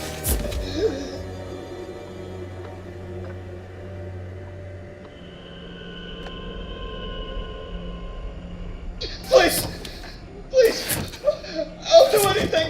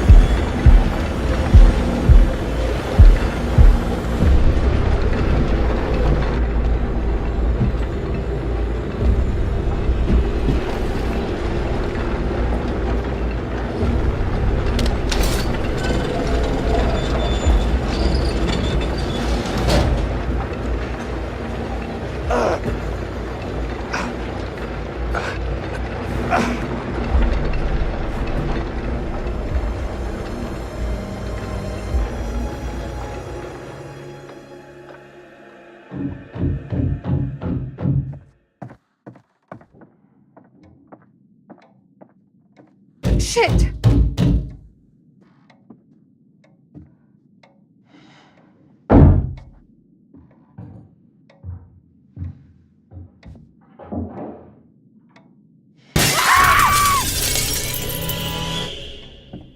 It's me!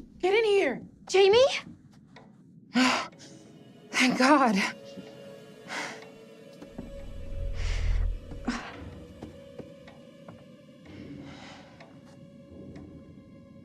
What the hell is this?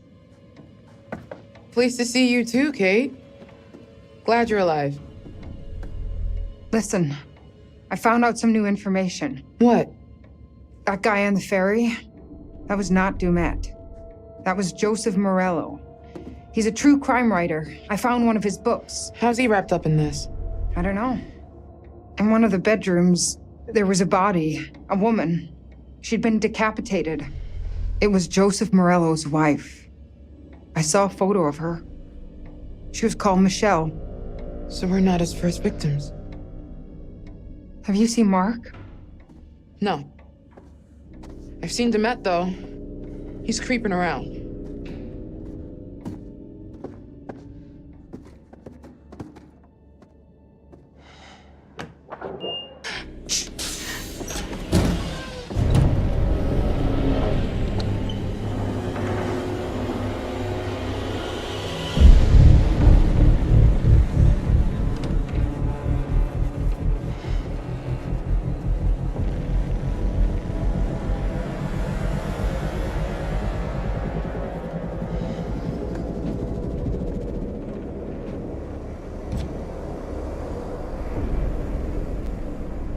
Jesus. What is all of this? He's got video feeds, recording decks, a mixer big enough for countless mics. He's watching everything. It's more than that. He's got utilities running through here, hydraulics, electrics, everything. It's like a nerve center.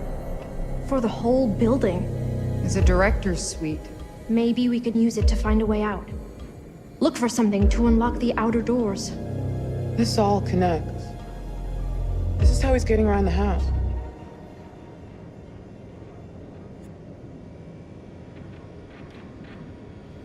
This is a lot.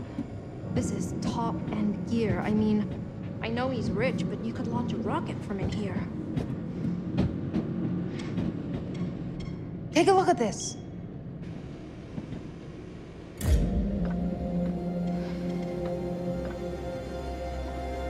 What is that? The guy we saw murdered. It was a setup? There was no groundskeeper. Why would he do that? To scare us. To get us in the mood for his fun and games. Nice.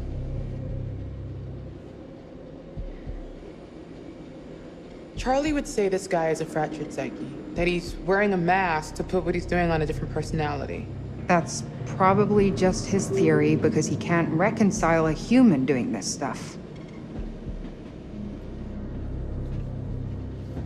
What do you think it is? I think it's a mistake to say he's just crazy. He is in full control of what he's doing. He's just not wired like the rest of us. What's the difference? Crazy implies out of control. Look at this place. This is methodical. That's not crazy. No. He's been tracking us since we arrived. Mark was last seen in the basement. Wait, he's wearing the mask as part of the performance. At best, maybe he's insecure about something and it gives him confidence. Insecure? Like, low self-esteem? Is he uncomfortable at parties? Did his mommy not hug him enough? Bad parenting can definitely be a factor, but it could be a shitty dad just as much, or an uncle, any adult figure, really. Don't you read any of our research? I just set up the lights. I'm sure he fits the profile. Chicago Police! Mr. Monday, this is Chicago Police. Can you open the door, please? Mr. Monday, I'm Officer Stanley with Chicago Police Department. Can you hear me, sir? Agent Monday? Fuck! Oh! Dispatch, this is Officer Stanley. I need assistance at 8 West 50th Street, requesting immediate backup. I'm in Agent Monday's apartment. There's blood everywhere and a body. I need immediate support. I think...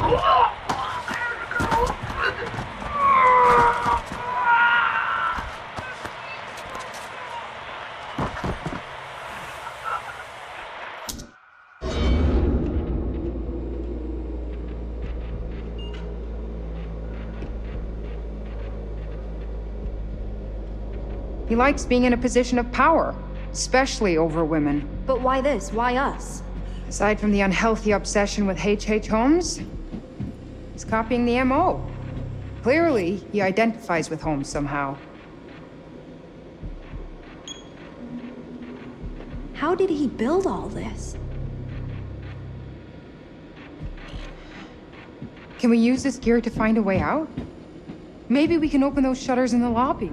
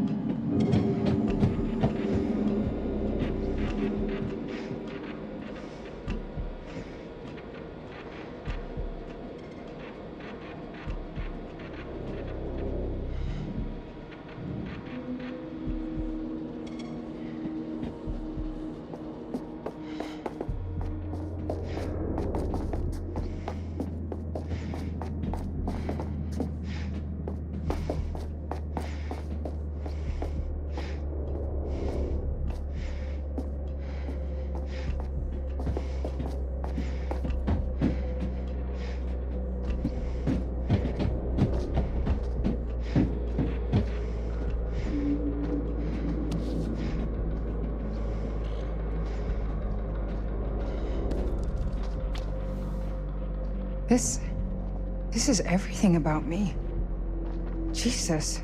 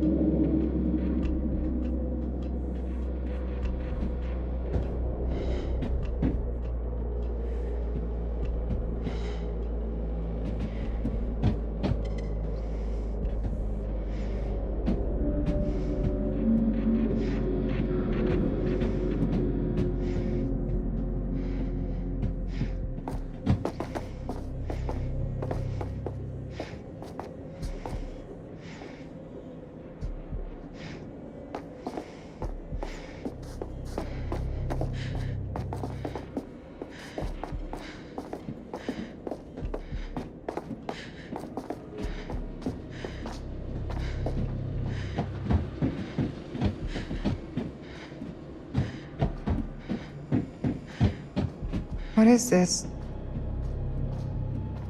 Hi, Mr. Monday. This is Lucinda Price from Twilight Prairie Care Home. I've tried to call you a couple of times.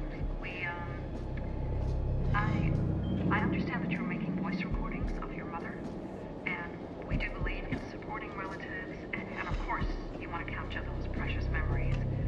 But,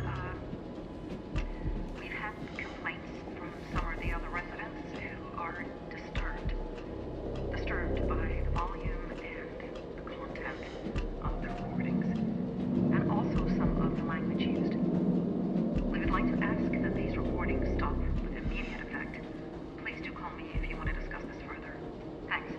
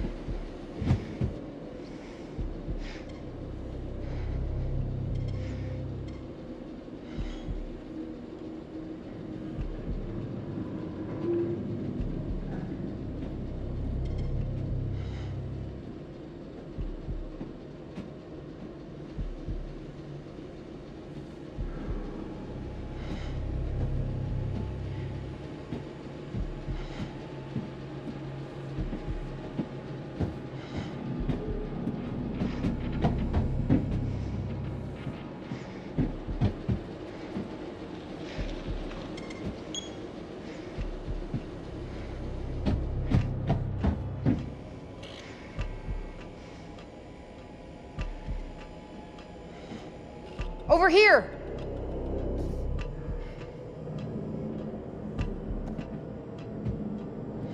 Look at this. It saw his little tricks of moving walls and crap. Nothing in this shitbox is real. He controls everything from here. It's a murder factory. You're right. We should use this against him. I want to find Mark, not play Demet's game. If we trap him, we can look for Mark without looking over our shoulders the whole time. Jamie's right.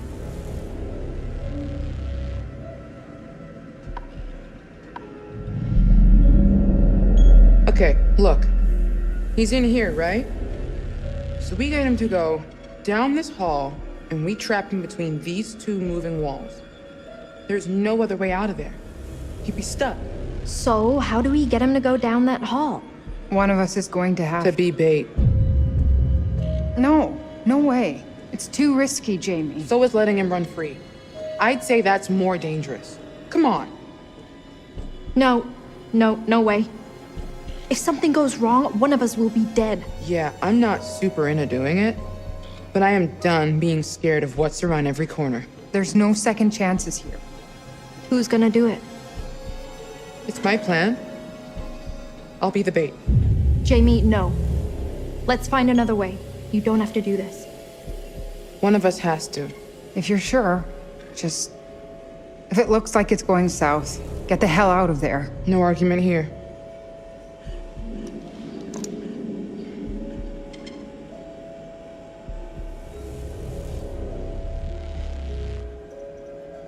You could use that as a weapon if need be. I'm gonna hang on to it. I'm more likely to need it.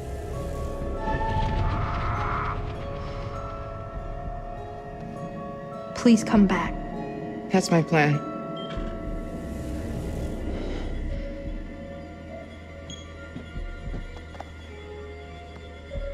Okay. That's enough of a moment. Let's do this. Stick to the plan. Obviously. So how do we get out? Third floor must be a work in progress.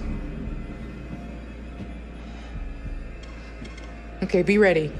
You're gonna have to time it right to trap him and not me. Be careful, please. I'm on it. You'll be careful? If I see Demet, he'll wish I hadn't. Don't. Be serious, please. Just tell me you'll be careful. Tell me I'll see you again. Erin, I promise. You'll see me again. Good, because I think I love you. Or something. I mean... Well, now I have to come back.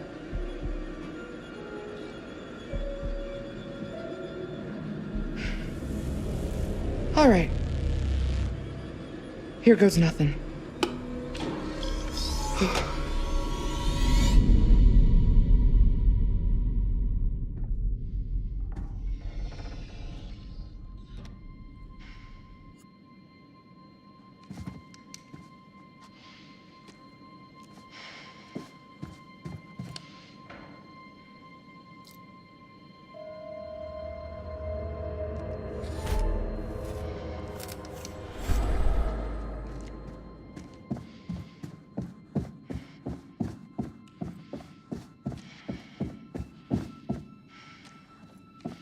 Head down the hall.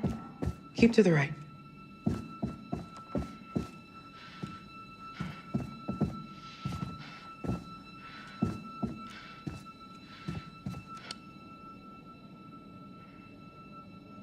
Was this on the map?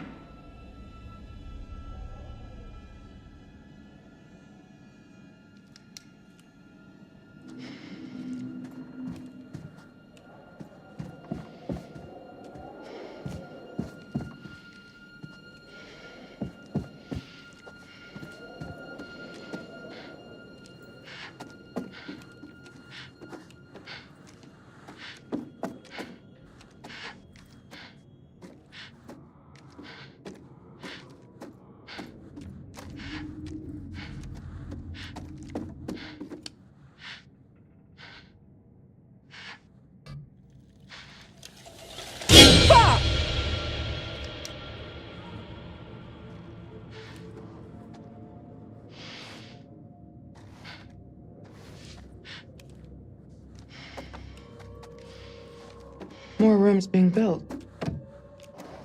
Huh.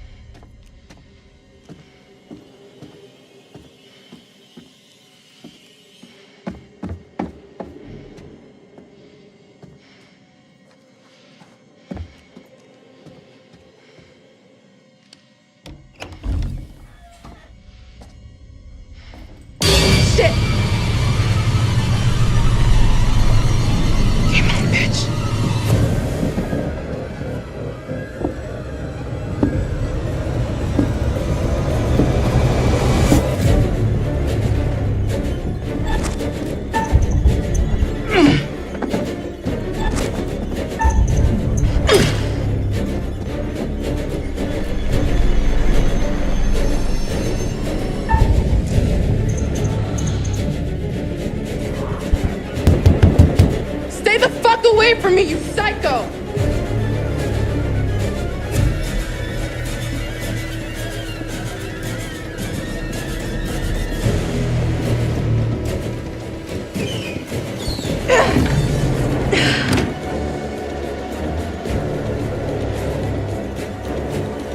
Close it! Fucking close it! No, not yet!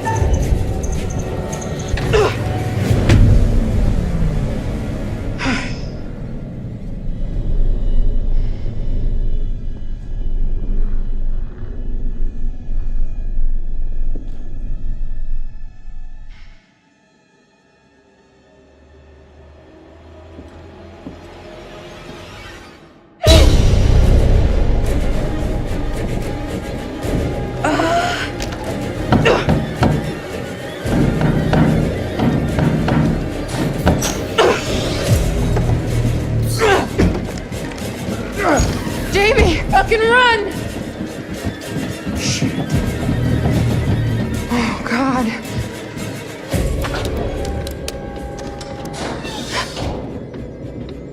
Fuck. Oh my God!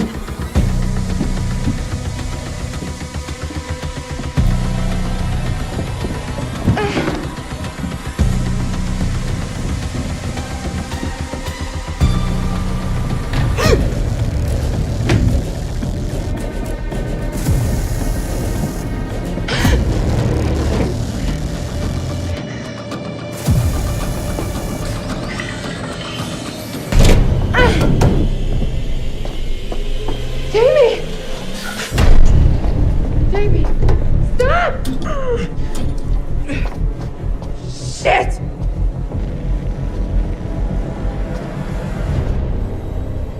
What is it? A button. There's a reverse symbol on it. What does it? Shit, no!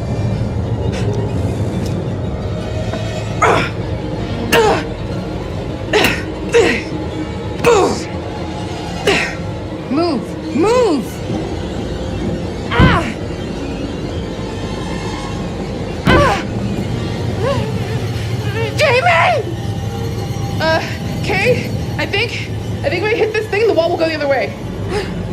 Towards me, you mean? Yeah, this thing will kill me if I don't press it. Wait! I know! If I do press it, then you're the one that dies. Goddamn Dumet! This is exactly what he wants! He's making you choose which one of us dies! I'm sorry. I'm so sorry.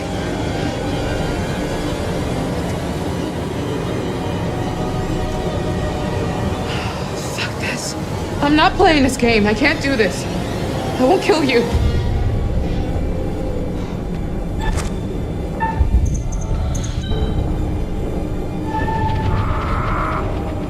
Jamie?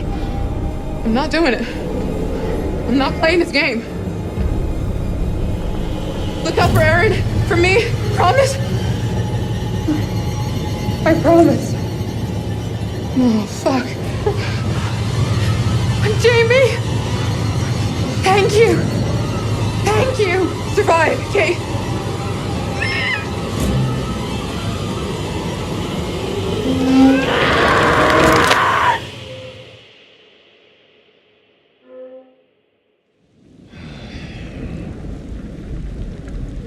What an excruciating way to go. Jamie wouldn't press the button. She chose to spare Kate at the cost of her own life. Admirable. People can surprise you sometimes. Meanwhile, Charlie has proved himself capable, surviving the furnace and every other obstacle. Who would have thought it?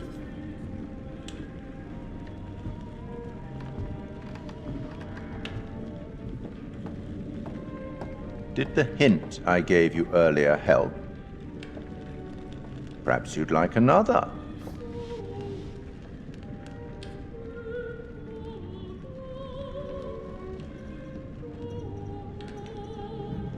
Let's see if Sir Arthur can help us. This is from The Man with the Twisted Lip. Have you read it? You should. A trusty comrade is always of use, and a chronicler still more so. I think that last bit might refer to me. You should get back. I hope these chats are helpful. I certainly wouldn't want them to be intimidating. I'll be watching your progress, as always, watching very closely.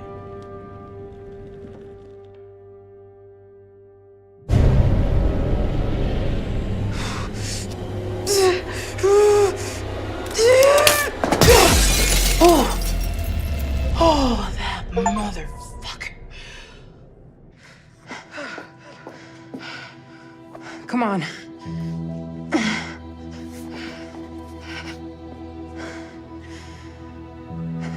I owe you.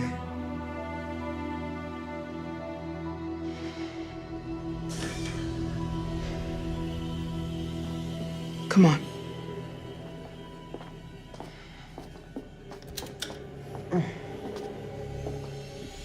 Aaron, what happened to you guys? We're both alive. That's all that matters. There he is! Ah!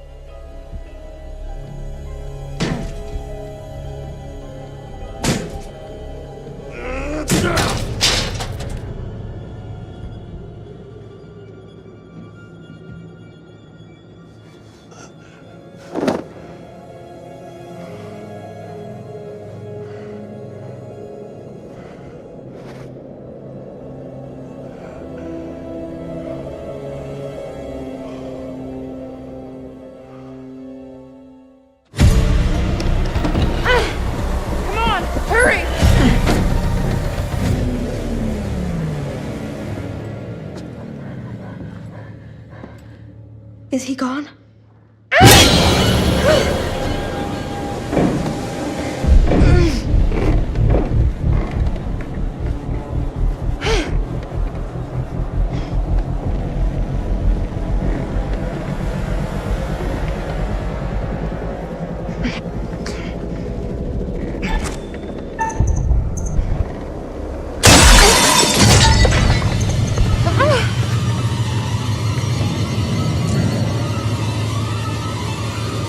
Get down there. No, I can't leave you. Just go.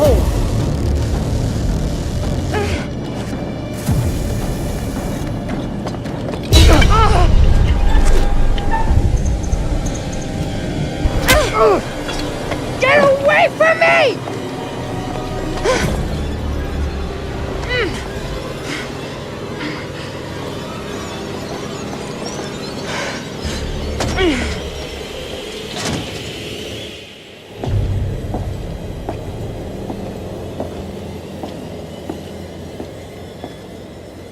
Breathe in.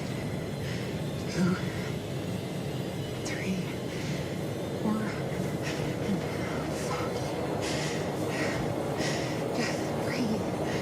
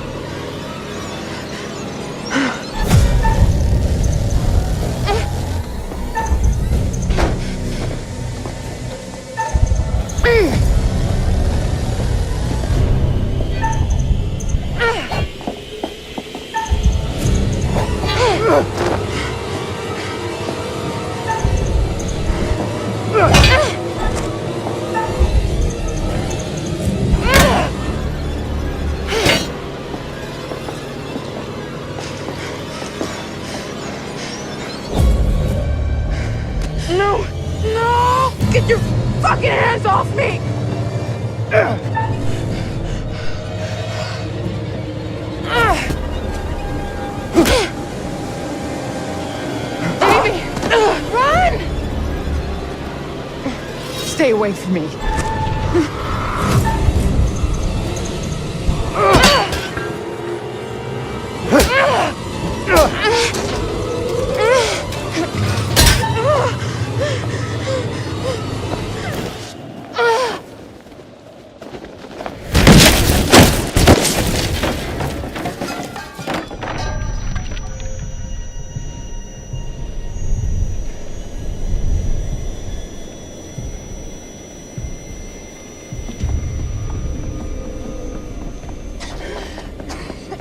On your feet! I found a way out, but we have to go now. I can. Then we'll leave your ass behind. No, we won't. I'm just motivating her. Get up, Kate. He's coming.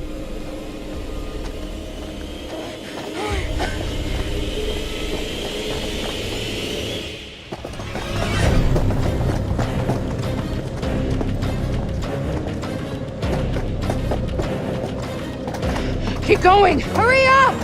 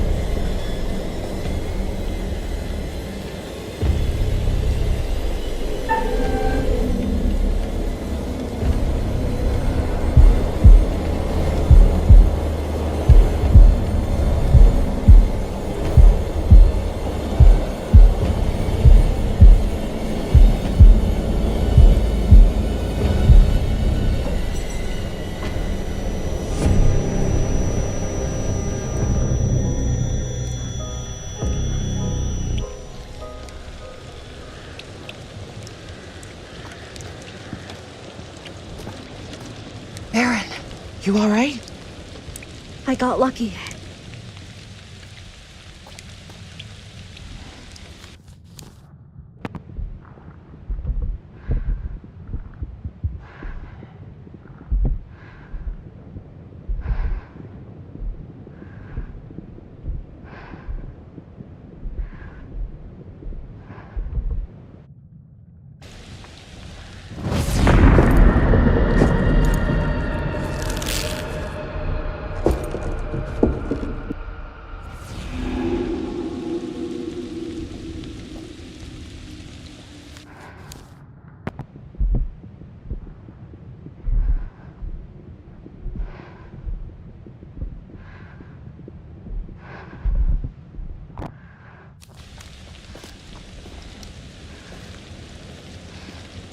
Down here, I guess.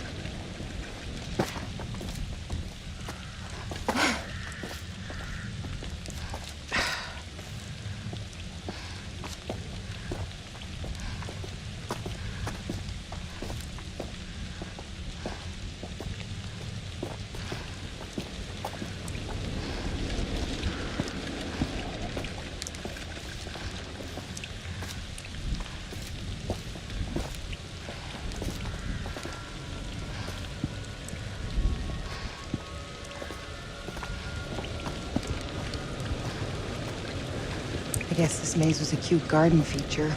Once.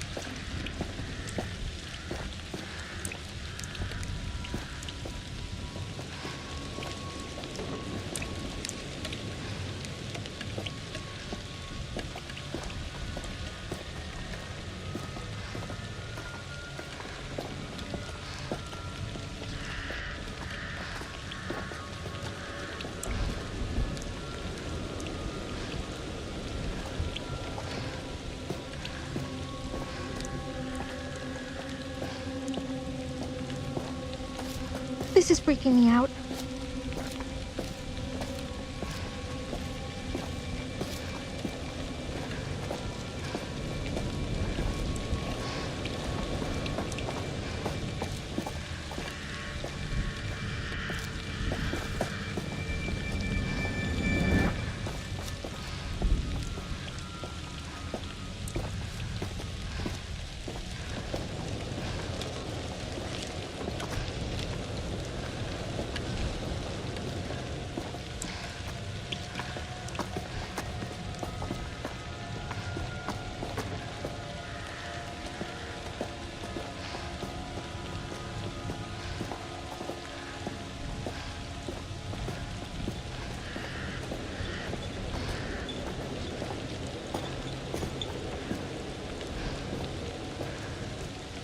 Listen, there's something I noticed about Dumet. What? Okay, listen, when I was a kid, I didn't speak much. Big surprise. No, I mean like, at all. They called it selectively mute. Like, I could talk, but I chose not to. And what's that got to do with Dumet? We've never heard his voice. So... One of the things they said about it, the psychologists, was that I was hiding. That I was scared that if I spoke, I would give away my identity. That's the same as Dumet. Obviously, he wants to disguise who he is. No, it's more than that. There's a conflict in his identity. He doesn't even know who he is. It's like he's caught between being two people. Or he's trying to separate the killer from the regular guy he is the rest of the time. Maybe. Well, good thing you didn't become a killer. Give me time.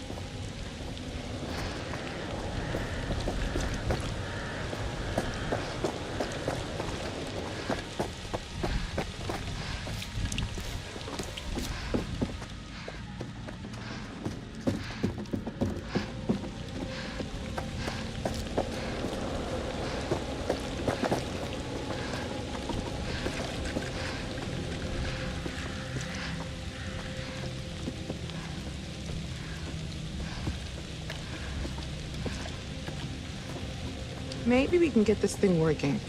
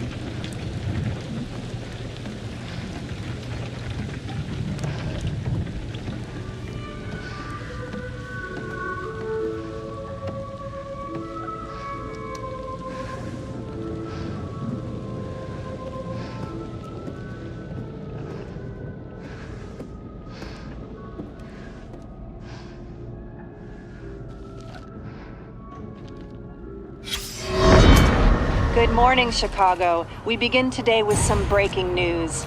Chicago police today confirmed the body of a man found in a fire at an abandoned warehouse in the Fulton River District to be that of missing FBI agent Hector Monday. Monday has been identified as the Shoeshine Killer, whose recent killing spree struck fear into the hearts of locals in and around Chicago. A spokesperson for Chicago PD confirmed Monday murdered 4 victims, including yesterday evening police officer Patrick Stanley, a dedicated veteran of 22 years. The fire was brought under control shortly before 5 a.m. this morning. The body recovered at the scene was burnt beyond recognition, but police identified Monday from dental records.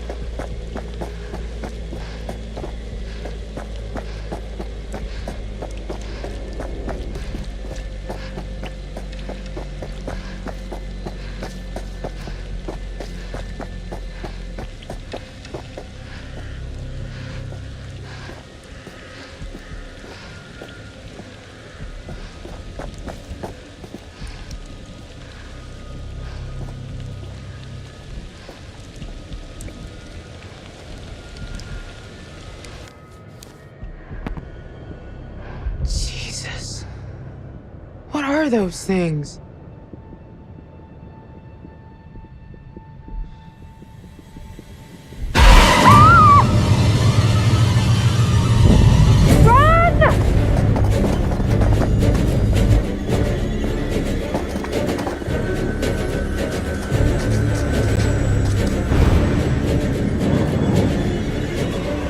Move your ass! Go!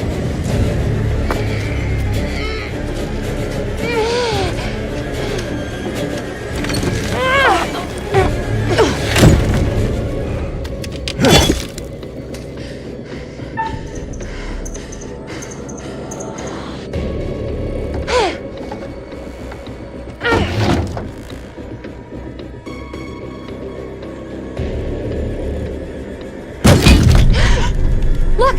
Try that door! Run! Hey! Go! The door!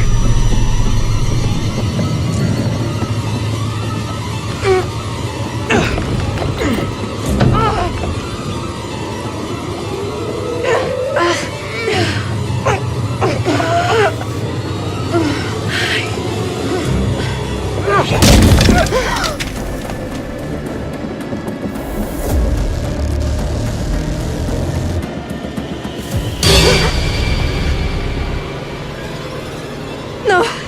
No, please. Please, please don't.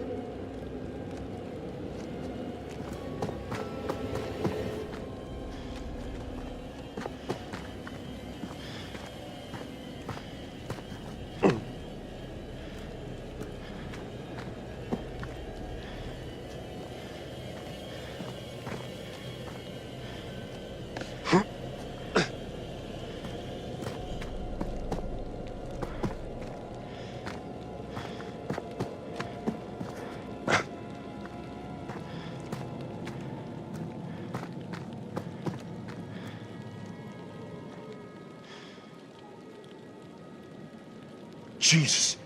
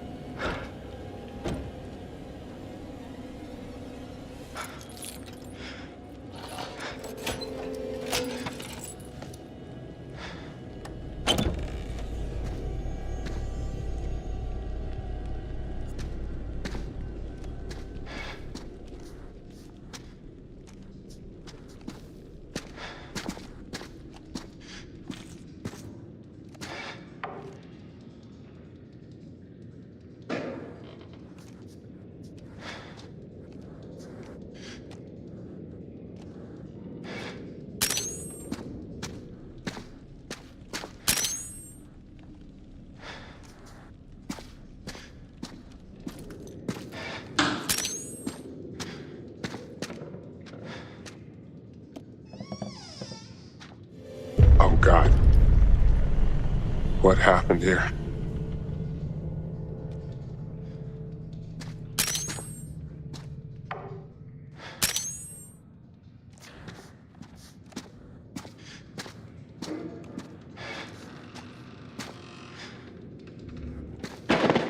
What's that?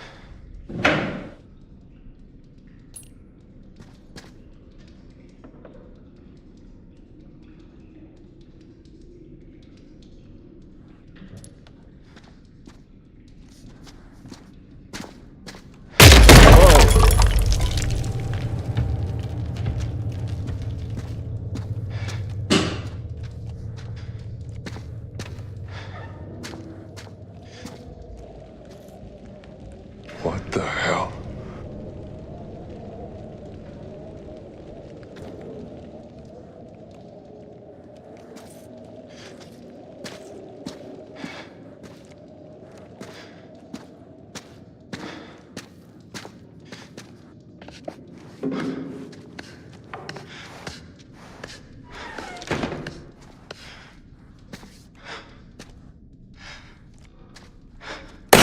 Yeah.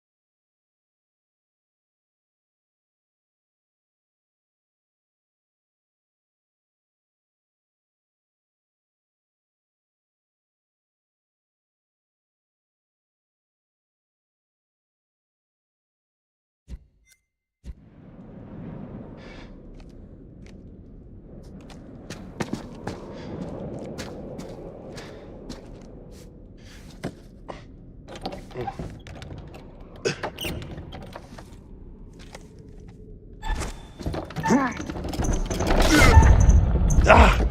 Oh, shit.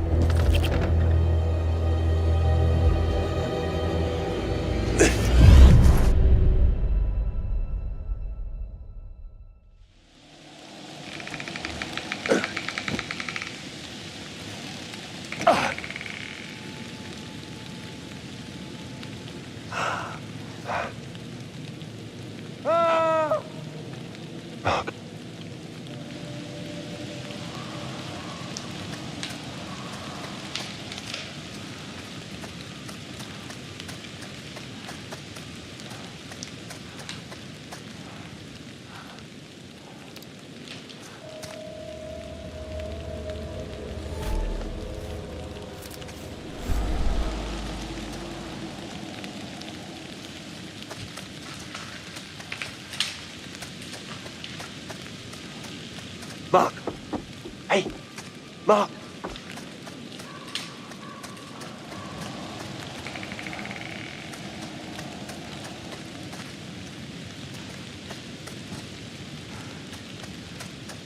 I could use that.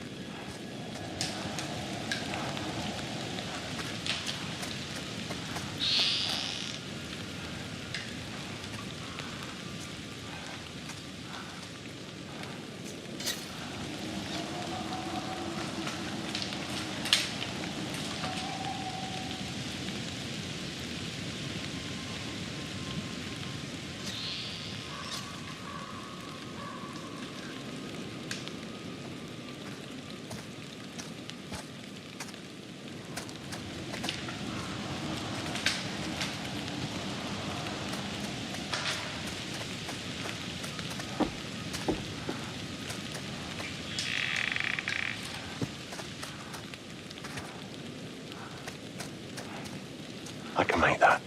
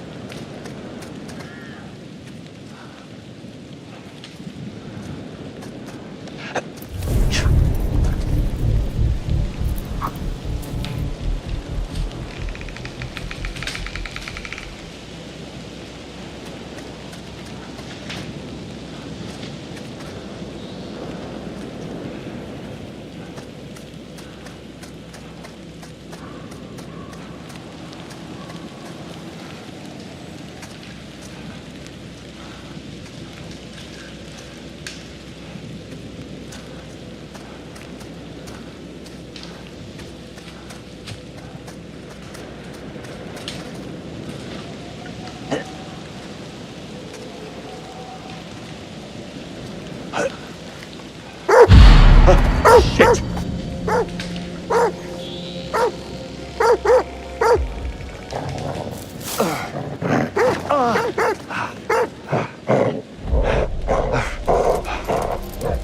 Yeah, fucking fetch.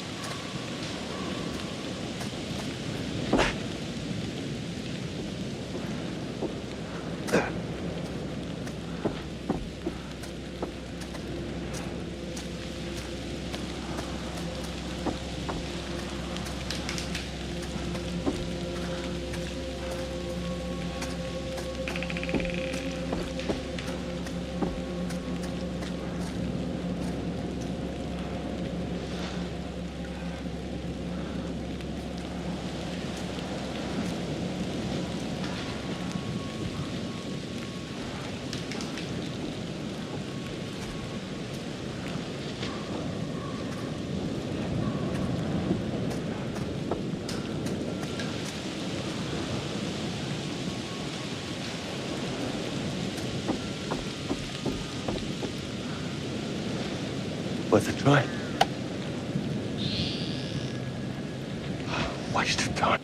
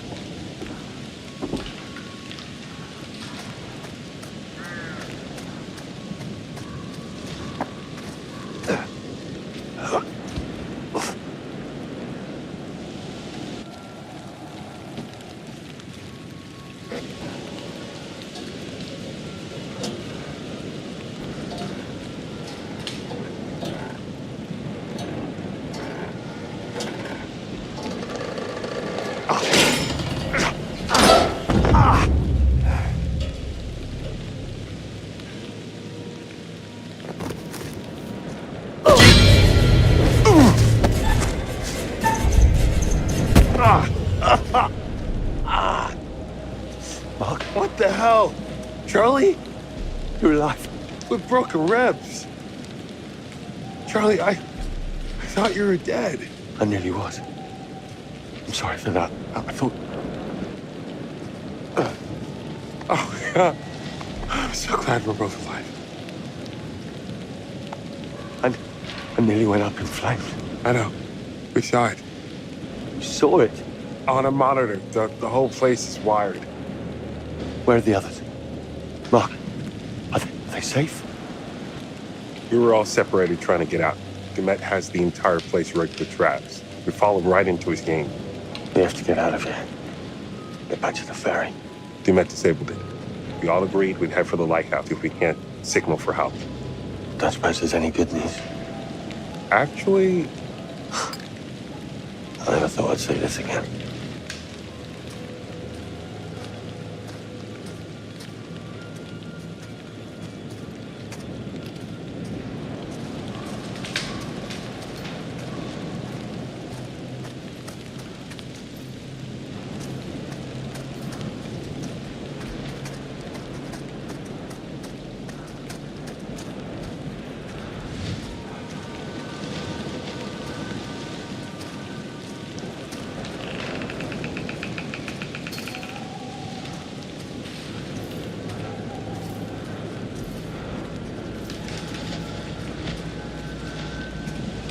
Jesus.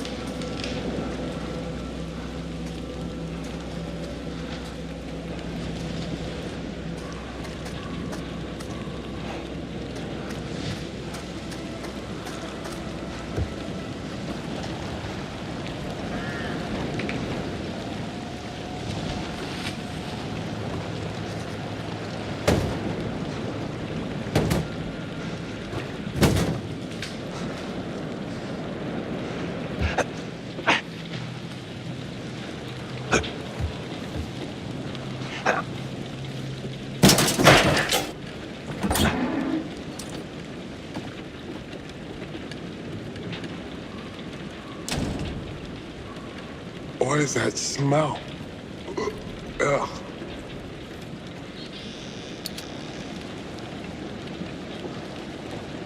I saw a dog out here. Yeah, I did too. Scared the shit out of me. You scared him off by panicking, most likely.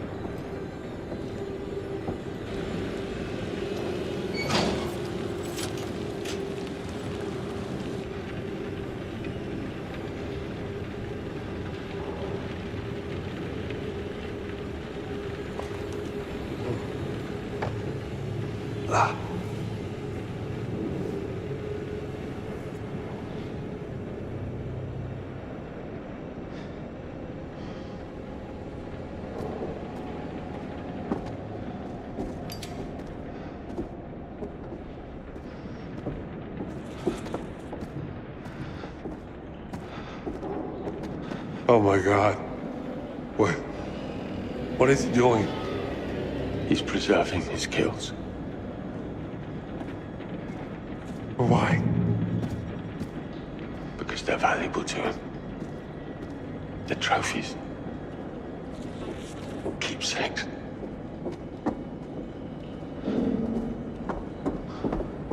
Dimash sure seems to know a lot. Do you think maybe we're dealing with more than one person? What do you mean? Tending this place, the weird robots, the traps. Could it be just one man? It's one man. One very driven, very disturbed man.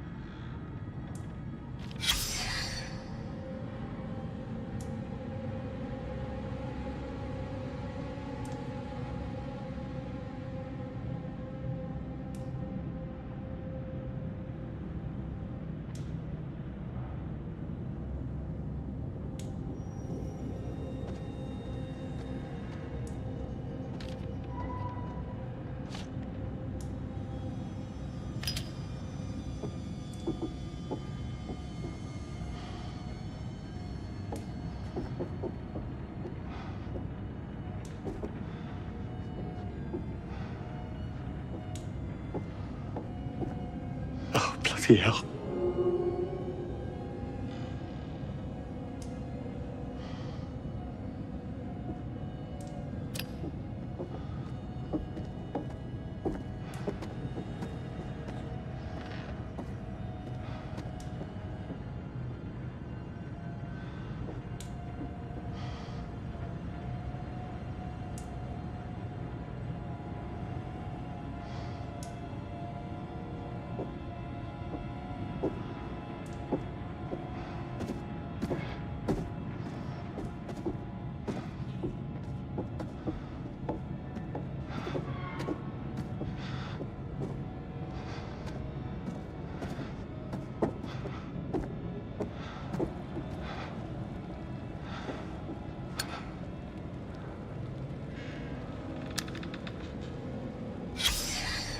All units, this is dispatch.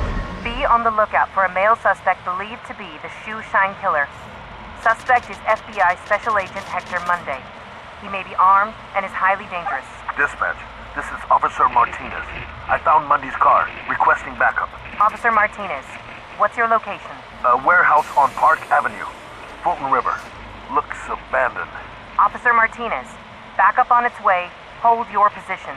Copy that. Shit! He's seen me! Officer Martinez, hold your position. Shit! We have a situation. Dispatch, the building's on fire. Fire department on their way. He's still in there. You read me? Copy. He's still in there.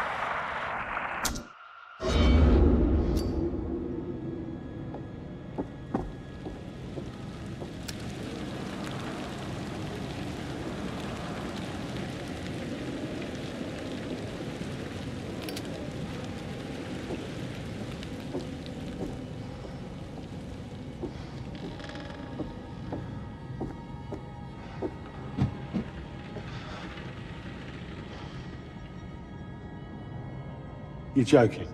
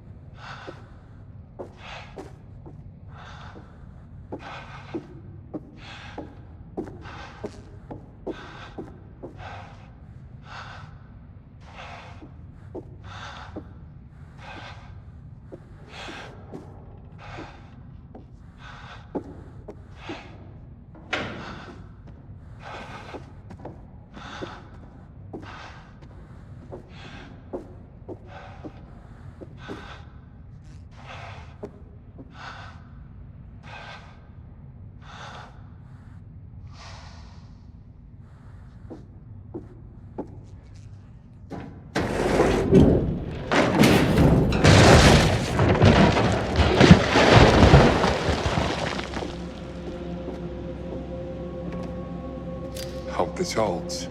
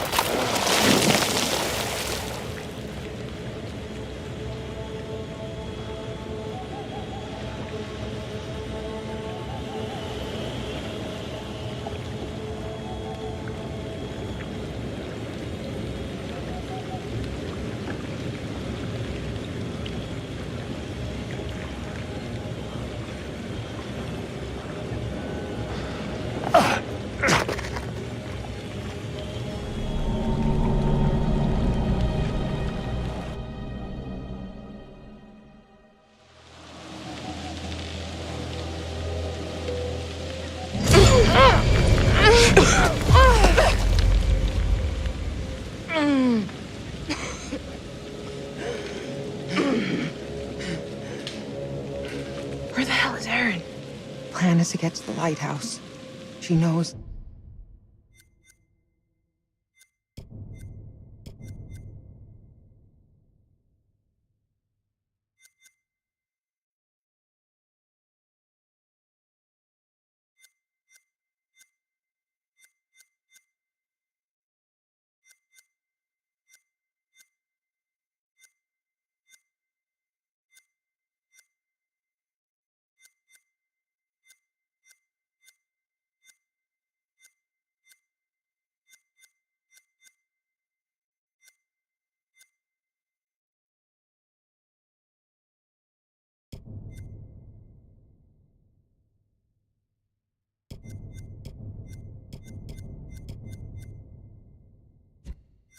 That.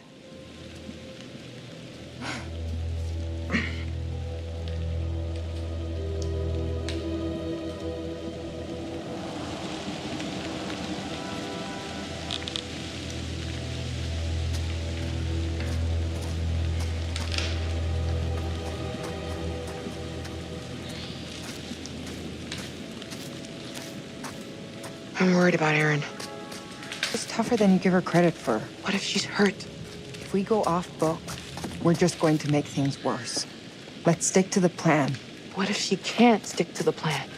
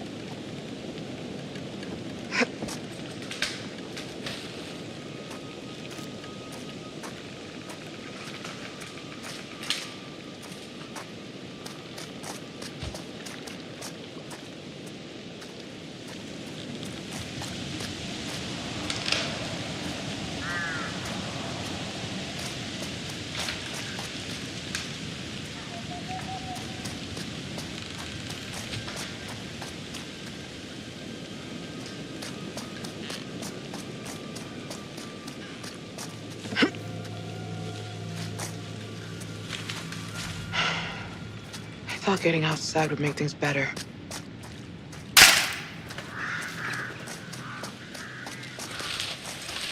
It's a forest. It could be anything.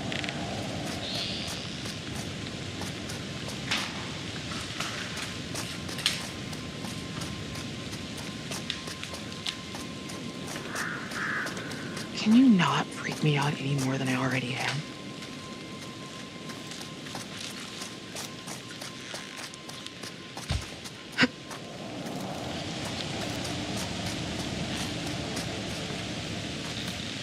Give up Charlie's left nut to be in Topeka right about now.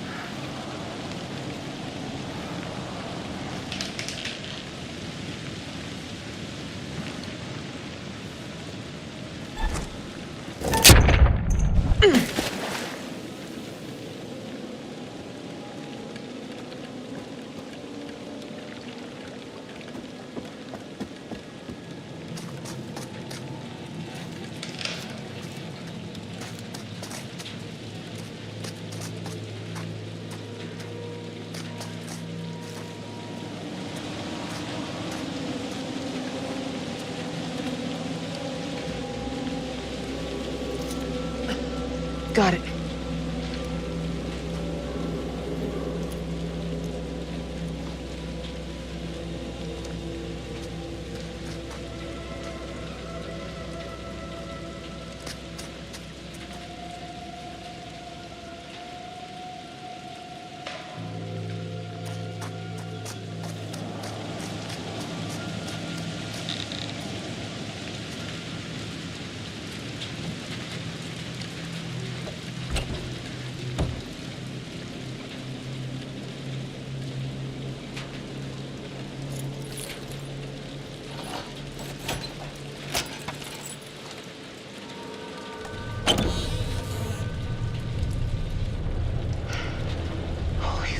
I'm gonna be sick.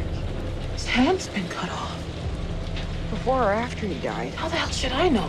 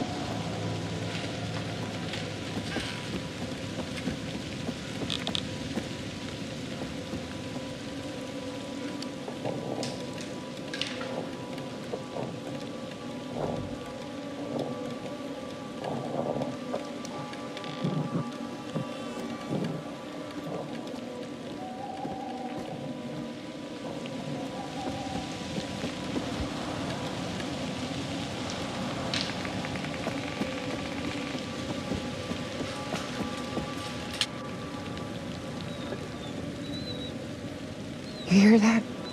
What? Like... whimpering. Is that...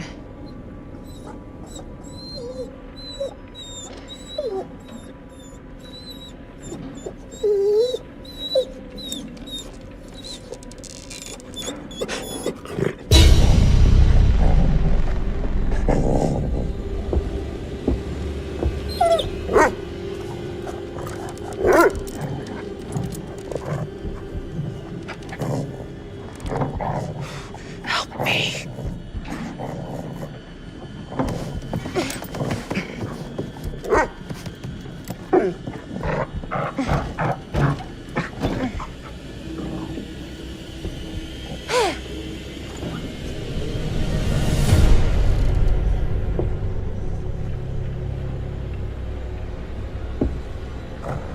It's okay, boy.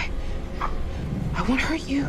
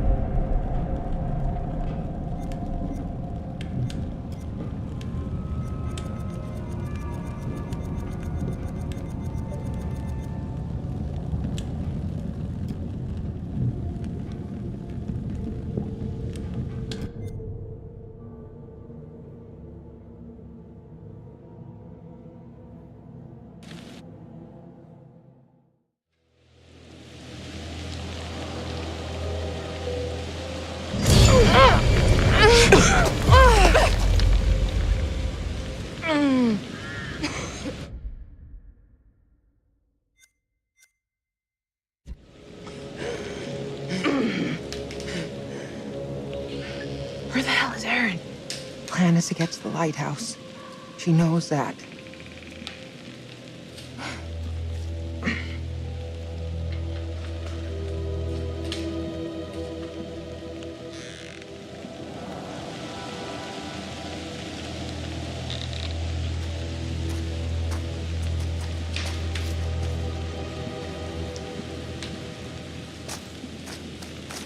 I'm worried about Erin. It's tougher than you give her credit for. What if she's hurt? If we go off book, we're just going to make things worse. Let's stick to the plan. What if she can't stick to the plan?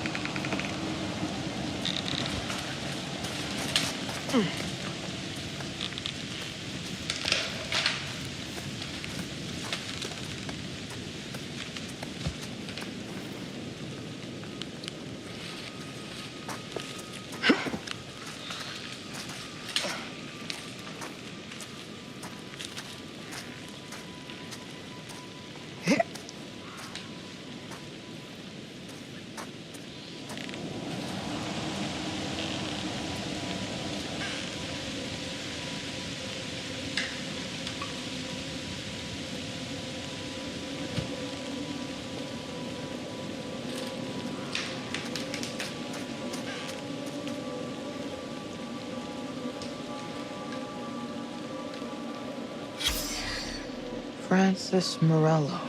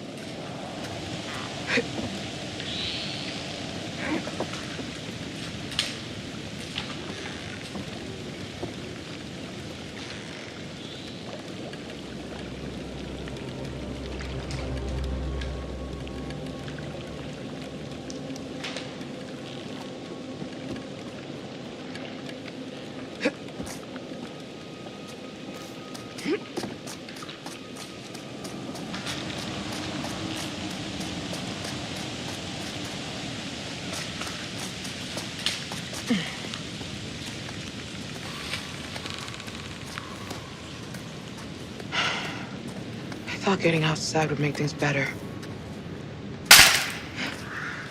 Did you hear that? There's something out there. It's a forest. It could be anything.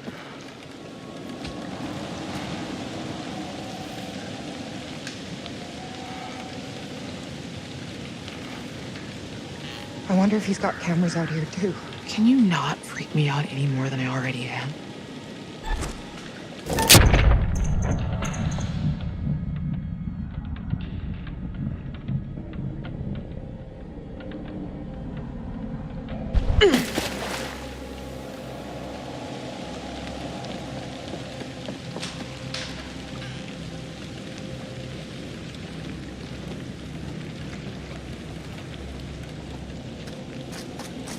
This is usually where you'd bring up the Topeka shit show. Give up Charlie's left nut to be in Topeka right about now.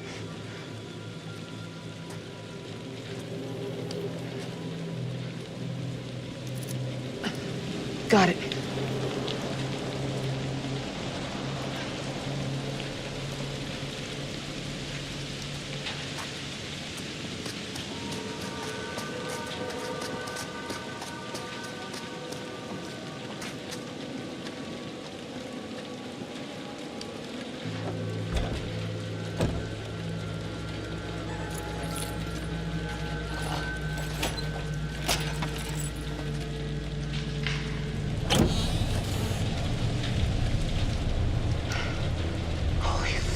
Oh, what is this? His hand's been cut off.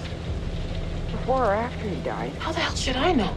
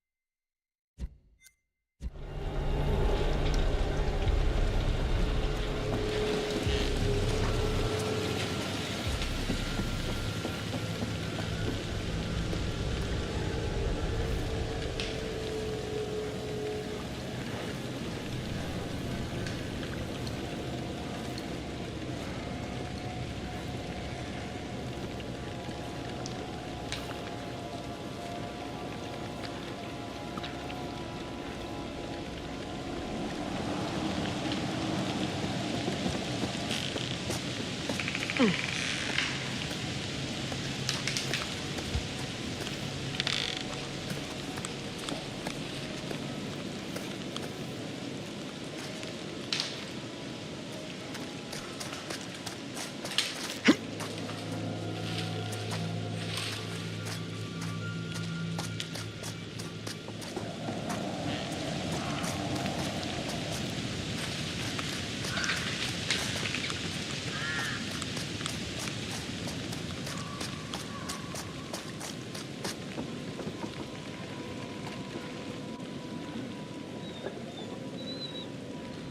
hear that? What? Like... whimpering. Is that...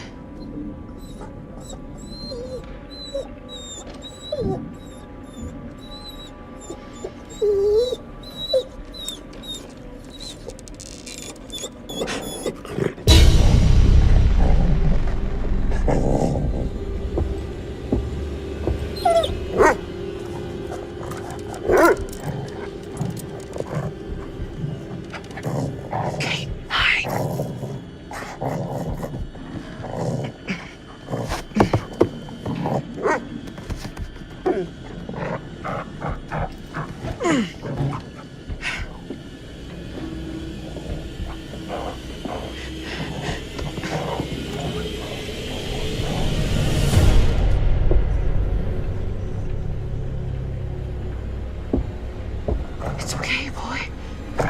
I won't hurt you.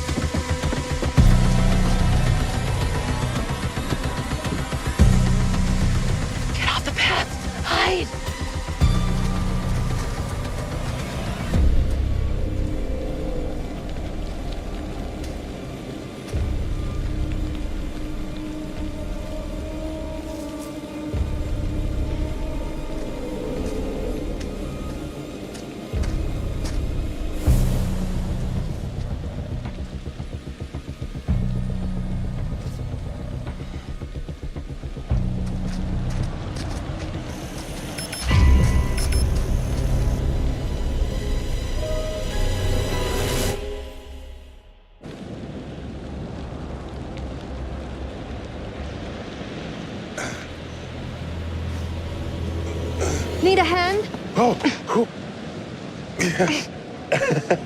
Aaron, holy shit. You're okay?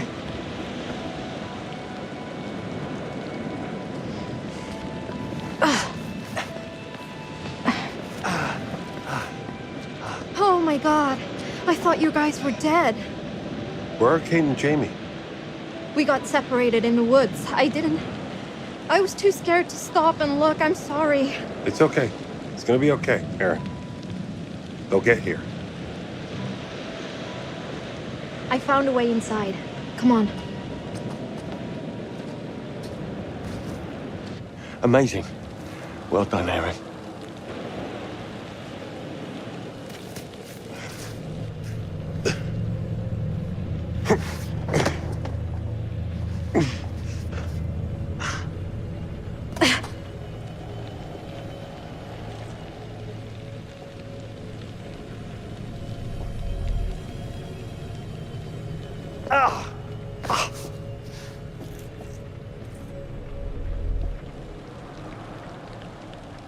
Let's figure out how to get this thing working.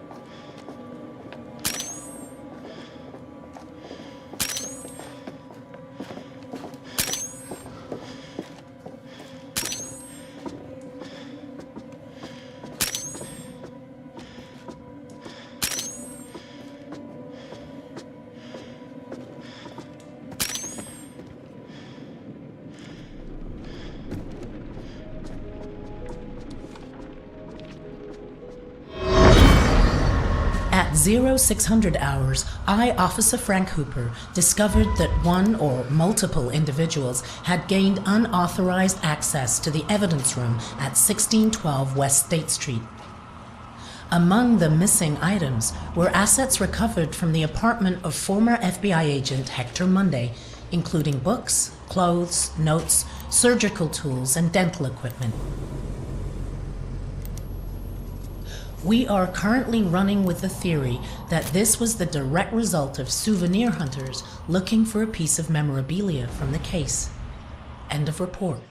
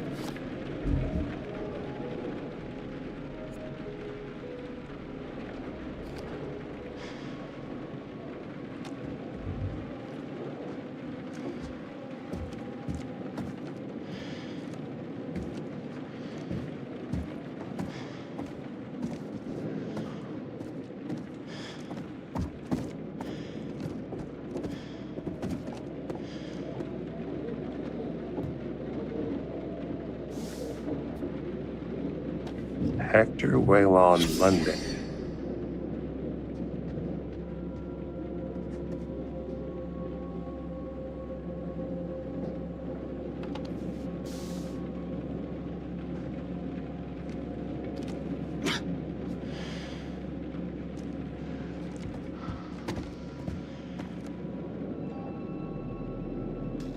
Mr. Dumet, I want my team dead. What? I'll get them to you. This weekend. Just do it. I never said any of that shit. I'm certainly grateful to you, Mr. Dumet. I want my team dead. I'll get them that this weekend. Let's do it. I'm such an idiot. I wanted this to work so much, I just accepted everything he said. It's been edited. I'm such an idiot. Jesus, I'm a sound tech and I fell for it. You're in shock. All of us are. Don't beat yourself up. It's a decent edit. Is it? I wouldn't have fallen for it.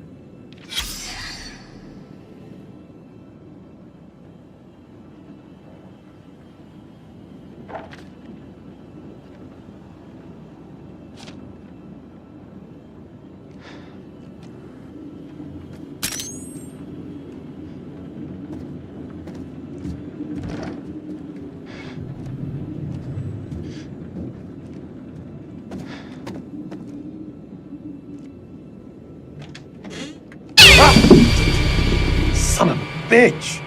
Give me a dog any day. Mark, what the hell was that? You alright?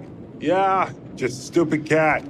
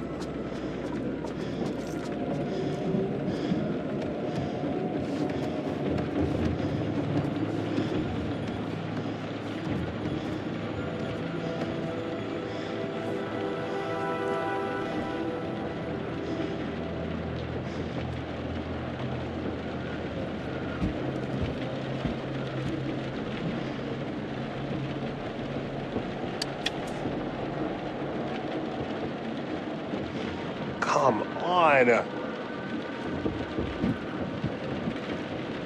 No way.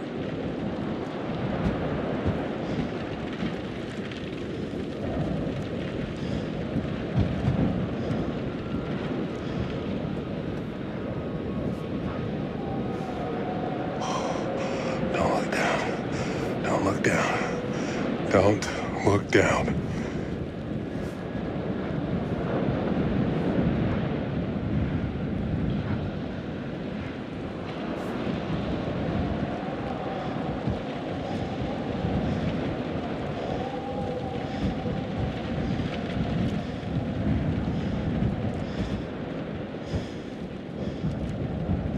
Tampering with the seal is a federal offense.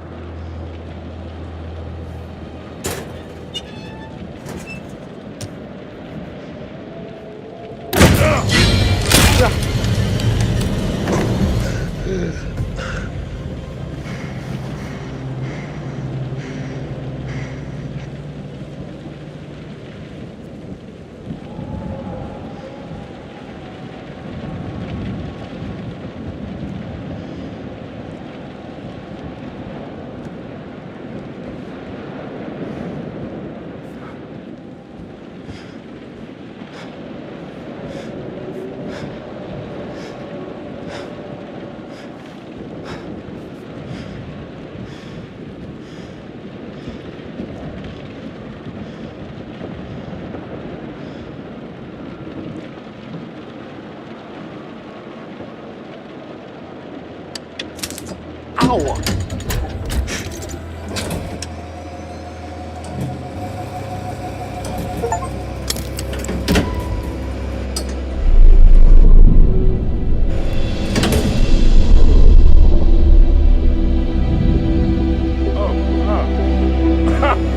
Fuck yes! Woo!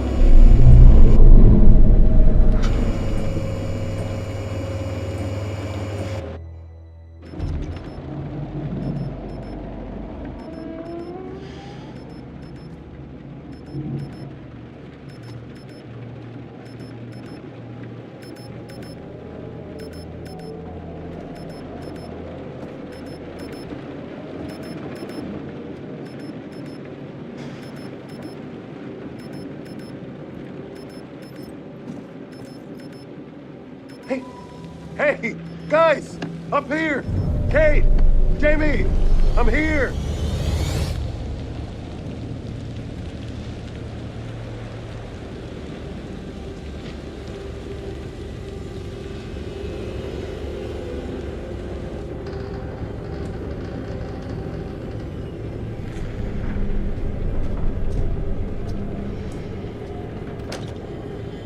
What the hell is that smell? Jesus. Oh. There you are. I wasn't expecting you. Are you early for a change?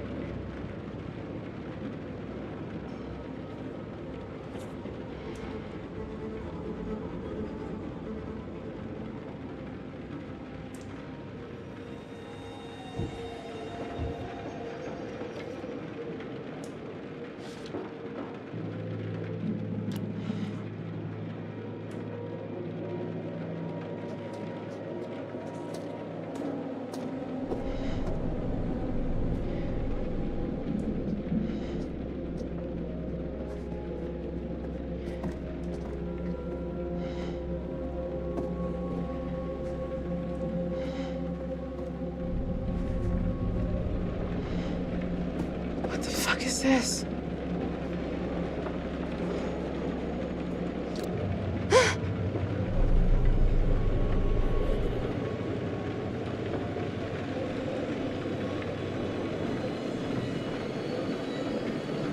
You're a selfish monster. Always have been. Hey. Hey! Who are you?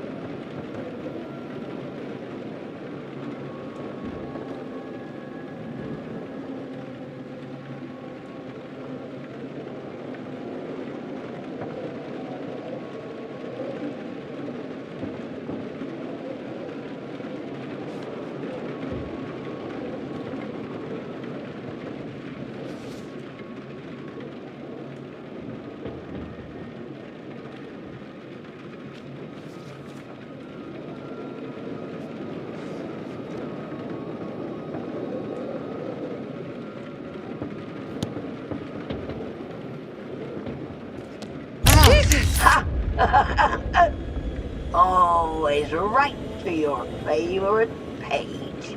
Predictable little shit. I know you.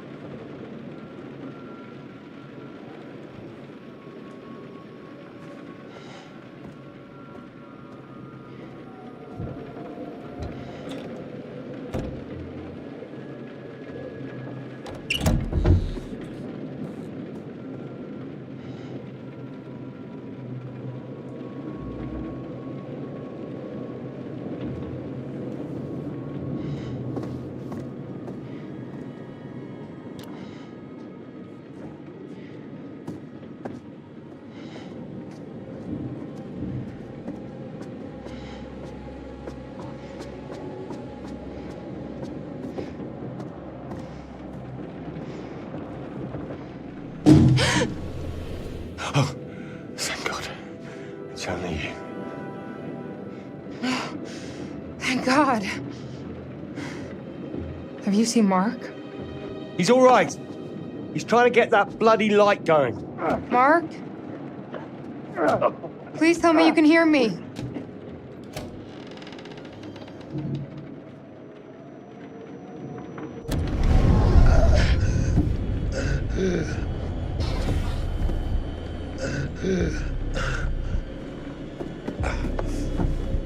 Mark!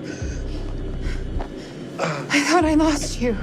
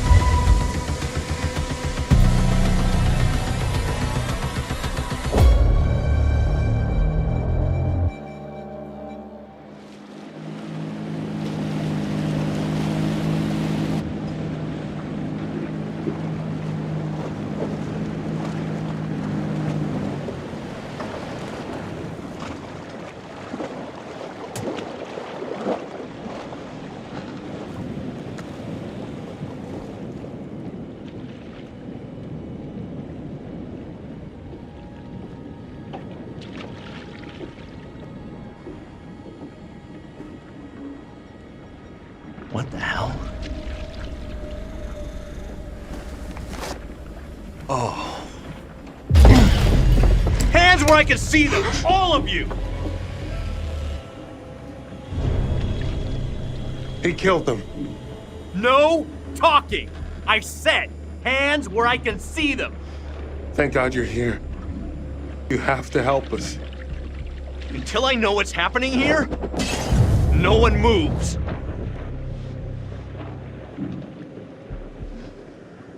We didn't kill anyone, but we know who did. You'll have a chance to tell your story.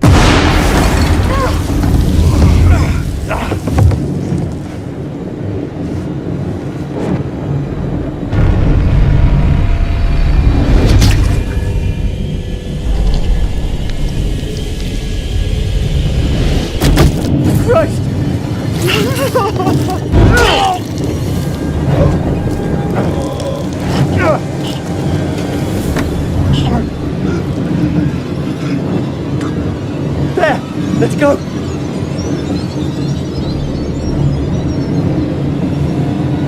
Get his gun!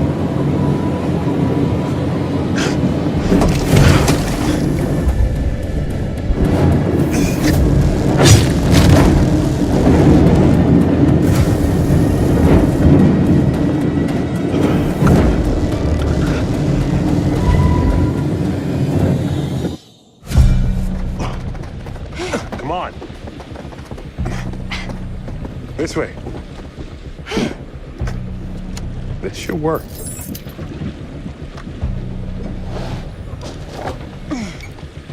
Oh, it's not working. Starter cord. There. Work, damn it! Hey, Connie. Good to see you, boy. Come on. Come on!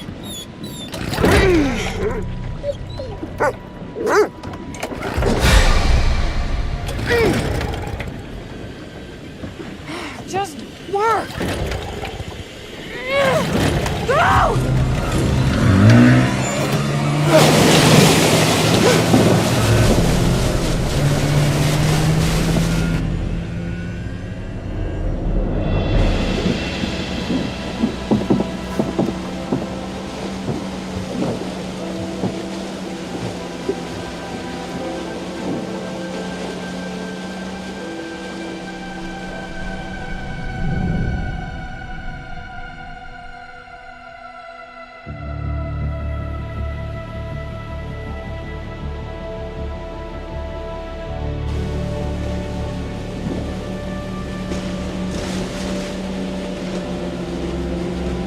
We did it. Barely. I'll take it. We have to call the police. Aim for the lights.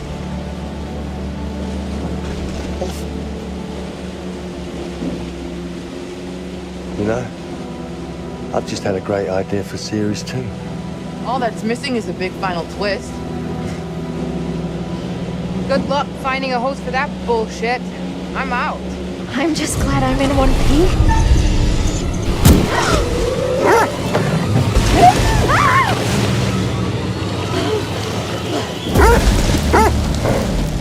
Hang on!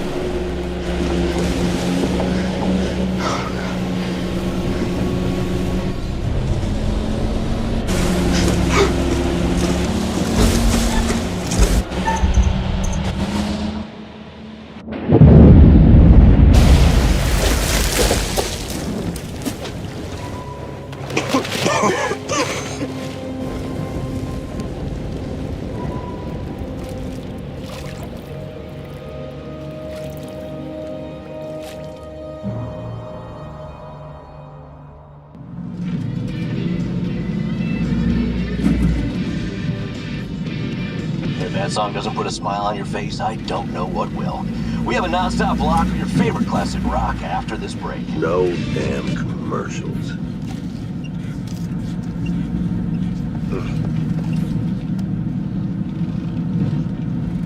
Oh, shoot. Shit!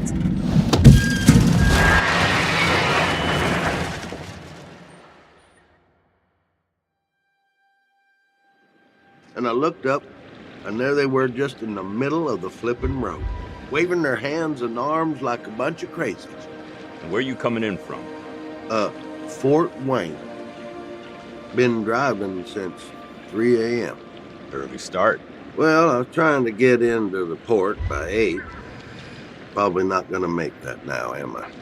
I'd say likely not.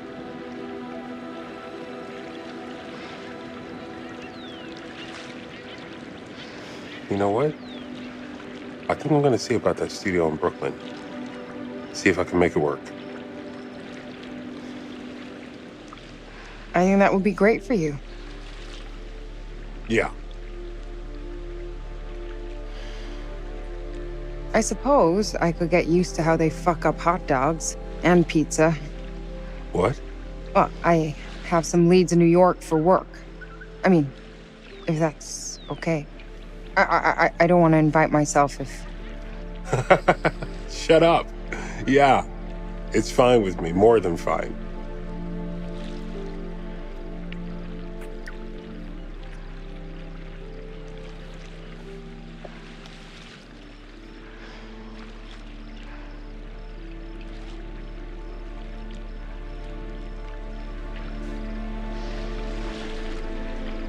So, probably not the right time to ask this, but Oh God, what? are we are we a thing?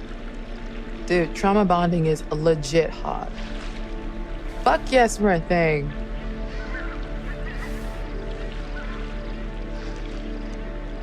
Hey, I think you dropped this when you were running for your life back there.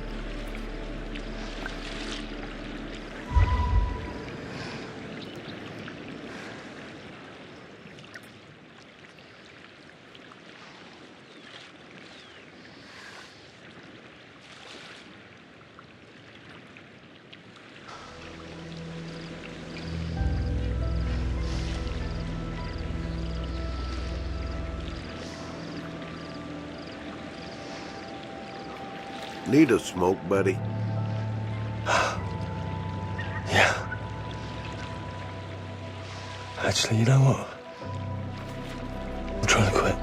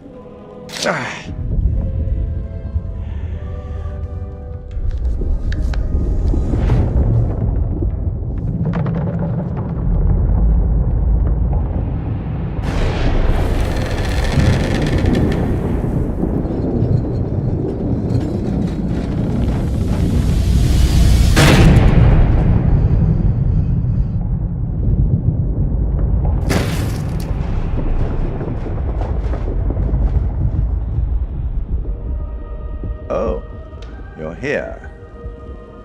All good things must come to an end, but how good was the end for our crew? Hats off for keeping all of them alive. That's so rewarding for you.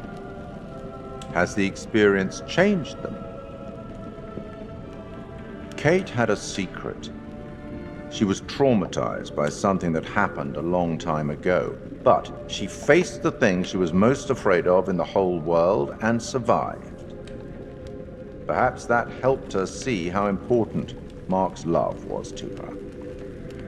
Jamie learned that she had to trust other people and work with them, and to care for them. Mark had to stop waiting for people to tell him what to do. He had to make his own way in the world. And that helped him find his way back to Kate. Erin showed everyone that though she might be easily spooked, she found immense courage when she needed it the most. And it took courage to act on the feelings she had for Jamie.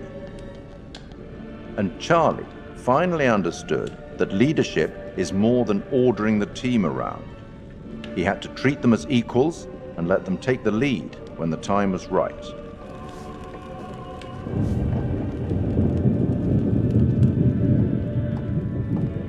I'll tackle the paperwork in the morning. Can you find your own way out?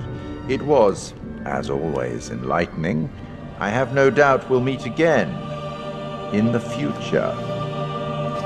Farewell.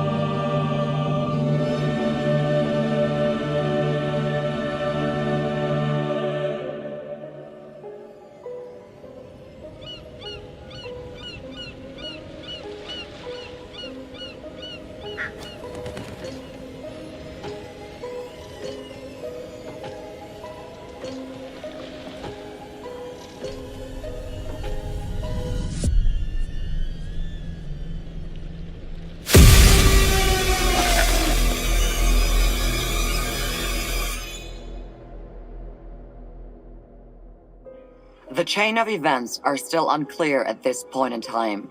What we can confirm is that a little after 7:30, a truck driver was flagged down to render aid.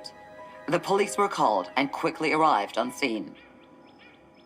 The injured are part of a film crew, Lonnet Entertainment, the team behind the Architects of Murder docuseries. Fuck, man. It seems I as like though that show. they got a little too close to their subject material. Thankfully for them, the nightmare is finally over. Holy shit! Remember how my video went viral? How could we forget? You bring it up every chance you get. Just listen to this. I got enough views to win a competition. What did you win? An all-expense paid trip to an island resort for 5. Now I'm interested. Yeah, Mr. Dumet says they're gonna send a limo and everything. This is gonna be so much fun.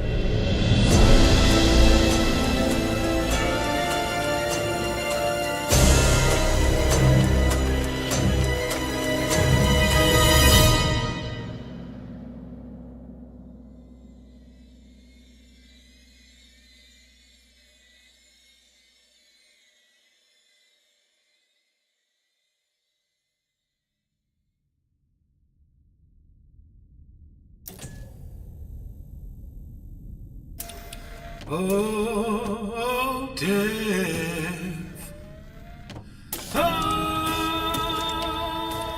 Oh, death.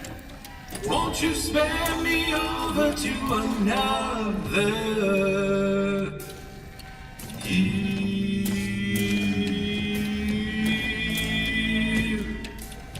Oh, what is this I cannot see with icy hands taking hold of me?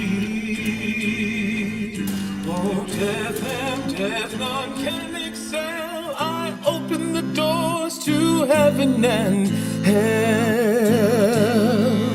Yes, I have come to get your soul and leave your body and leave it cold. To drop the flesh from on your frame, the earth and worm both have their claim. I said, oh, death. Won't you spare me over to another Eve? I said, oh, death, oh, death, won't you spare me over to another Eve? Now, death, if this is true, please give me time to reason with you.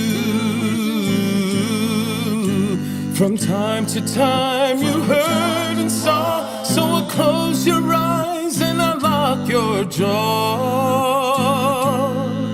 I'll lock your jaw so you can't talk. I'll fix your feet so you can't walk.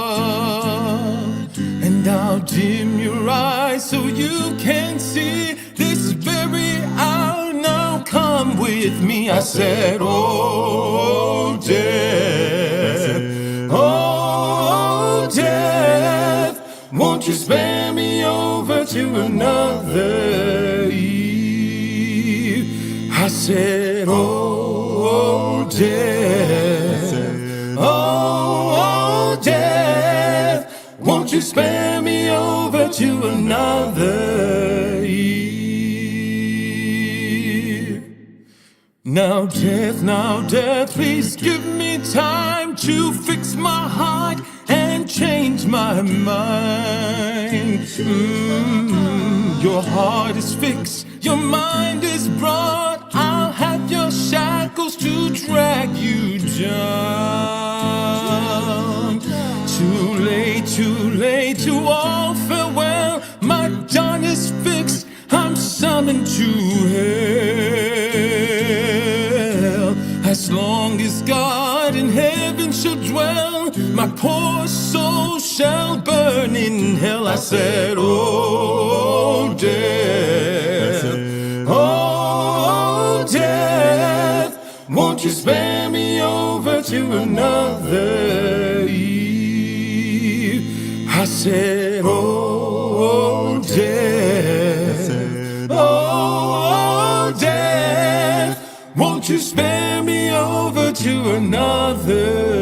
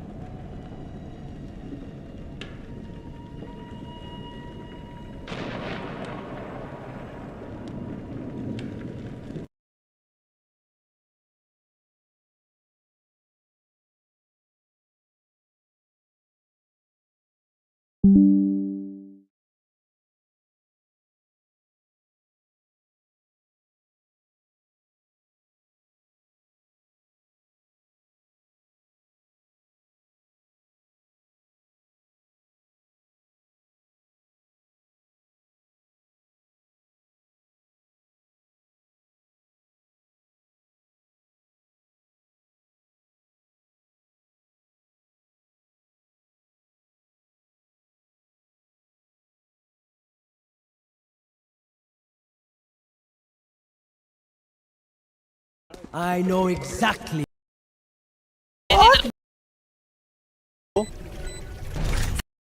Your agent. What? Okay na, kanina lang. Hindi daw. Pag-ausap ko si boss eh. Tanga na, lambing ng boses nito pagkausap yung jowa.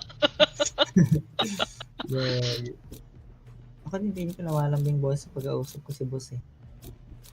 Ako rin lumalambing rin yung boss ko pagkausap si Eman eh. Choose your agent. What? Okay na, kanina lang. Hindi daw. Ako din ko namalambing boss pag-ausap ko si boss eh. Ako rin lumalambing rin yung boss ko pagkausap si Eman eh. Choose your agent. What? Okay na, kanina lang. Hindi daw. Hindi talaga sila maliligtas lang. Tong ina mo. Hindi ka ganyan magsalita. Fuck you.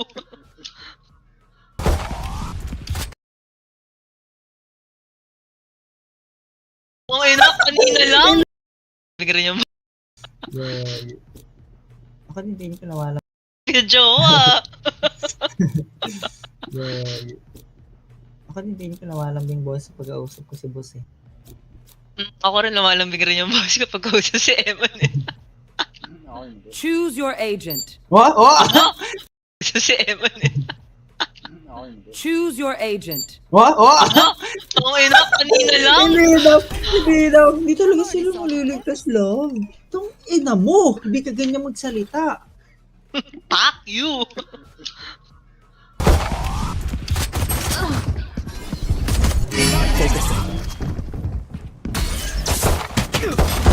Utang ina mo.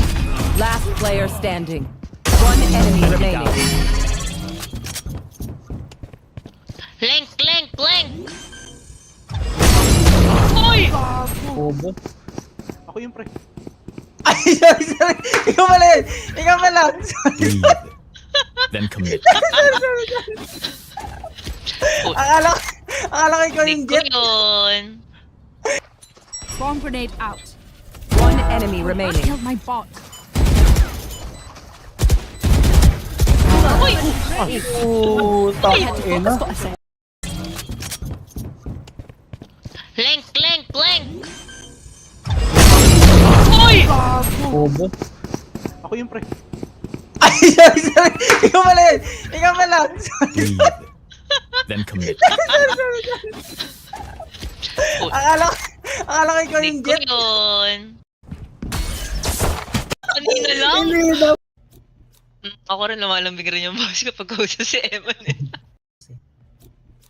Ako rin Hindi ko namalambing. yung jowa.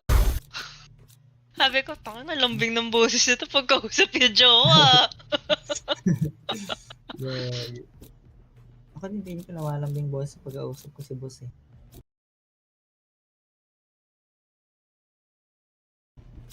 Ako rin lumalambing rin yung Yeah. Ako din ko namalambing boss pag-ausap ko si boss eh. Ako rin lumalambing rin yung boss ko pagkausap si Eman eh.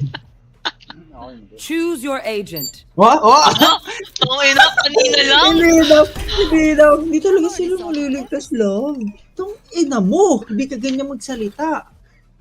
Fuck you.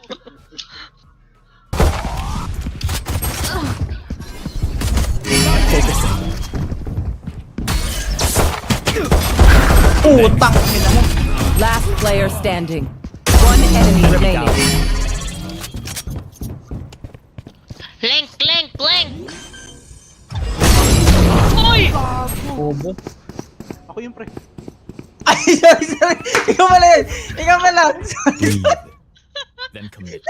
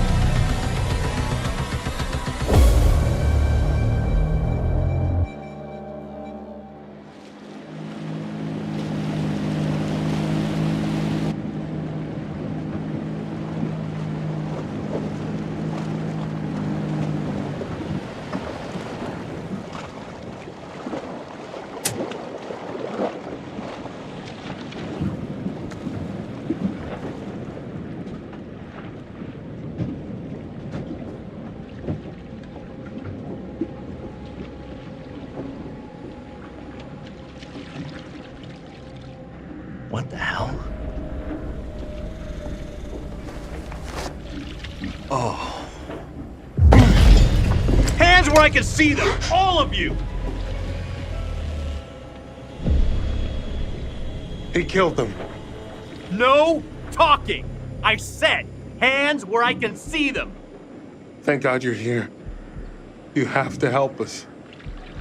Until I know what's happening here, no one moves.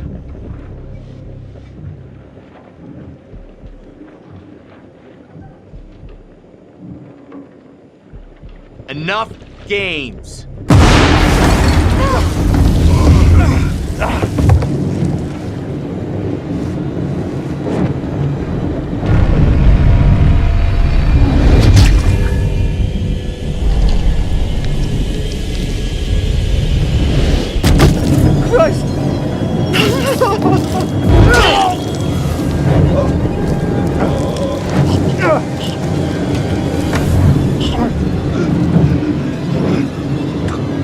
There!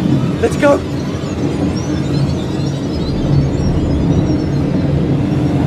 Run!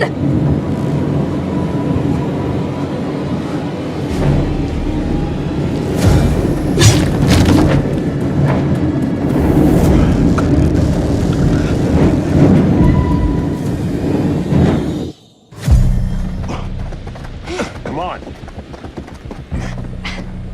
This way.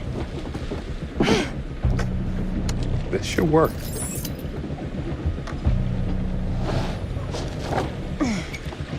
Oh, it's not working. Starter cord. There. Work, damn it! Hey, Connie. Good to see you, boy. Come on. Come on!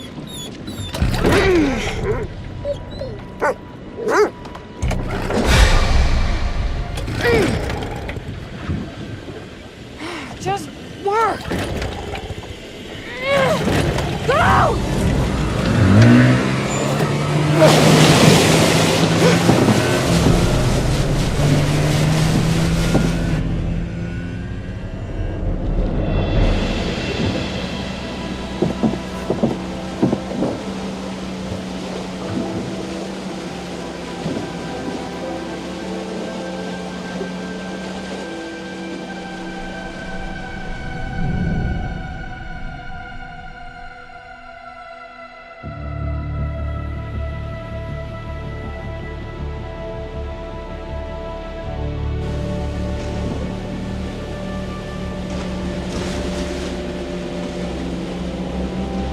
We did it.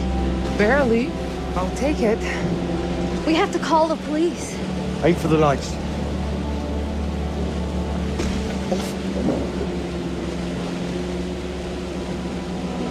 You know, I've just had a great idea for series 2. All that's missing is a big final twist. Good luck finding a host for that bullshit. I'm out. I'm just glad I'm in one piece.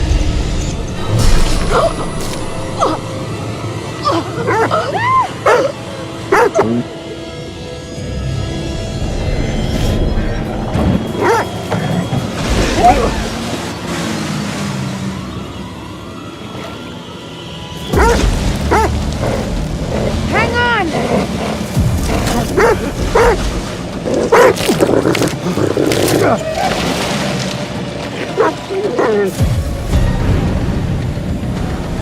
No, please.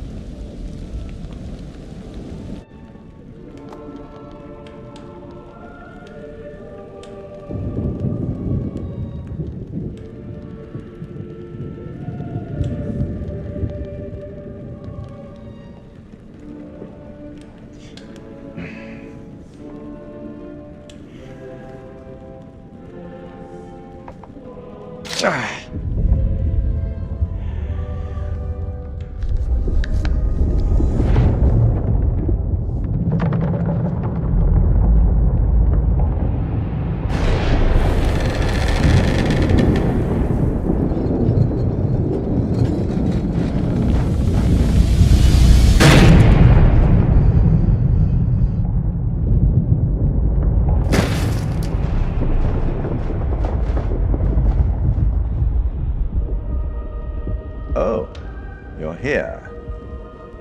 All good things must come to an end, but how good was the end for our crew? Let's not mince words. Everyone, but everyone, is dead. The only one who made it off the island alive was the dog. So, rest in peace. Kate. It's a final close-up and cut. It's a wrap. Mark. Loyal to the final frame. There's some studio space going spare in Brooklyn, if anyone's interested. Charlie. Lost his head at the end, didn't he? I mean, literally. Erin, killed by an axe that really shouldn't have been left where a deranged killer might find it. And Jamie should have jumped rather than trying to fight. But she had bad advice, didn't she? And then things got messy. Very messy indeed.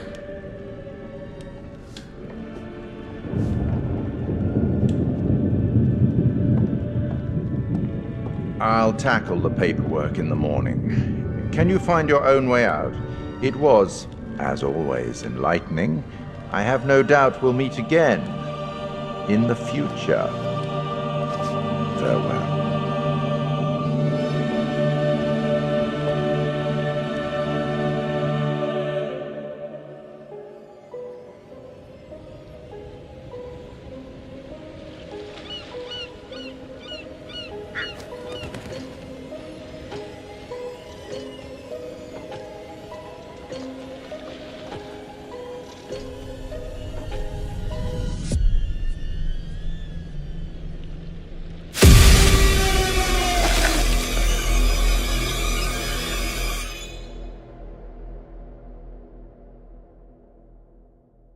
Earlier this evening, police have confirmed a case of 5 missing persons who appear to all be members of a film crew, Lonnet Entertainment, the team behind the Architects of Murder docuseries. Fuck, man. CCTV I like that footage show. can confirm that the crew were last seen loading into a limousine, which has been tracked to this shoreline. At 5 a.m., a police officer was called out to the area after reports of a sighting of flashes from the lighthouse situated on the island across the water. His whereabouts are still unknown. We will keep you updated on any significant developments in what police are describing as a fast-moving situation amid growing concern for the safety of the crew and the attending officer. Holy shit! Remember how my video went viral? How could we forget? You bring it up every chance you get. Just listen to this. I got enough views to win a competition. What did you win? An all-expense paid trip to an island resort for 5. Now I'm interested. Yeah, Mr. Dumet says they're gonna send a limo and everything. This is gonna be so much fun.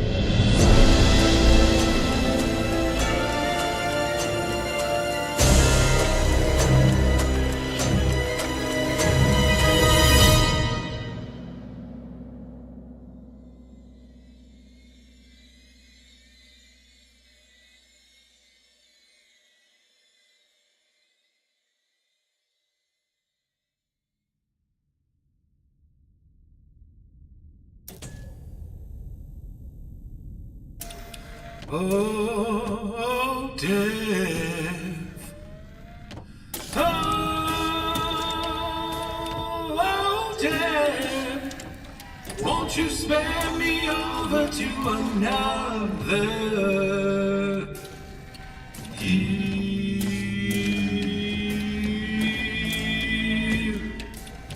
Oh, what is this I cannot see with icy hands taking hold of me? Oh, death and death, none can excel. I open the doors to heaven and hell. Yes, I have come to get your soul and leave your body and leave it cold.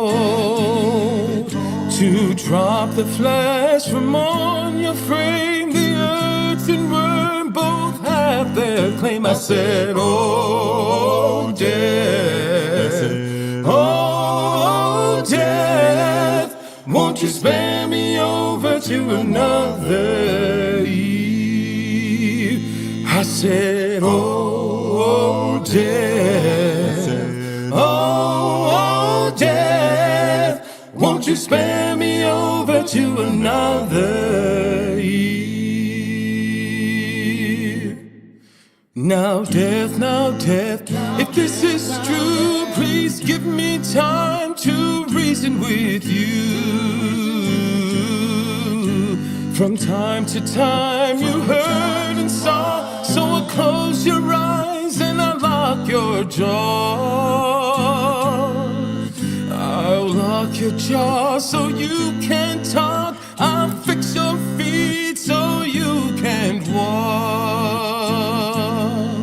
And I'll dim your eyes so you can see this very hour. Now come with me. I said, oh, death, oh, death, won't you spare me over to another eve?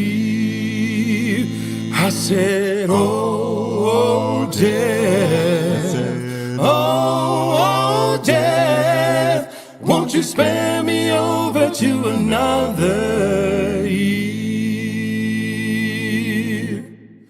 Now, death, please give me time to fix my heart and change my mind.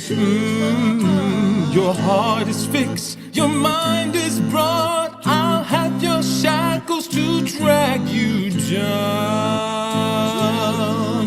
Too late to all farewell. My dawn is fixed, I'm summoned to hell. As long as God in heaven shall dwell, my poor soul shall burn in hell. I said, oh, death, oh, death, won't you spare me over to another eve? I said, oh, death, oh, death, won't you spare me over to another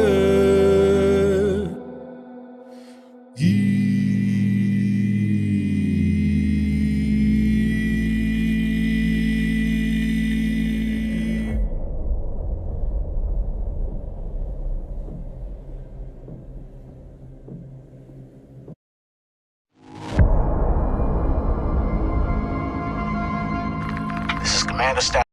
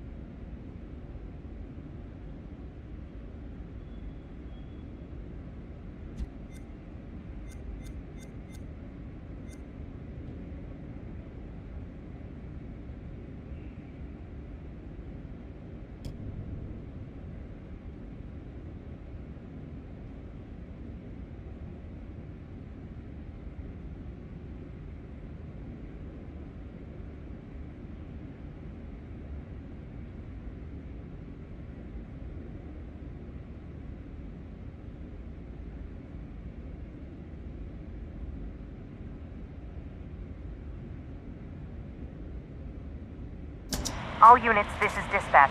Be on the lookout for a male suspect believed to be the Shoe Shine Killer. Suspect is FBI Special Agent Hector Monday. He may be armed and is highly dangerous. Dispatch, this is Officer Martinez. I found Mundy's car, requesting backup. Officer Martinez, what's your location? A warehouse on Park Avenue, Fulton River. Looks abandoned. Officer Martinez, backup on its way. Hold your position. Copy that. Shit! He's seen me! Officer Martinez, hold your position. Shit!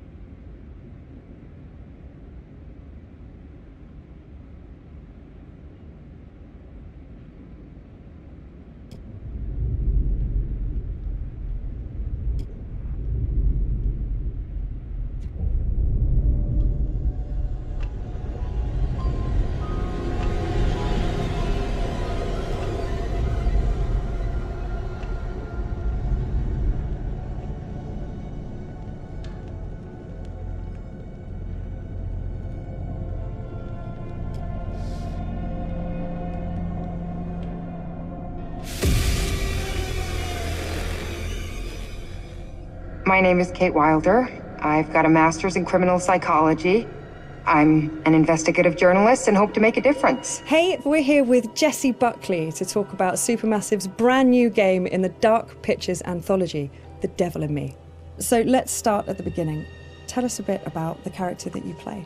I play a character called Kate Wilder, who is a presenter who's part of this documentary team who are doing a show about the serial killer H.H. Holmes.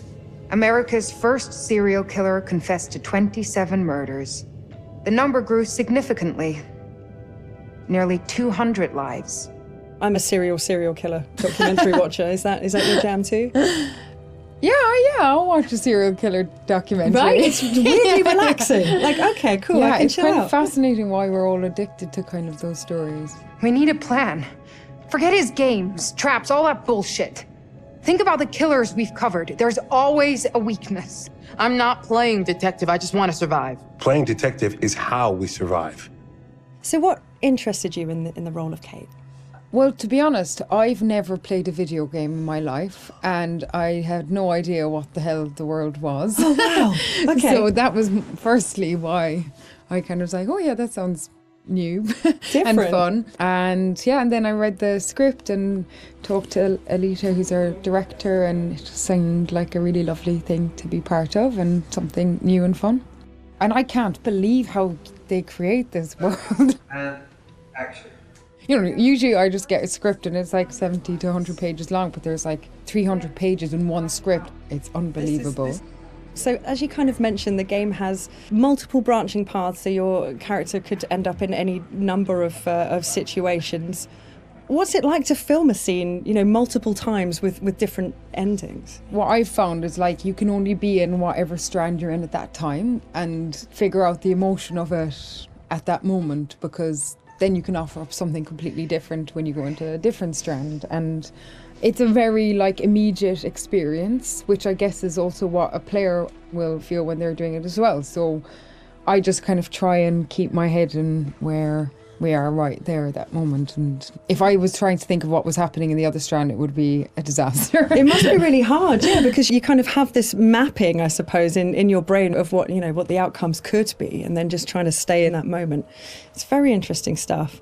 So many things can happen to characters in the Dark Pictures anthologies. How do you make sure that Kate is always Kate, no matter what she's kind of faced with?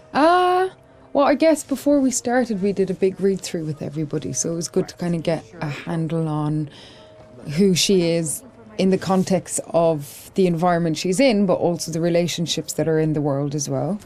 It just kind of reveals itself from the script, and I just kind of let her run free and see what That's so cool, happens to her. Yeah, I don't think anybody has continuity in themselves. I don't anyway. It must be very difficult. Yeah, really difficult. And that's it. I guess it's quite good fun to then go, okay, let's go with this and see where we end up. Well, I think also Kate lives on the knife edge of she has a genuine obsession and curiosity about serial killers. So there's part of her that's kind of running towards it and part of her that's running away from it, and all of them have come to be curious about H.H. Holmes, but also with that, you're kind of living a real life horror as you're going into this world. So, come on, Charlie. What do we know about this guy? And everybody's fantastic, and they're all such distinctive people, and they all somehow genuinely feel like a crew, Nice, yeah. You kind of have the kind of riffs. Charlie is thinking. She looks a lot like a temper tantrum. And the new fledgling loves, and then the kind of creeping horror of your life. What are you doing with your life? Sounds very familiar. Yeah, I think I've been there at 3 a.m. What is all of this? Okay, so let's talk about the setting that Kate finds herself in. I've heard something about murder castles, and I'd like to know more. So the production company that Kate works for, Lonnet Entertainment, they get a mysterious call from a stranger who says that he's basically made a replica of H.H. Holmes' murder castle. Wicked. And invites them to come and document it because he knows that they're interested in serial killers. And Lonnet Entertainment, which is run by a character called Charlie, is kind of hard up, but only Charlie knows that. And so even though Kate is a bit kind of resistant to go because it just feels like another kind of fuddy-duddy thing, they agree to go to this island as one last kind of hurrah. It sounds like absolutely nothing awful is going to happen. It sounds like a perfect setup. I'm going to have a cup of tea. Delightful. Yeah, lovely island. Very nice. Look! Years are the wine that fill the cup of time. So in the game, you've got quite a limited inventory. Which items would you take into the house if you could take anything? I'd probably take, like, I think, look, all these mad people are just in need of a hug. So I'd probably take a bottle of wine and just be like, mate, let's just sit down, have a glass of wine, talk about what's going on here. Get Charlie's fags. Come here. Have Let's a fag. just calm Let's just calm down. That's my weapon of choice. I'd kill him with kindness. Well, you could at least start with the wine, and if that doesn't work, you've got the bottle. So, I mean, it's perfect. You're done. You're done. And if not, I could just drink it myself and have a lovely time. Some kind of belt with 3 or 4 of them attached. Off you go. It's all going to be fine. And if it's not fine, you're not going to know about it. Yeah. Done. Perfect. Good choice. Think it's okay if we pour some wine? God, please do. So you've mentioned the chase scene with the other girls. Was that fun? That genuinely was fun to be running and scared and all of that? Yeah, it's always fun. I mean, I think everything's kind of fun.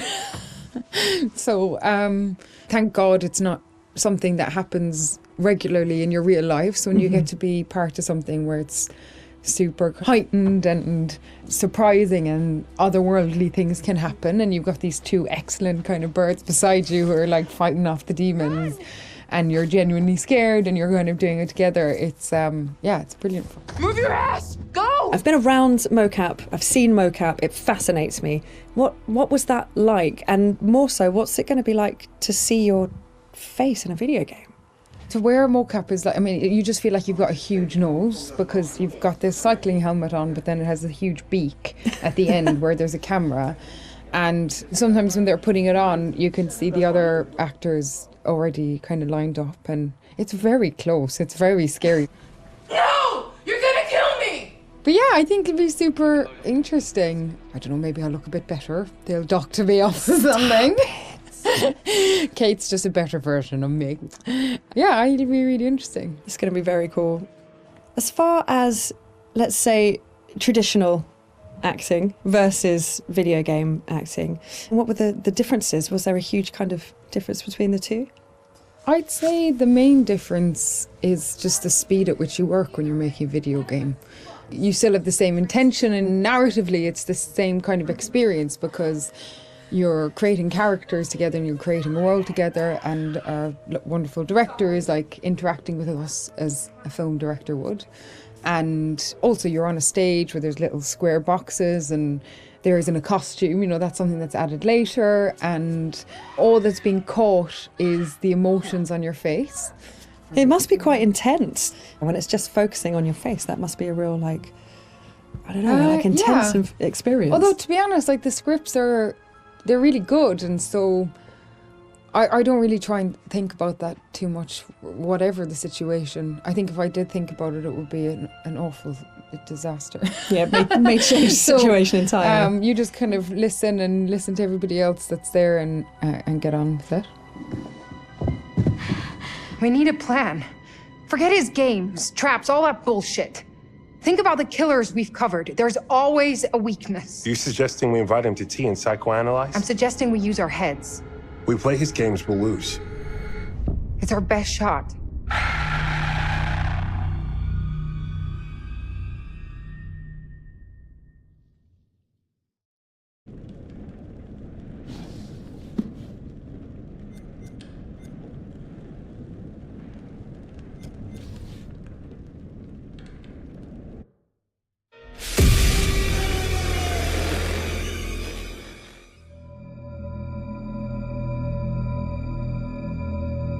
Torture chambers, secret passageways, vats of acid, and deadly vaults. In 1895, Chicago police unearthed horrific evidence of torture and multiple murders at the sprawling castle of H.H. Holmes. Masquerading under the guise of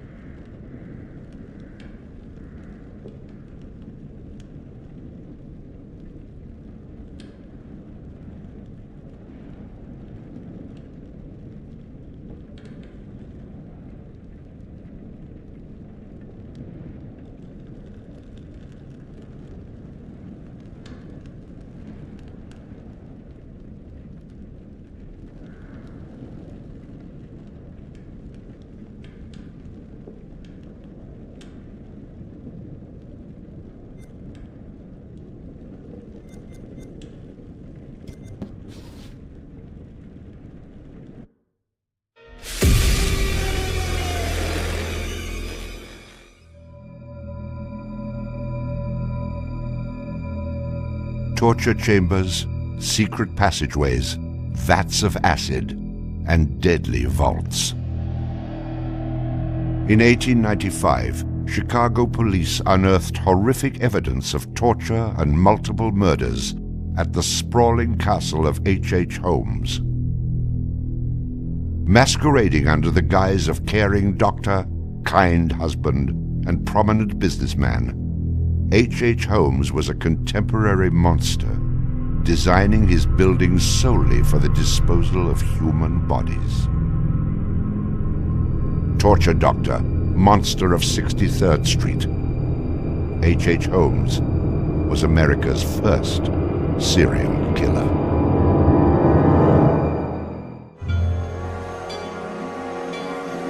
Just south of Chicago, the suburb of Englewood was thriving with commerce. The train station itself had 9 leading lines of railway and over 100 trains stopping there every day. No other suburb of Chicago had this luxury. Dr. Henry Howard Holmes, a pleasure to meet you. Arriving in Chicago, Holmes finds work immediately at the E.S. Holton drugstore, located at the southeast corner of 63rd and Wallace in Englewood. Several months later, Everett Holton dies of supposed natural causes. Then Claire Holton, his wife, disappears after selling the drugstore to Holmes. Owning the drugstore, Holmes had a steady flow of cash. He would often purchase and resell goods and properties under his numerous aliases. In addition to scamming creditors, Holmes obtained his funds from other phony inventions, such as a mineral water elixir, which in reality was obtained from the city's water supply. 1888, Holmes secures a lease on the vacant property across the street from the drugstore, the southwest corner of 63rd and Wallace. It is here that Holmes will make his horrific dreams come true. He will construct a building for which the entire world will remember him. Fantasies start very young, and so what he did then was he took a step furtherance of his fantasies to make it reality. And probably, if we had done a little bit of investigation back then, we would have seen things like his plans, but not just plans for a building, because we'd expect to see architectural plans, but plans for his torture rooms. For the suburb of Englewood, the building Holmes is erecting at 63rd and Wallace is a massive construction project. Day after day, passers-by stop to gaze at the spectacle of the many laborers working together to create a magnificent new edifice in their neighborhood. Englewood residents were so impressed with the massive building that they named it the Castle. From its outward appearance, it seemed rather normal. But like the duality of Holmes, the exterior and interior of the building were extremely different. Holmes himself was the architect of the building. He was the only one who knew its design. There was this constant turnover of workers on the building. He would hire a mason to put in a wall and then fire the guy, or hire somebody to put in part of a staircase and then fire him. And there seemed to be several very sinister reasons behind that. One was he managed not to pay a lot of these people because he was always claiming that they were doing incompetent work. But the other, much more insidious reason was that no one except him really had a clear idea of what the structure of the interior of the house was. He had a huge bank vault installed in one of the rooms. And the way he did it was he put the vault in first while the building was under construction, and then built the room around it. And he bought this thing on credit and then refused to pay for it. The bank company said they were going to repossess the vault. Holmes said, well, come on in and do, but if you damage my building in any way, I'm going to sue you for everything you're worth. The bottom floor of the castle housed a pharmacy, jewelry store, barber shop, restaurant, and a blacksmith shop. Behind this innocent facade was a Gothic house of horrors designed by the mind of a monster.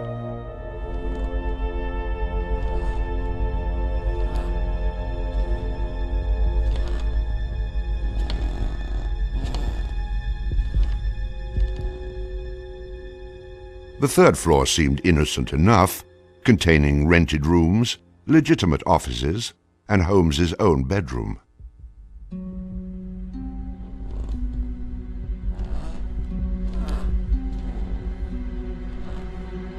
But it was the second floor that contained 35 rooms, many specifically designed as killing chambers.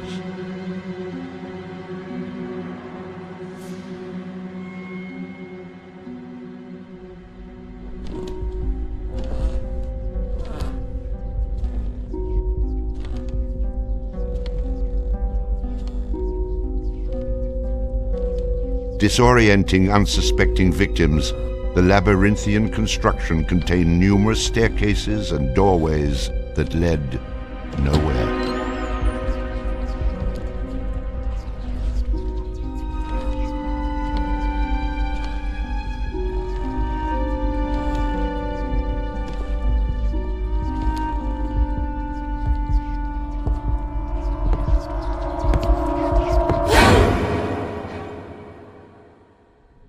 For a quick method of hiding a victim's body, a concealed greased chute and trapdoor led directly into the basement of the castle.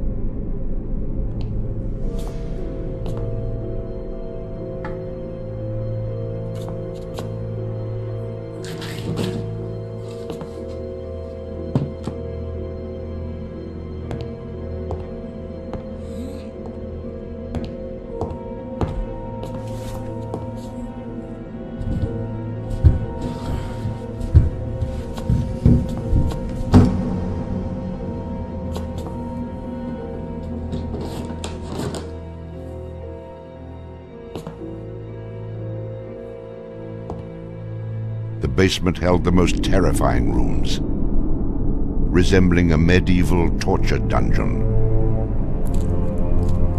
Acid vats, quicklime pits, and a crematorium disguised as a glass-bending furnace were Holmes's favorite methods of immediate body disposal.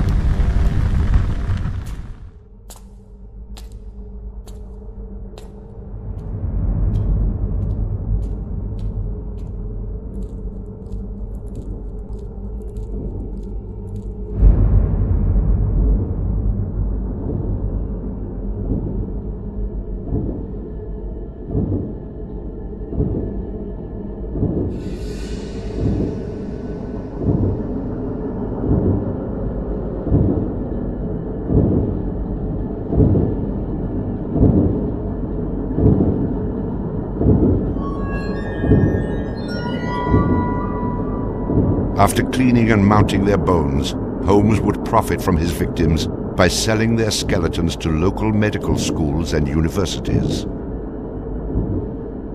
Holmes would make a killing in Chicago, financially and literally.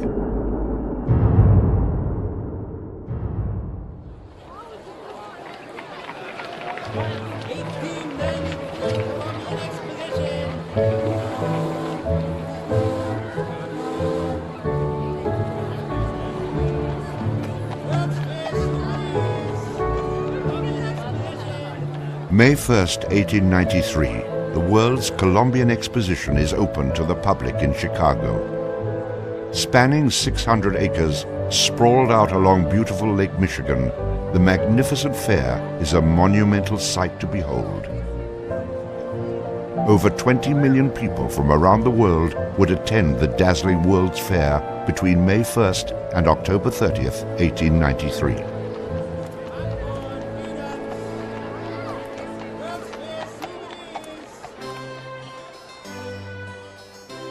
Holmes utilizes the World's Fair as the perfect opportunity to capitalize on his demented design of the castle. Located only a few miles from the World's Fair, Holmes's castle was perfect lodging for tourists. Holmes decides to rent rooms to visitors of the fair. He entirely renovates the upper floors of the castle, bringing in the most modern furnishings and luxuries, all purchased on credit, which Holmes had no intention of repaying. In addition to placing newspaper ads for rooms to rent, Holmes visited the fair with several of Benjamin Peitzel's children, preying on elderly women who flaunted their wealth, making sure he invited them back to the castle for a warm night's stay in a soft bed. They're not calling their relatives, telling them where they're at. They just know that they're going to Chicago to see the Columbian Exposition. Perfect victims, because they're unknown in the city. Their relatives, wherever they came from, know that they were coming to Chicago, and they never came back. Now, how do you start to find them? They don't even know where they stayed. Perfect, easy victims. I'm sure some of them got in and out of his place with no problem. And others, they walked in and they never checked out. Some of the rooms had been completely lined with asbestos to make them soundproof. Hidden in Holmes's office was a master control panel which connected to gas lines leading into airtight sleeping chambers. Holmes would lead his victims into the rooms, lock them in, and turn on the gas, asphyxiating them while watching their demise. Let me out! Holmes, let me out, please! Holmes! Holmes! Holmes, please! Holmes! At the height of the World's Fair, Holmes masterfully juggles his castle businesses, renting rooms, dodging creditors, selling skeletons, and attending to the needs of the many women in his life. I have had many young ladies in my employ, most of whom are still living in and about Chicago, whose parents and friends know only too well that far from being their seducer, I have done much to materially help them in their narrow lives. Being a personable, attractive young doctor and businessman, Holmes won the hearts of many women throughout his life. At one point, Holmes managed to secretly have 3 wives, each never knowing of the others. In 1890, Julia Connor became Holmes's employee and mistress, living at the castle with her daughter Pearl.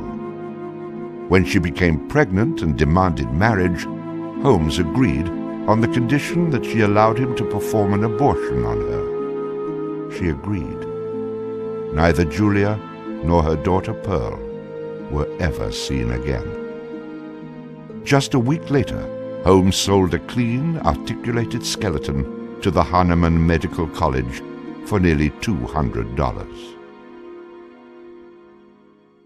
In 1892, Holmes acquired another mistress, Emmeline Sigrand, and employed her as private secretary.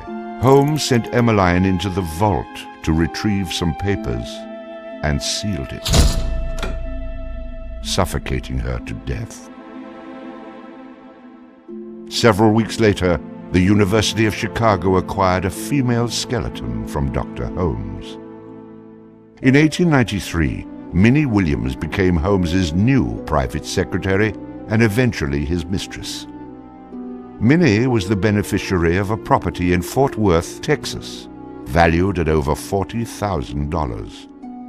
Holmes murdered Minnie and her younger sister Nanny after having Minnie sign over the Fort Worth property to him. In 1894, Georgiana Yoke became Holmes's 3rd wife. He married her under the name Henry Mansfield Howard. Like his other legitimate wives, Georgiana lived out her entire life. On July 19, 1895, Chicago police enter the Holmes castle. The world would now learn of the horrors that the castle had kept secret for so very long.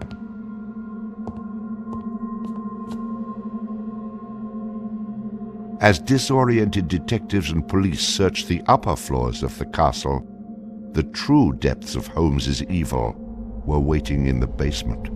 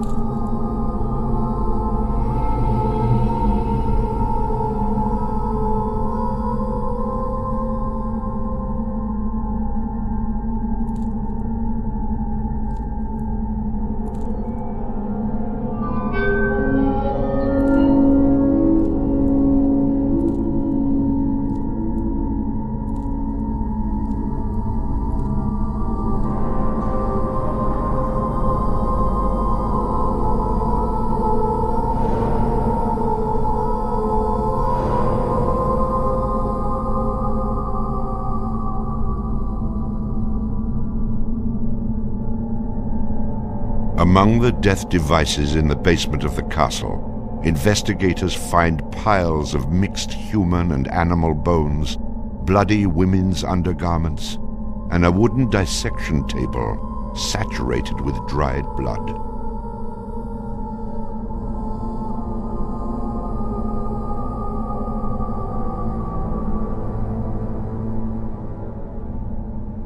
Chicago police were inundated with names of people reported missing from the World's Fair. 50 missing people were eventually traced to the Castle of Horrors. The evidence, blood and bones found in the basement posed a problem for 19th century criminal investigative techniques. It was very difficult to go and identify even the bones as being human in origin, because with the very small fragments you didn't have enough of the identifying characteristics to be able to make that ID.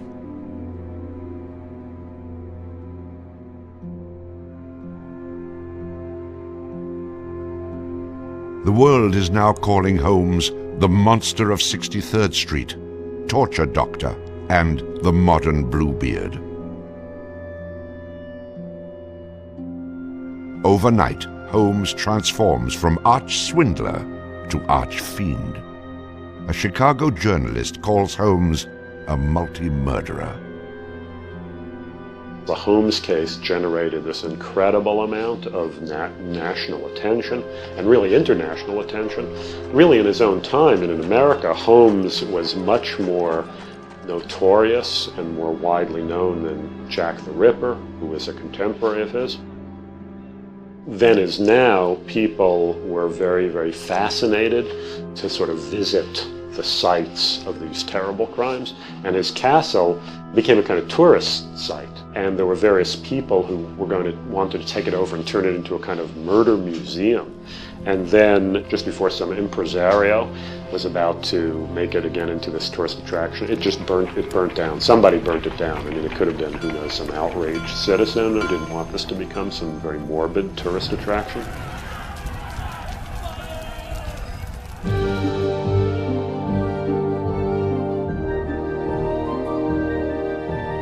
Holmes's trial was kind of the O.J. Simpson trial of the day. It just generated this huge amount of publicity. The case had become a kind of national obsession. Of course, there wasn't CNN or Court TV back then, so it couldn't be covered quite as relentlessly, but it was covered very, very extensively. There were true crime books and pamphlets and all kinds of stuff.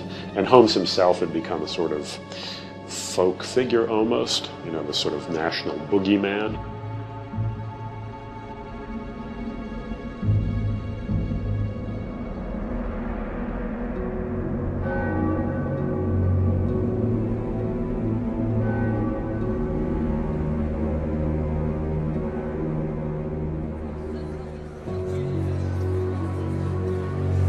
The courtroom fills for the final verdict to be read. Holmes becomes extremely nervous when not one of the jury members looks at him. In his entire criminal career, this is the moment Holmes never believed would occur. He is found guilty of murder in the first degree. Herman Webster Mudgett, alias H.H. Holmes, would be hanged on May 7th, 1896.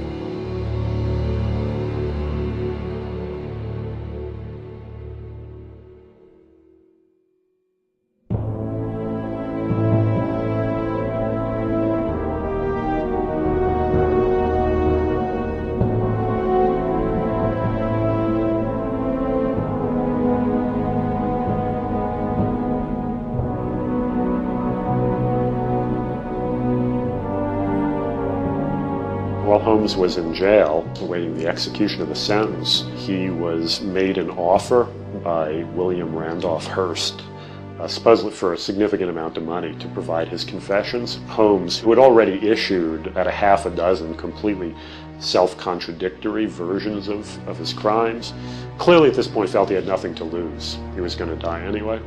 In this confession, he did a complete about-face, and portrayed himself as the worst monster who ever lived. He just basically confessed to every crime anybody had ever suspected him of and threw in a few more for good measure. He's reliving the fantasies after the fact now. He's reliving the fantasies of things that he did. She was very willing to do this, and prepared to leave the vault upon completing the letter, only to learn that the door would never again be opened until she had ceased to suffer the tortures of a slow and lingering death. The partial excavation in the walls of this room found by the police was caused by Latimer's endeavoring to escape by tearing away the solid brick and mortar with his unaided fingers. I closed the door and turned on both the oil and steam to their full extent.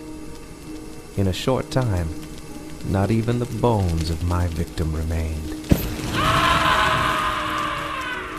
It was the footprint of Nanny Williams that was found upon the painted surface of the vault door, made during her violent struggles before death.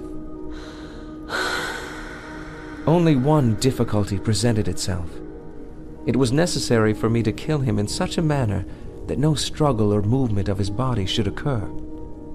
I overcame this difficulty by first binding him hand and foot, and having done this, I proceeded to burn him alive by saturating his clothing and his face with benzene and igniting it with a match.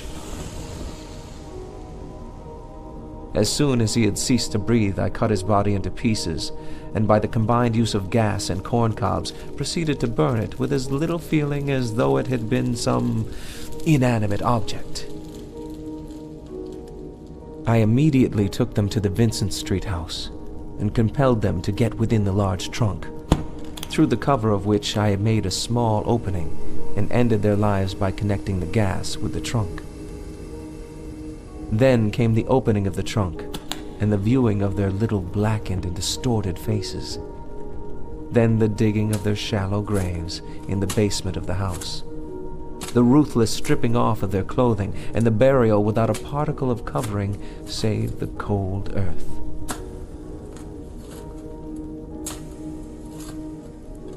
I am convinced that since my imprisonment, I have changed woefully and gruesomely from what I was formerly in feature and figure. My features are assuming a pronounced satanical cast.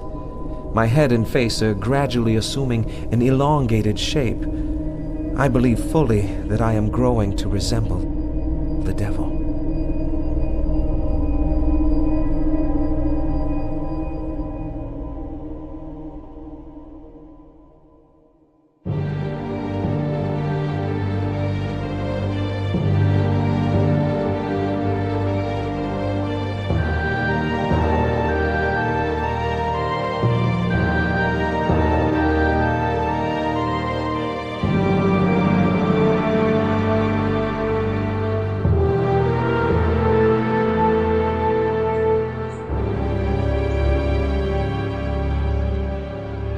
On the gallows, just before he died, he recanted.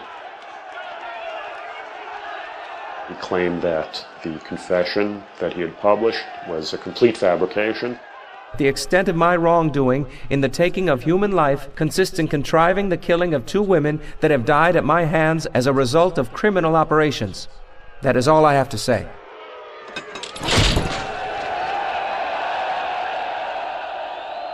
H.H. Holmes is hanged on Thursday, May 7th, 1896, just 9 days before his 35th birthday. At 10:25 a.m., he is pronounced dead.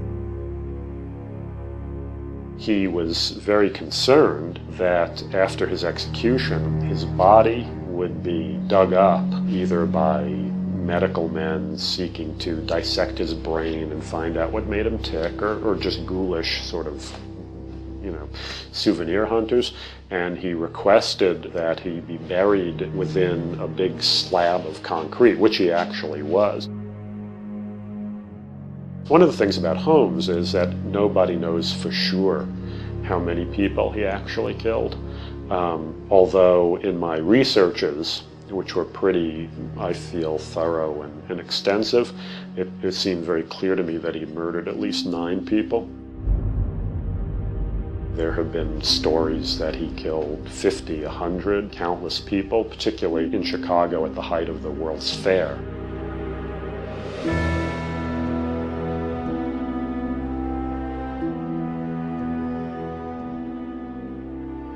How many people did Holmes actually murder?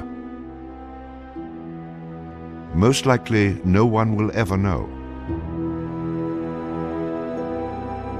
Holmes and the many other people that came in contact with him are long gone, having taken the answers with them to their graves. I was born with the devil in me. I could not help the fact that I was a murderer no more than the poet can help the inspiration to sing. I was born with the evil one standing as my sponsor beside the bed where I was ushered into the world. And he has been with me since.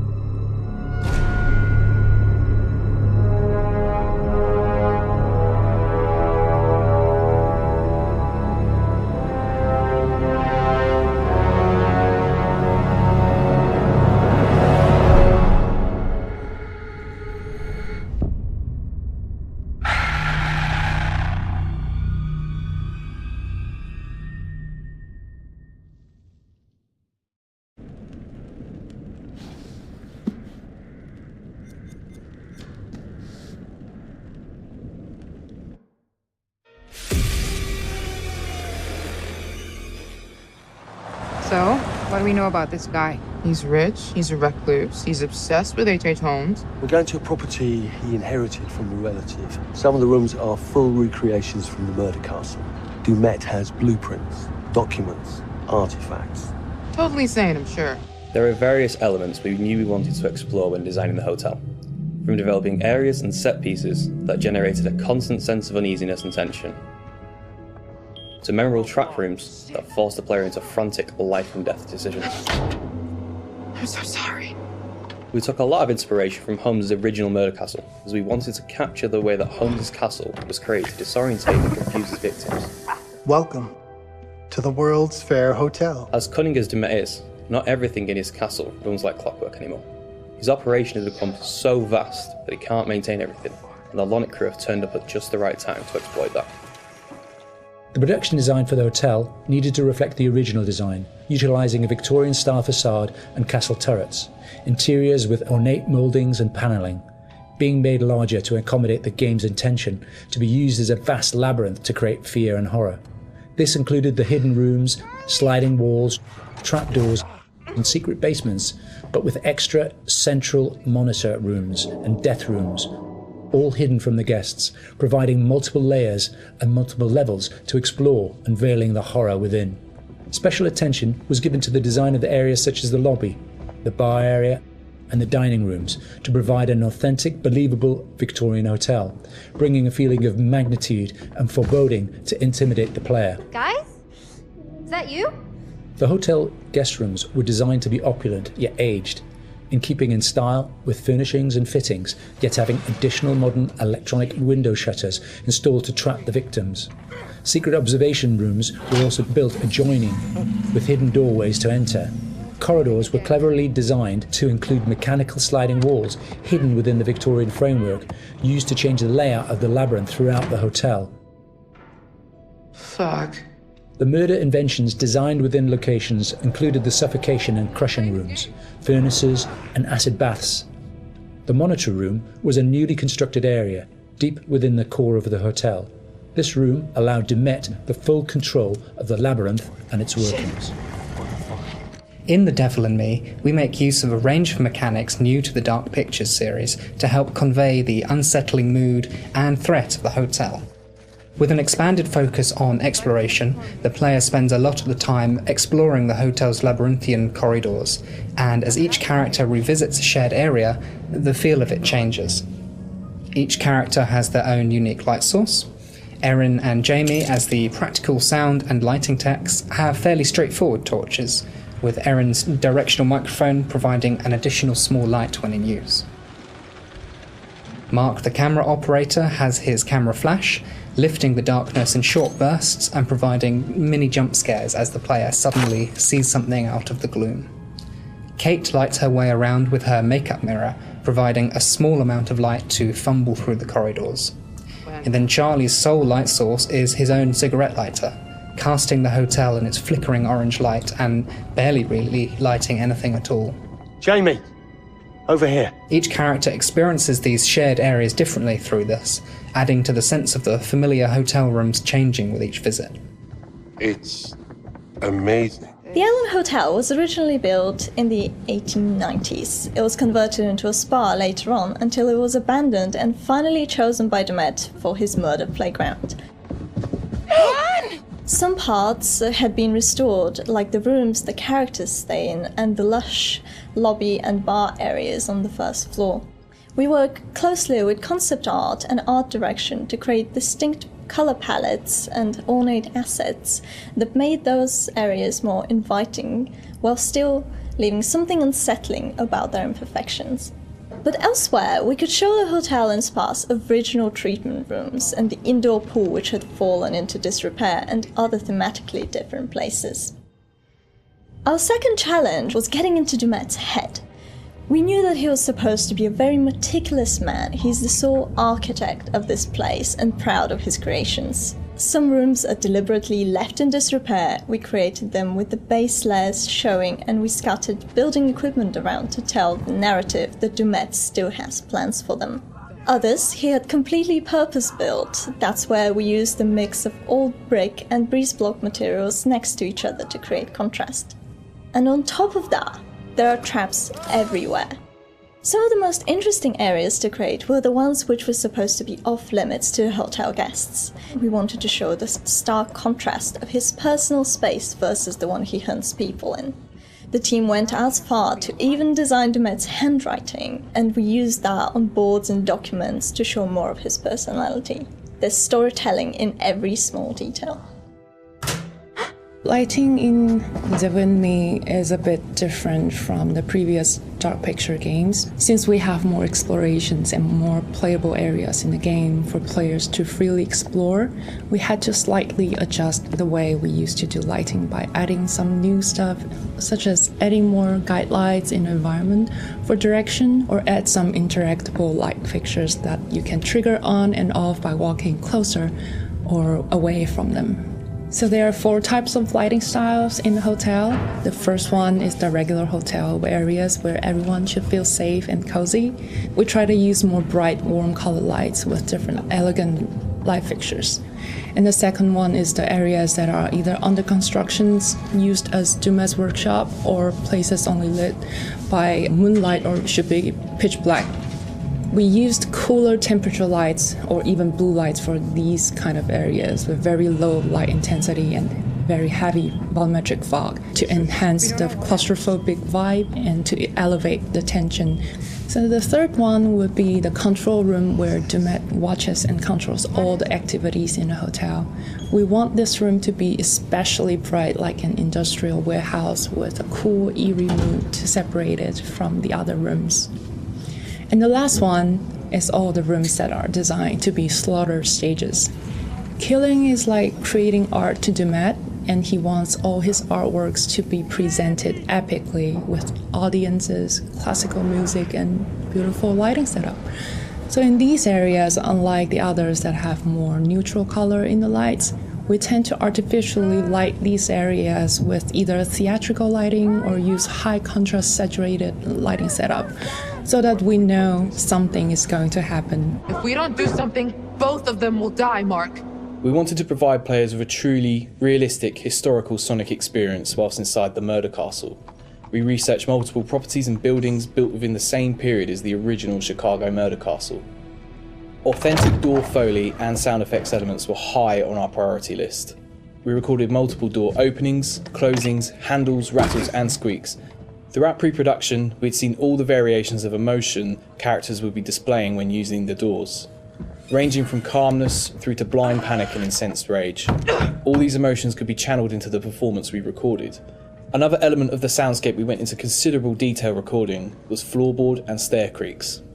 Virtually every step we took provided us with a distinctive and unique sound. We recorded these creaks in 3 states: running, walking, and walking slow.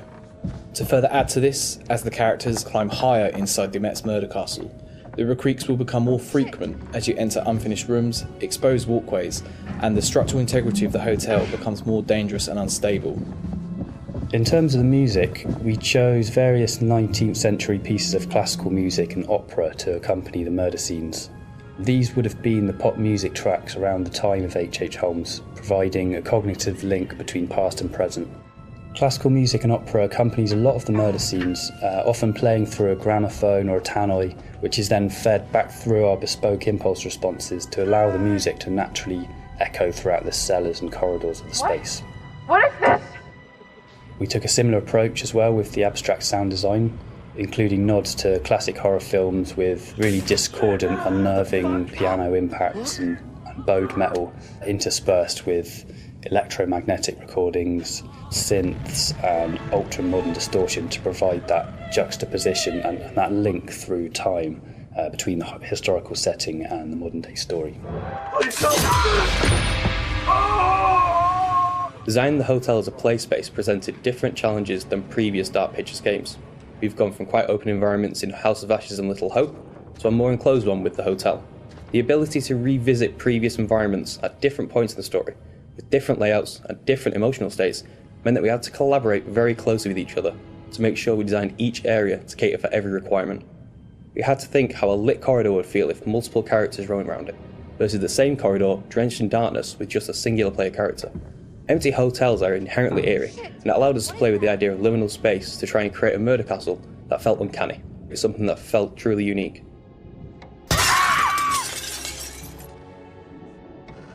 It's me! Get in here! Jamie? Thank God.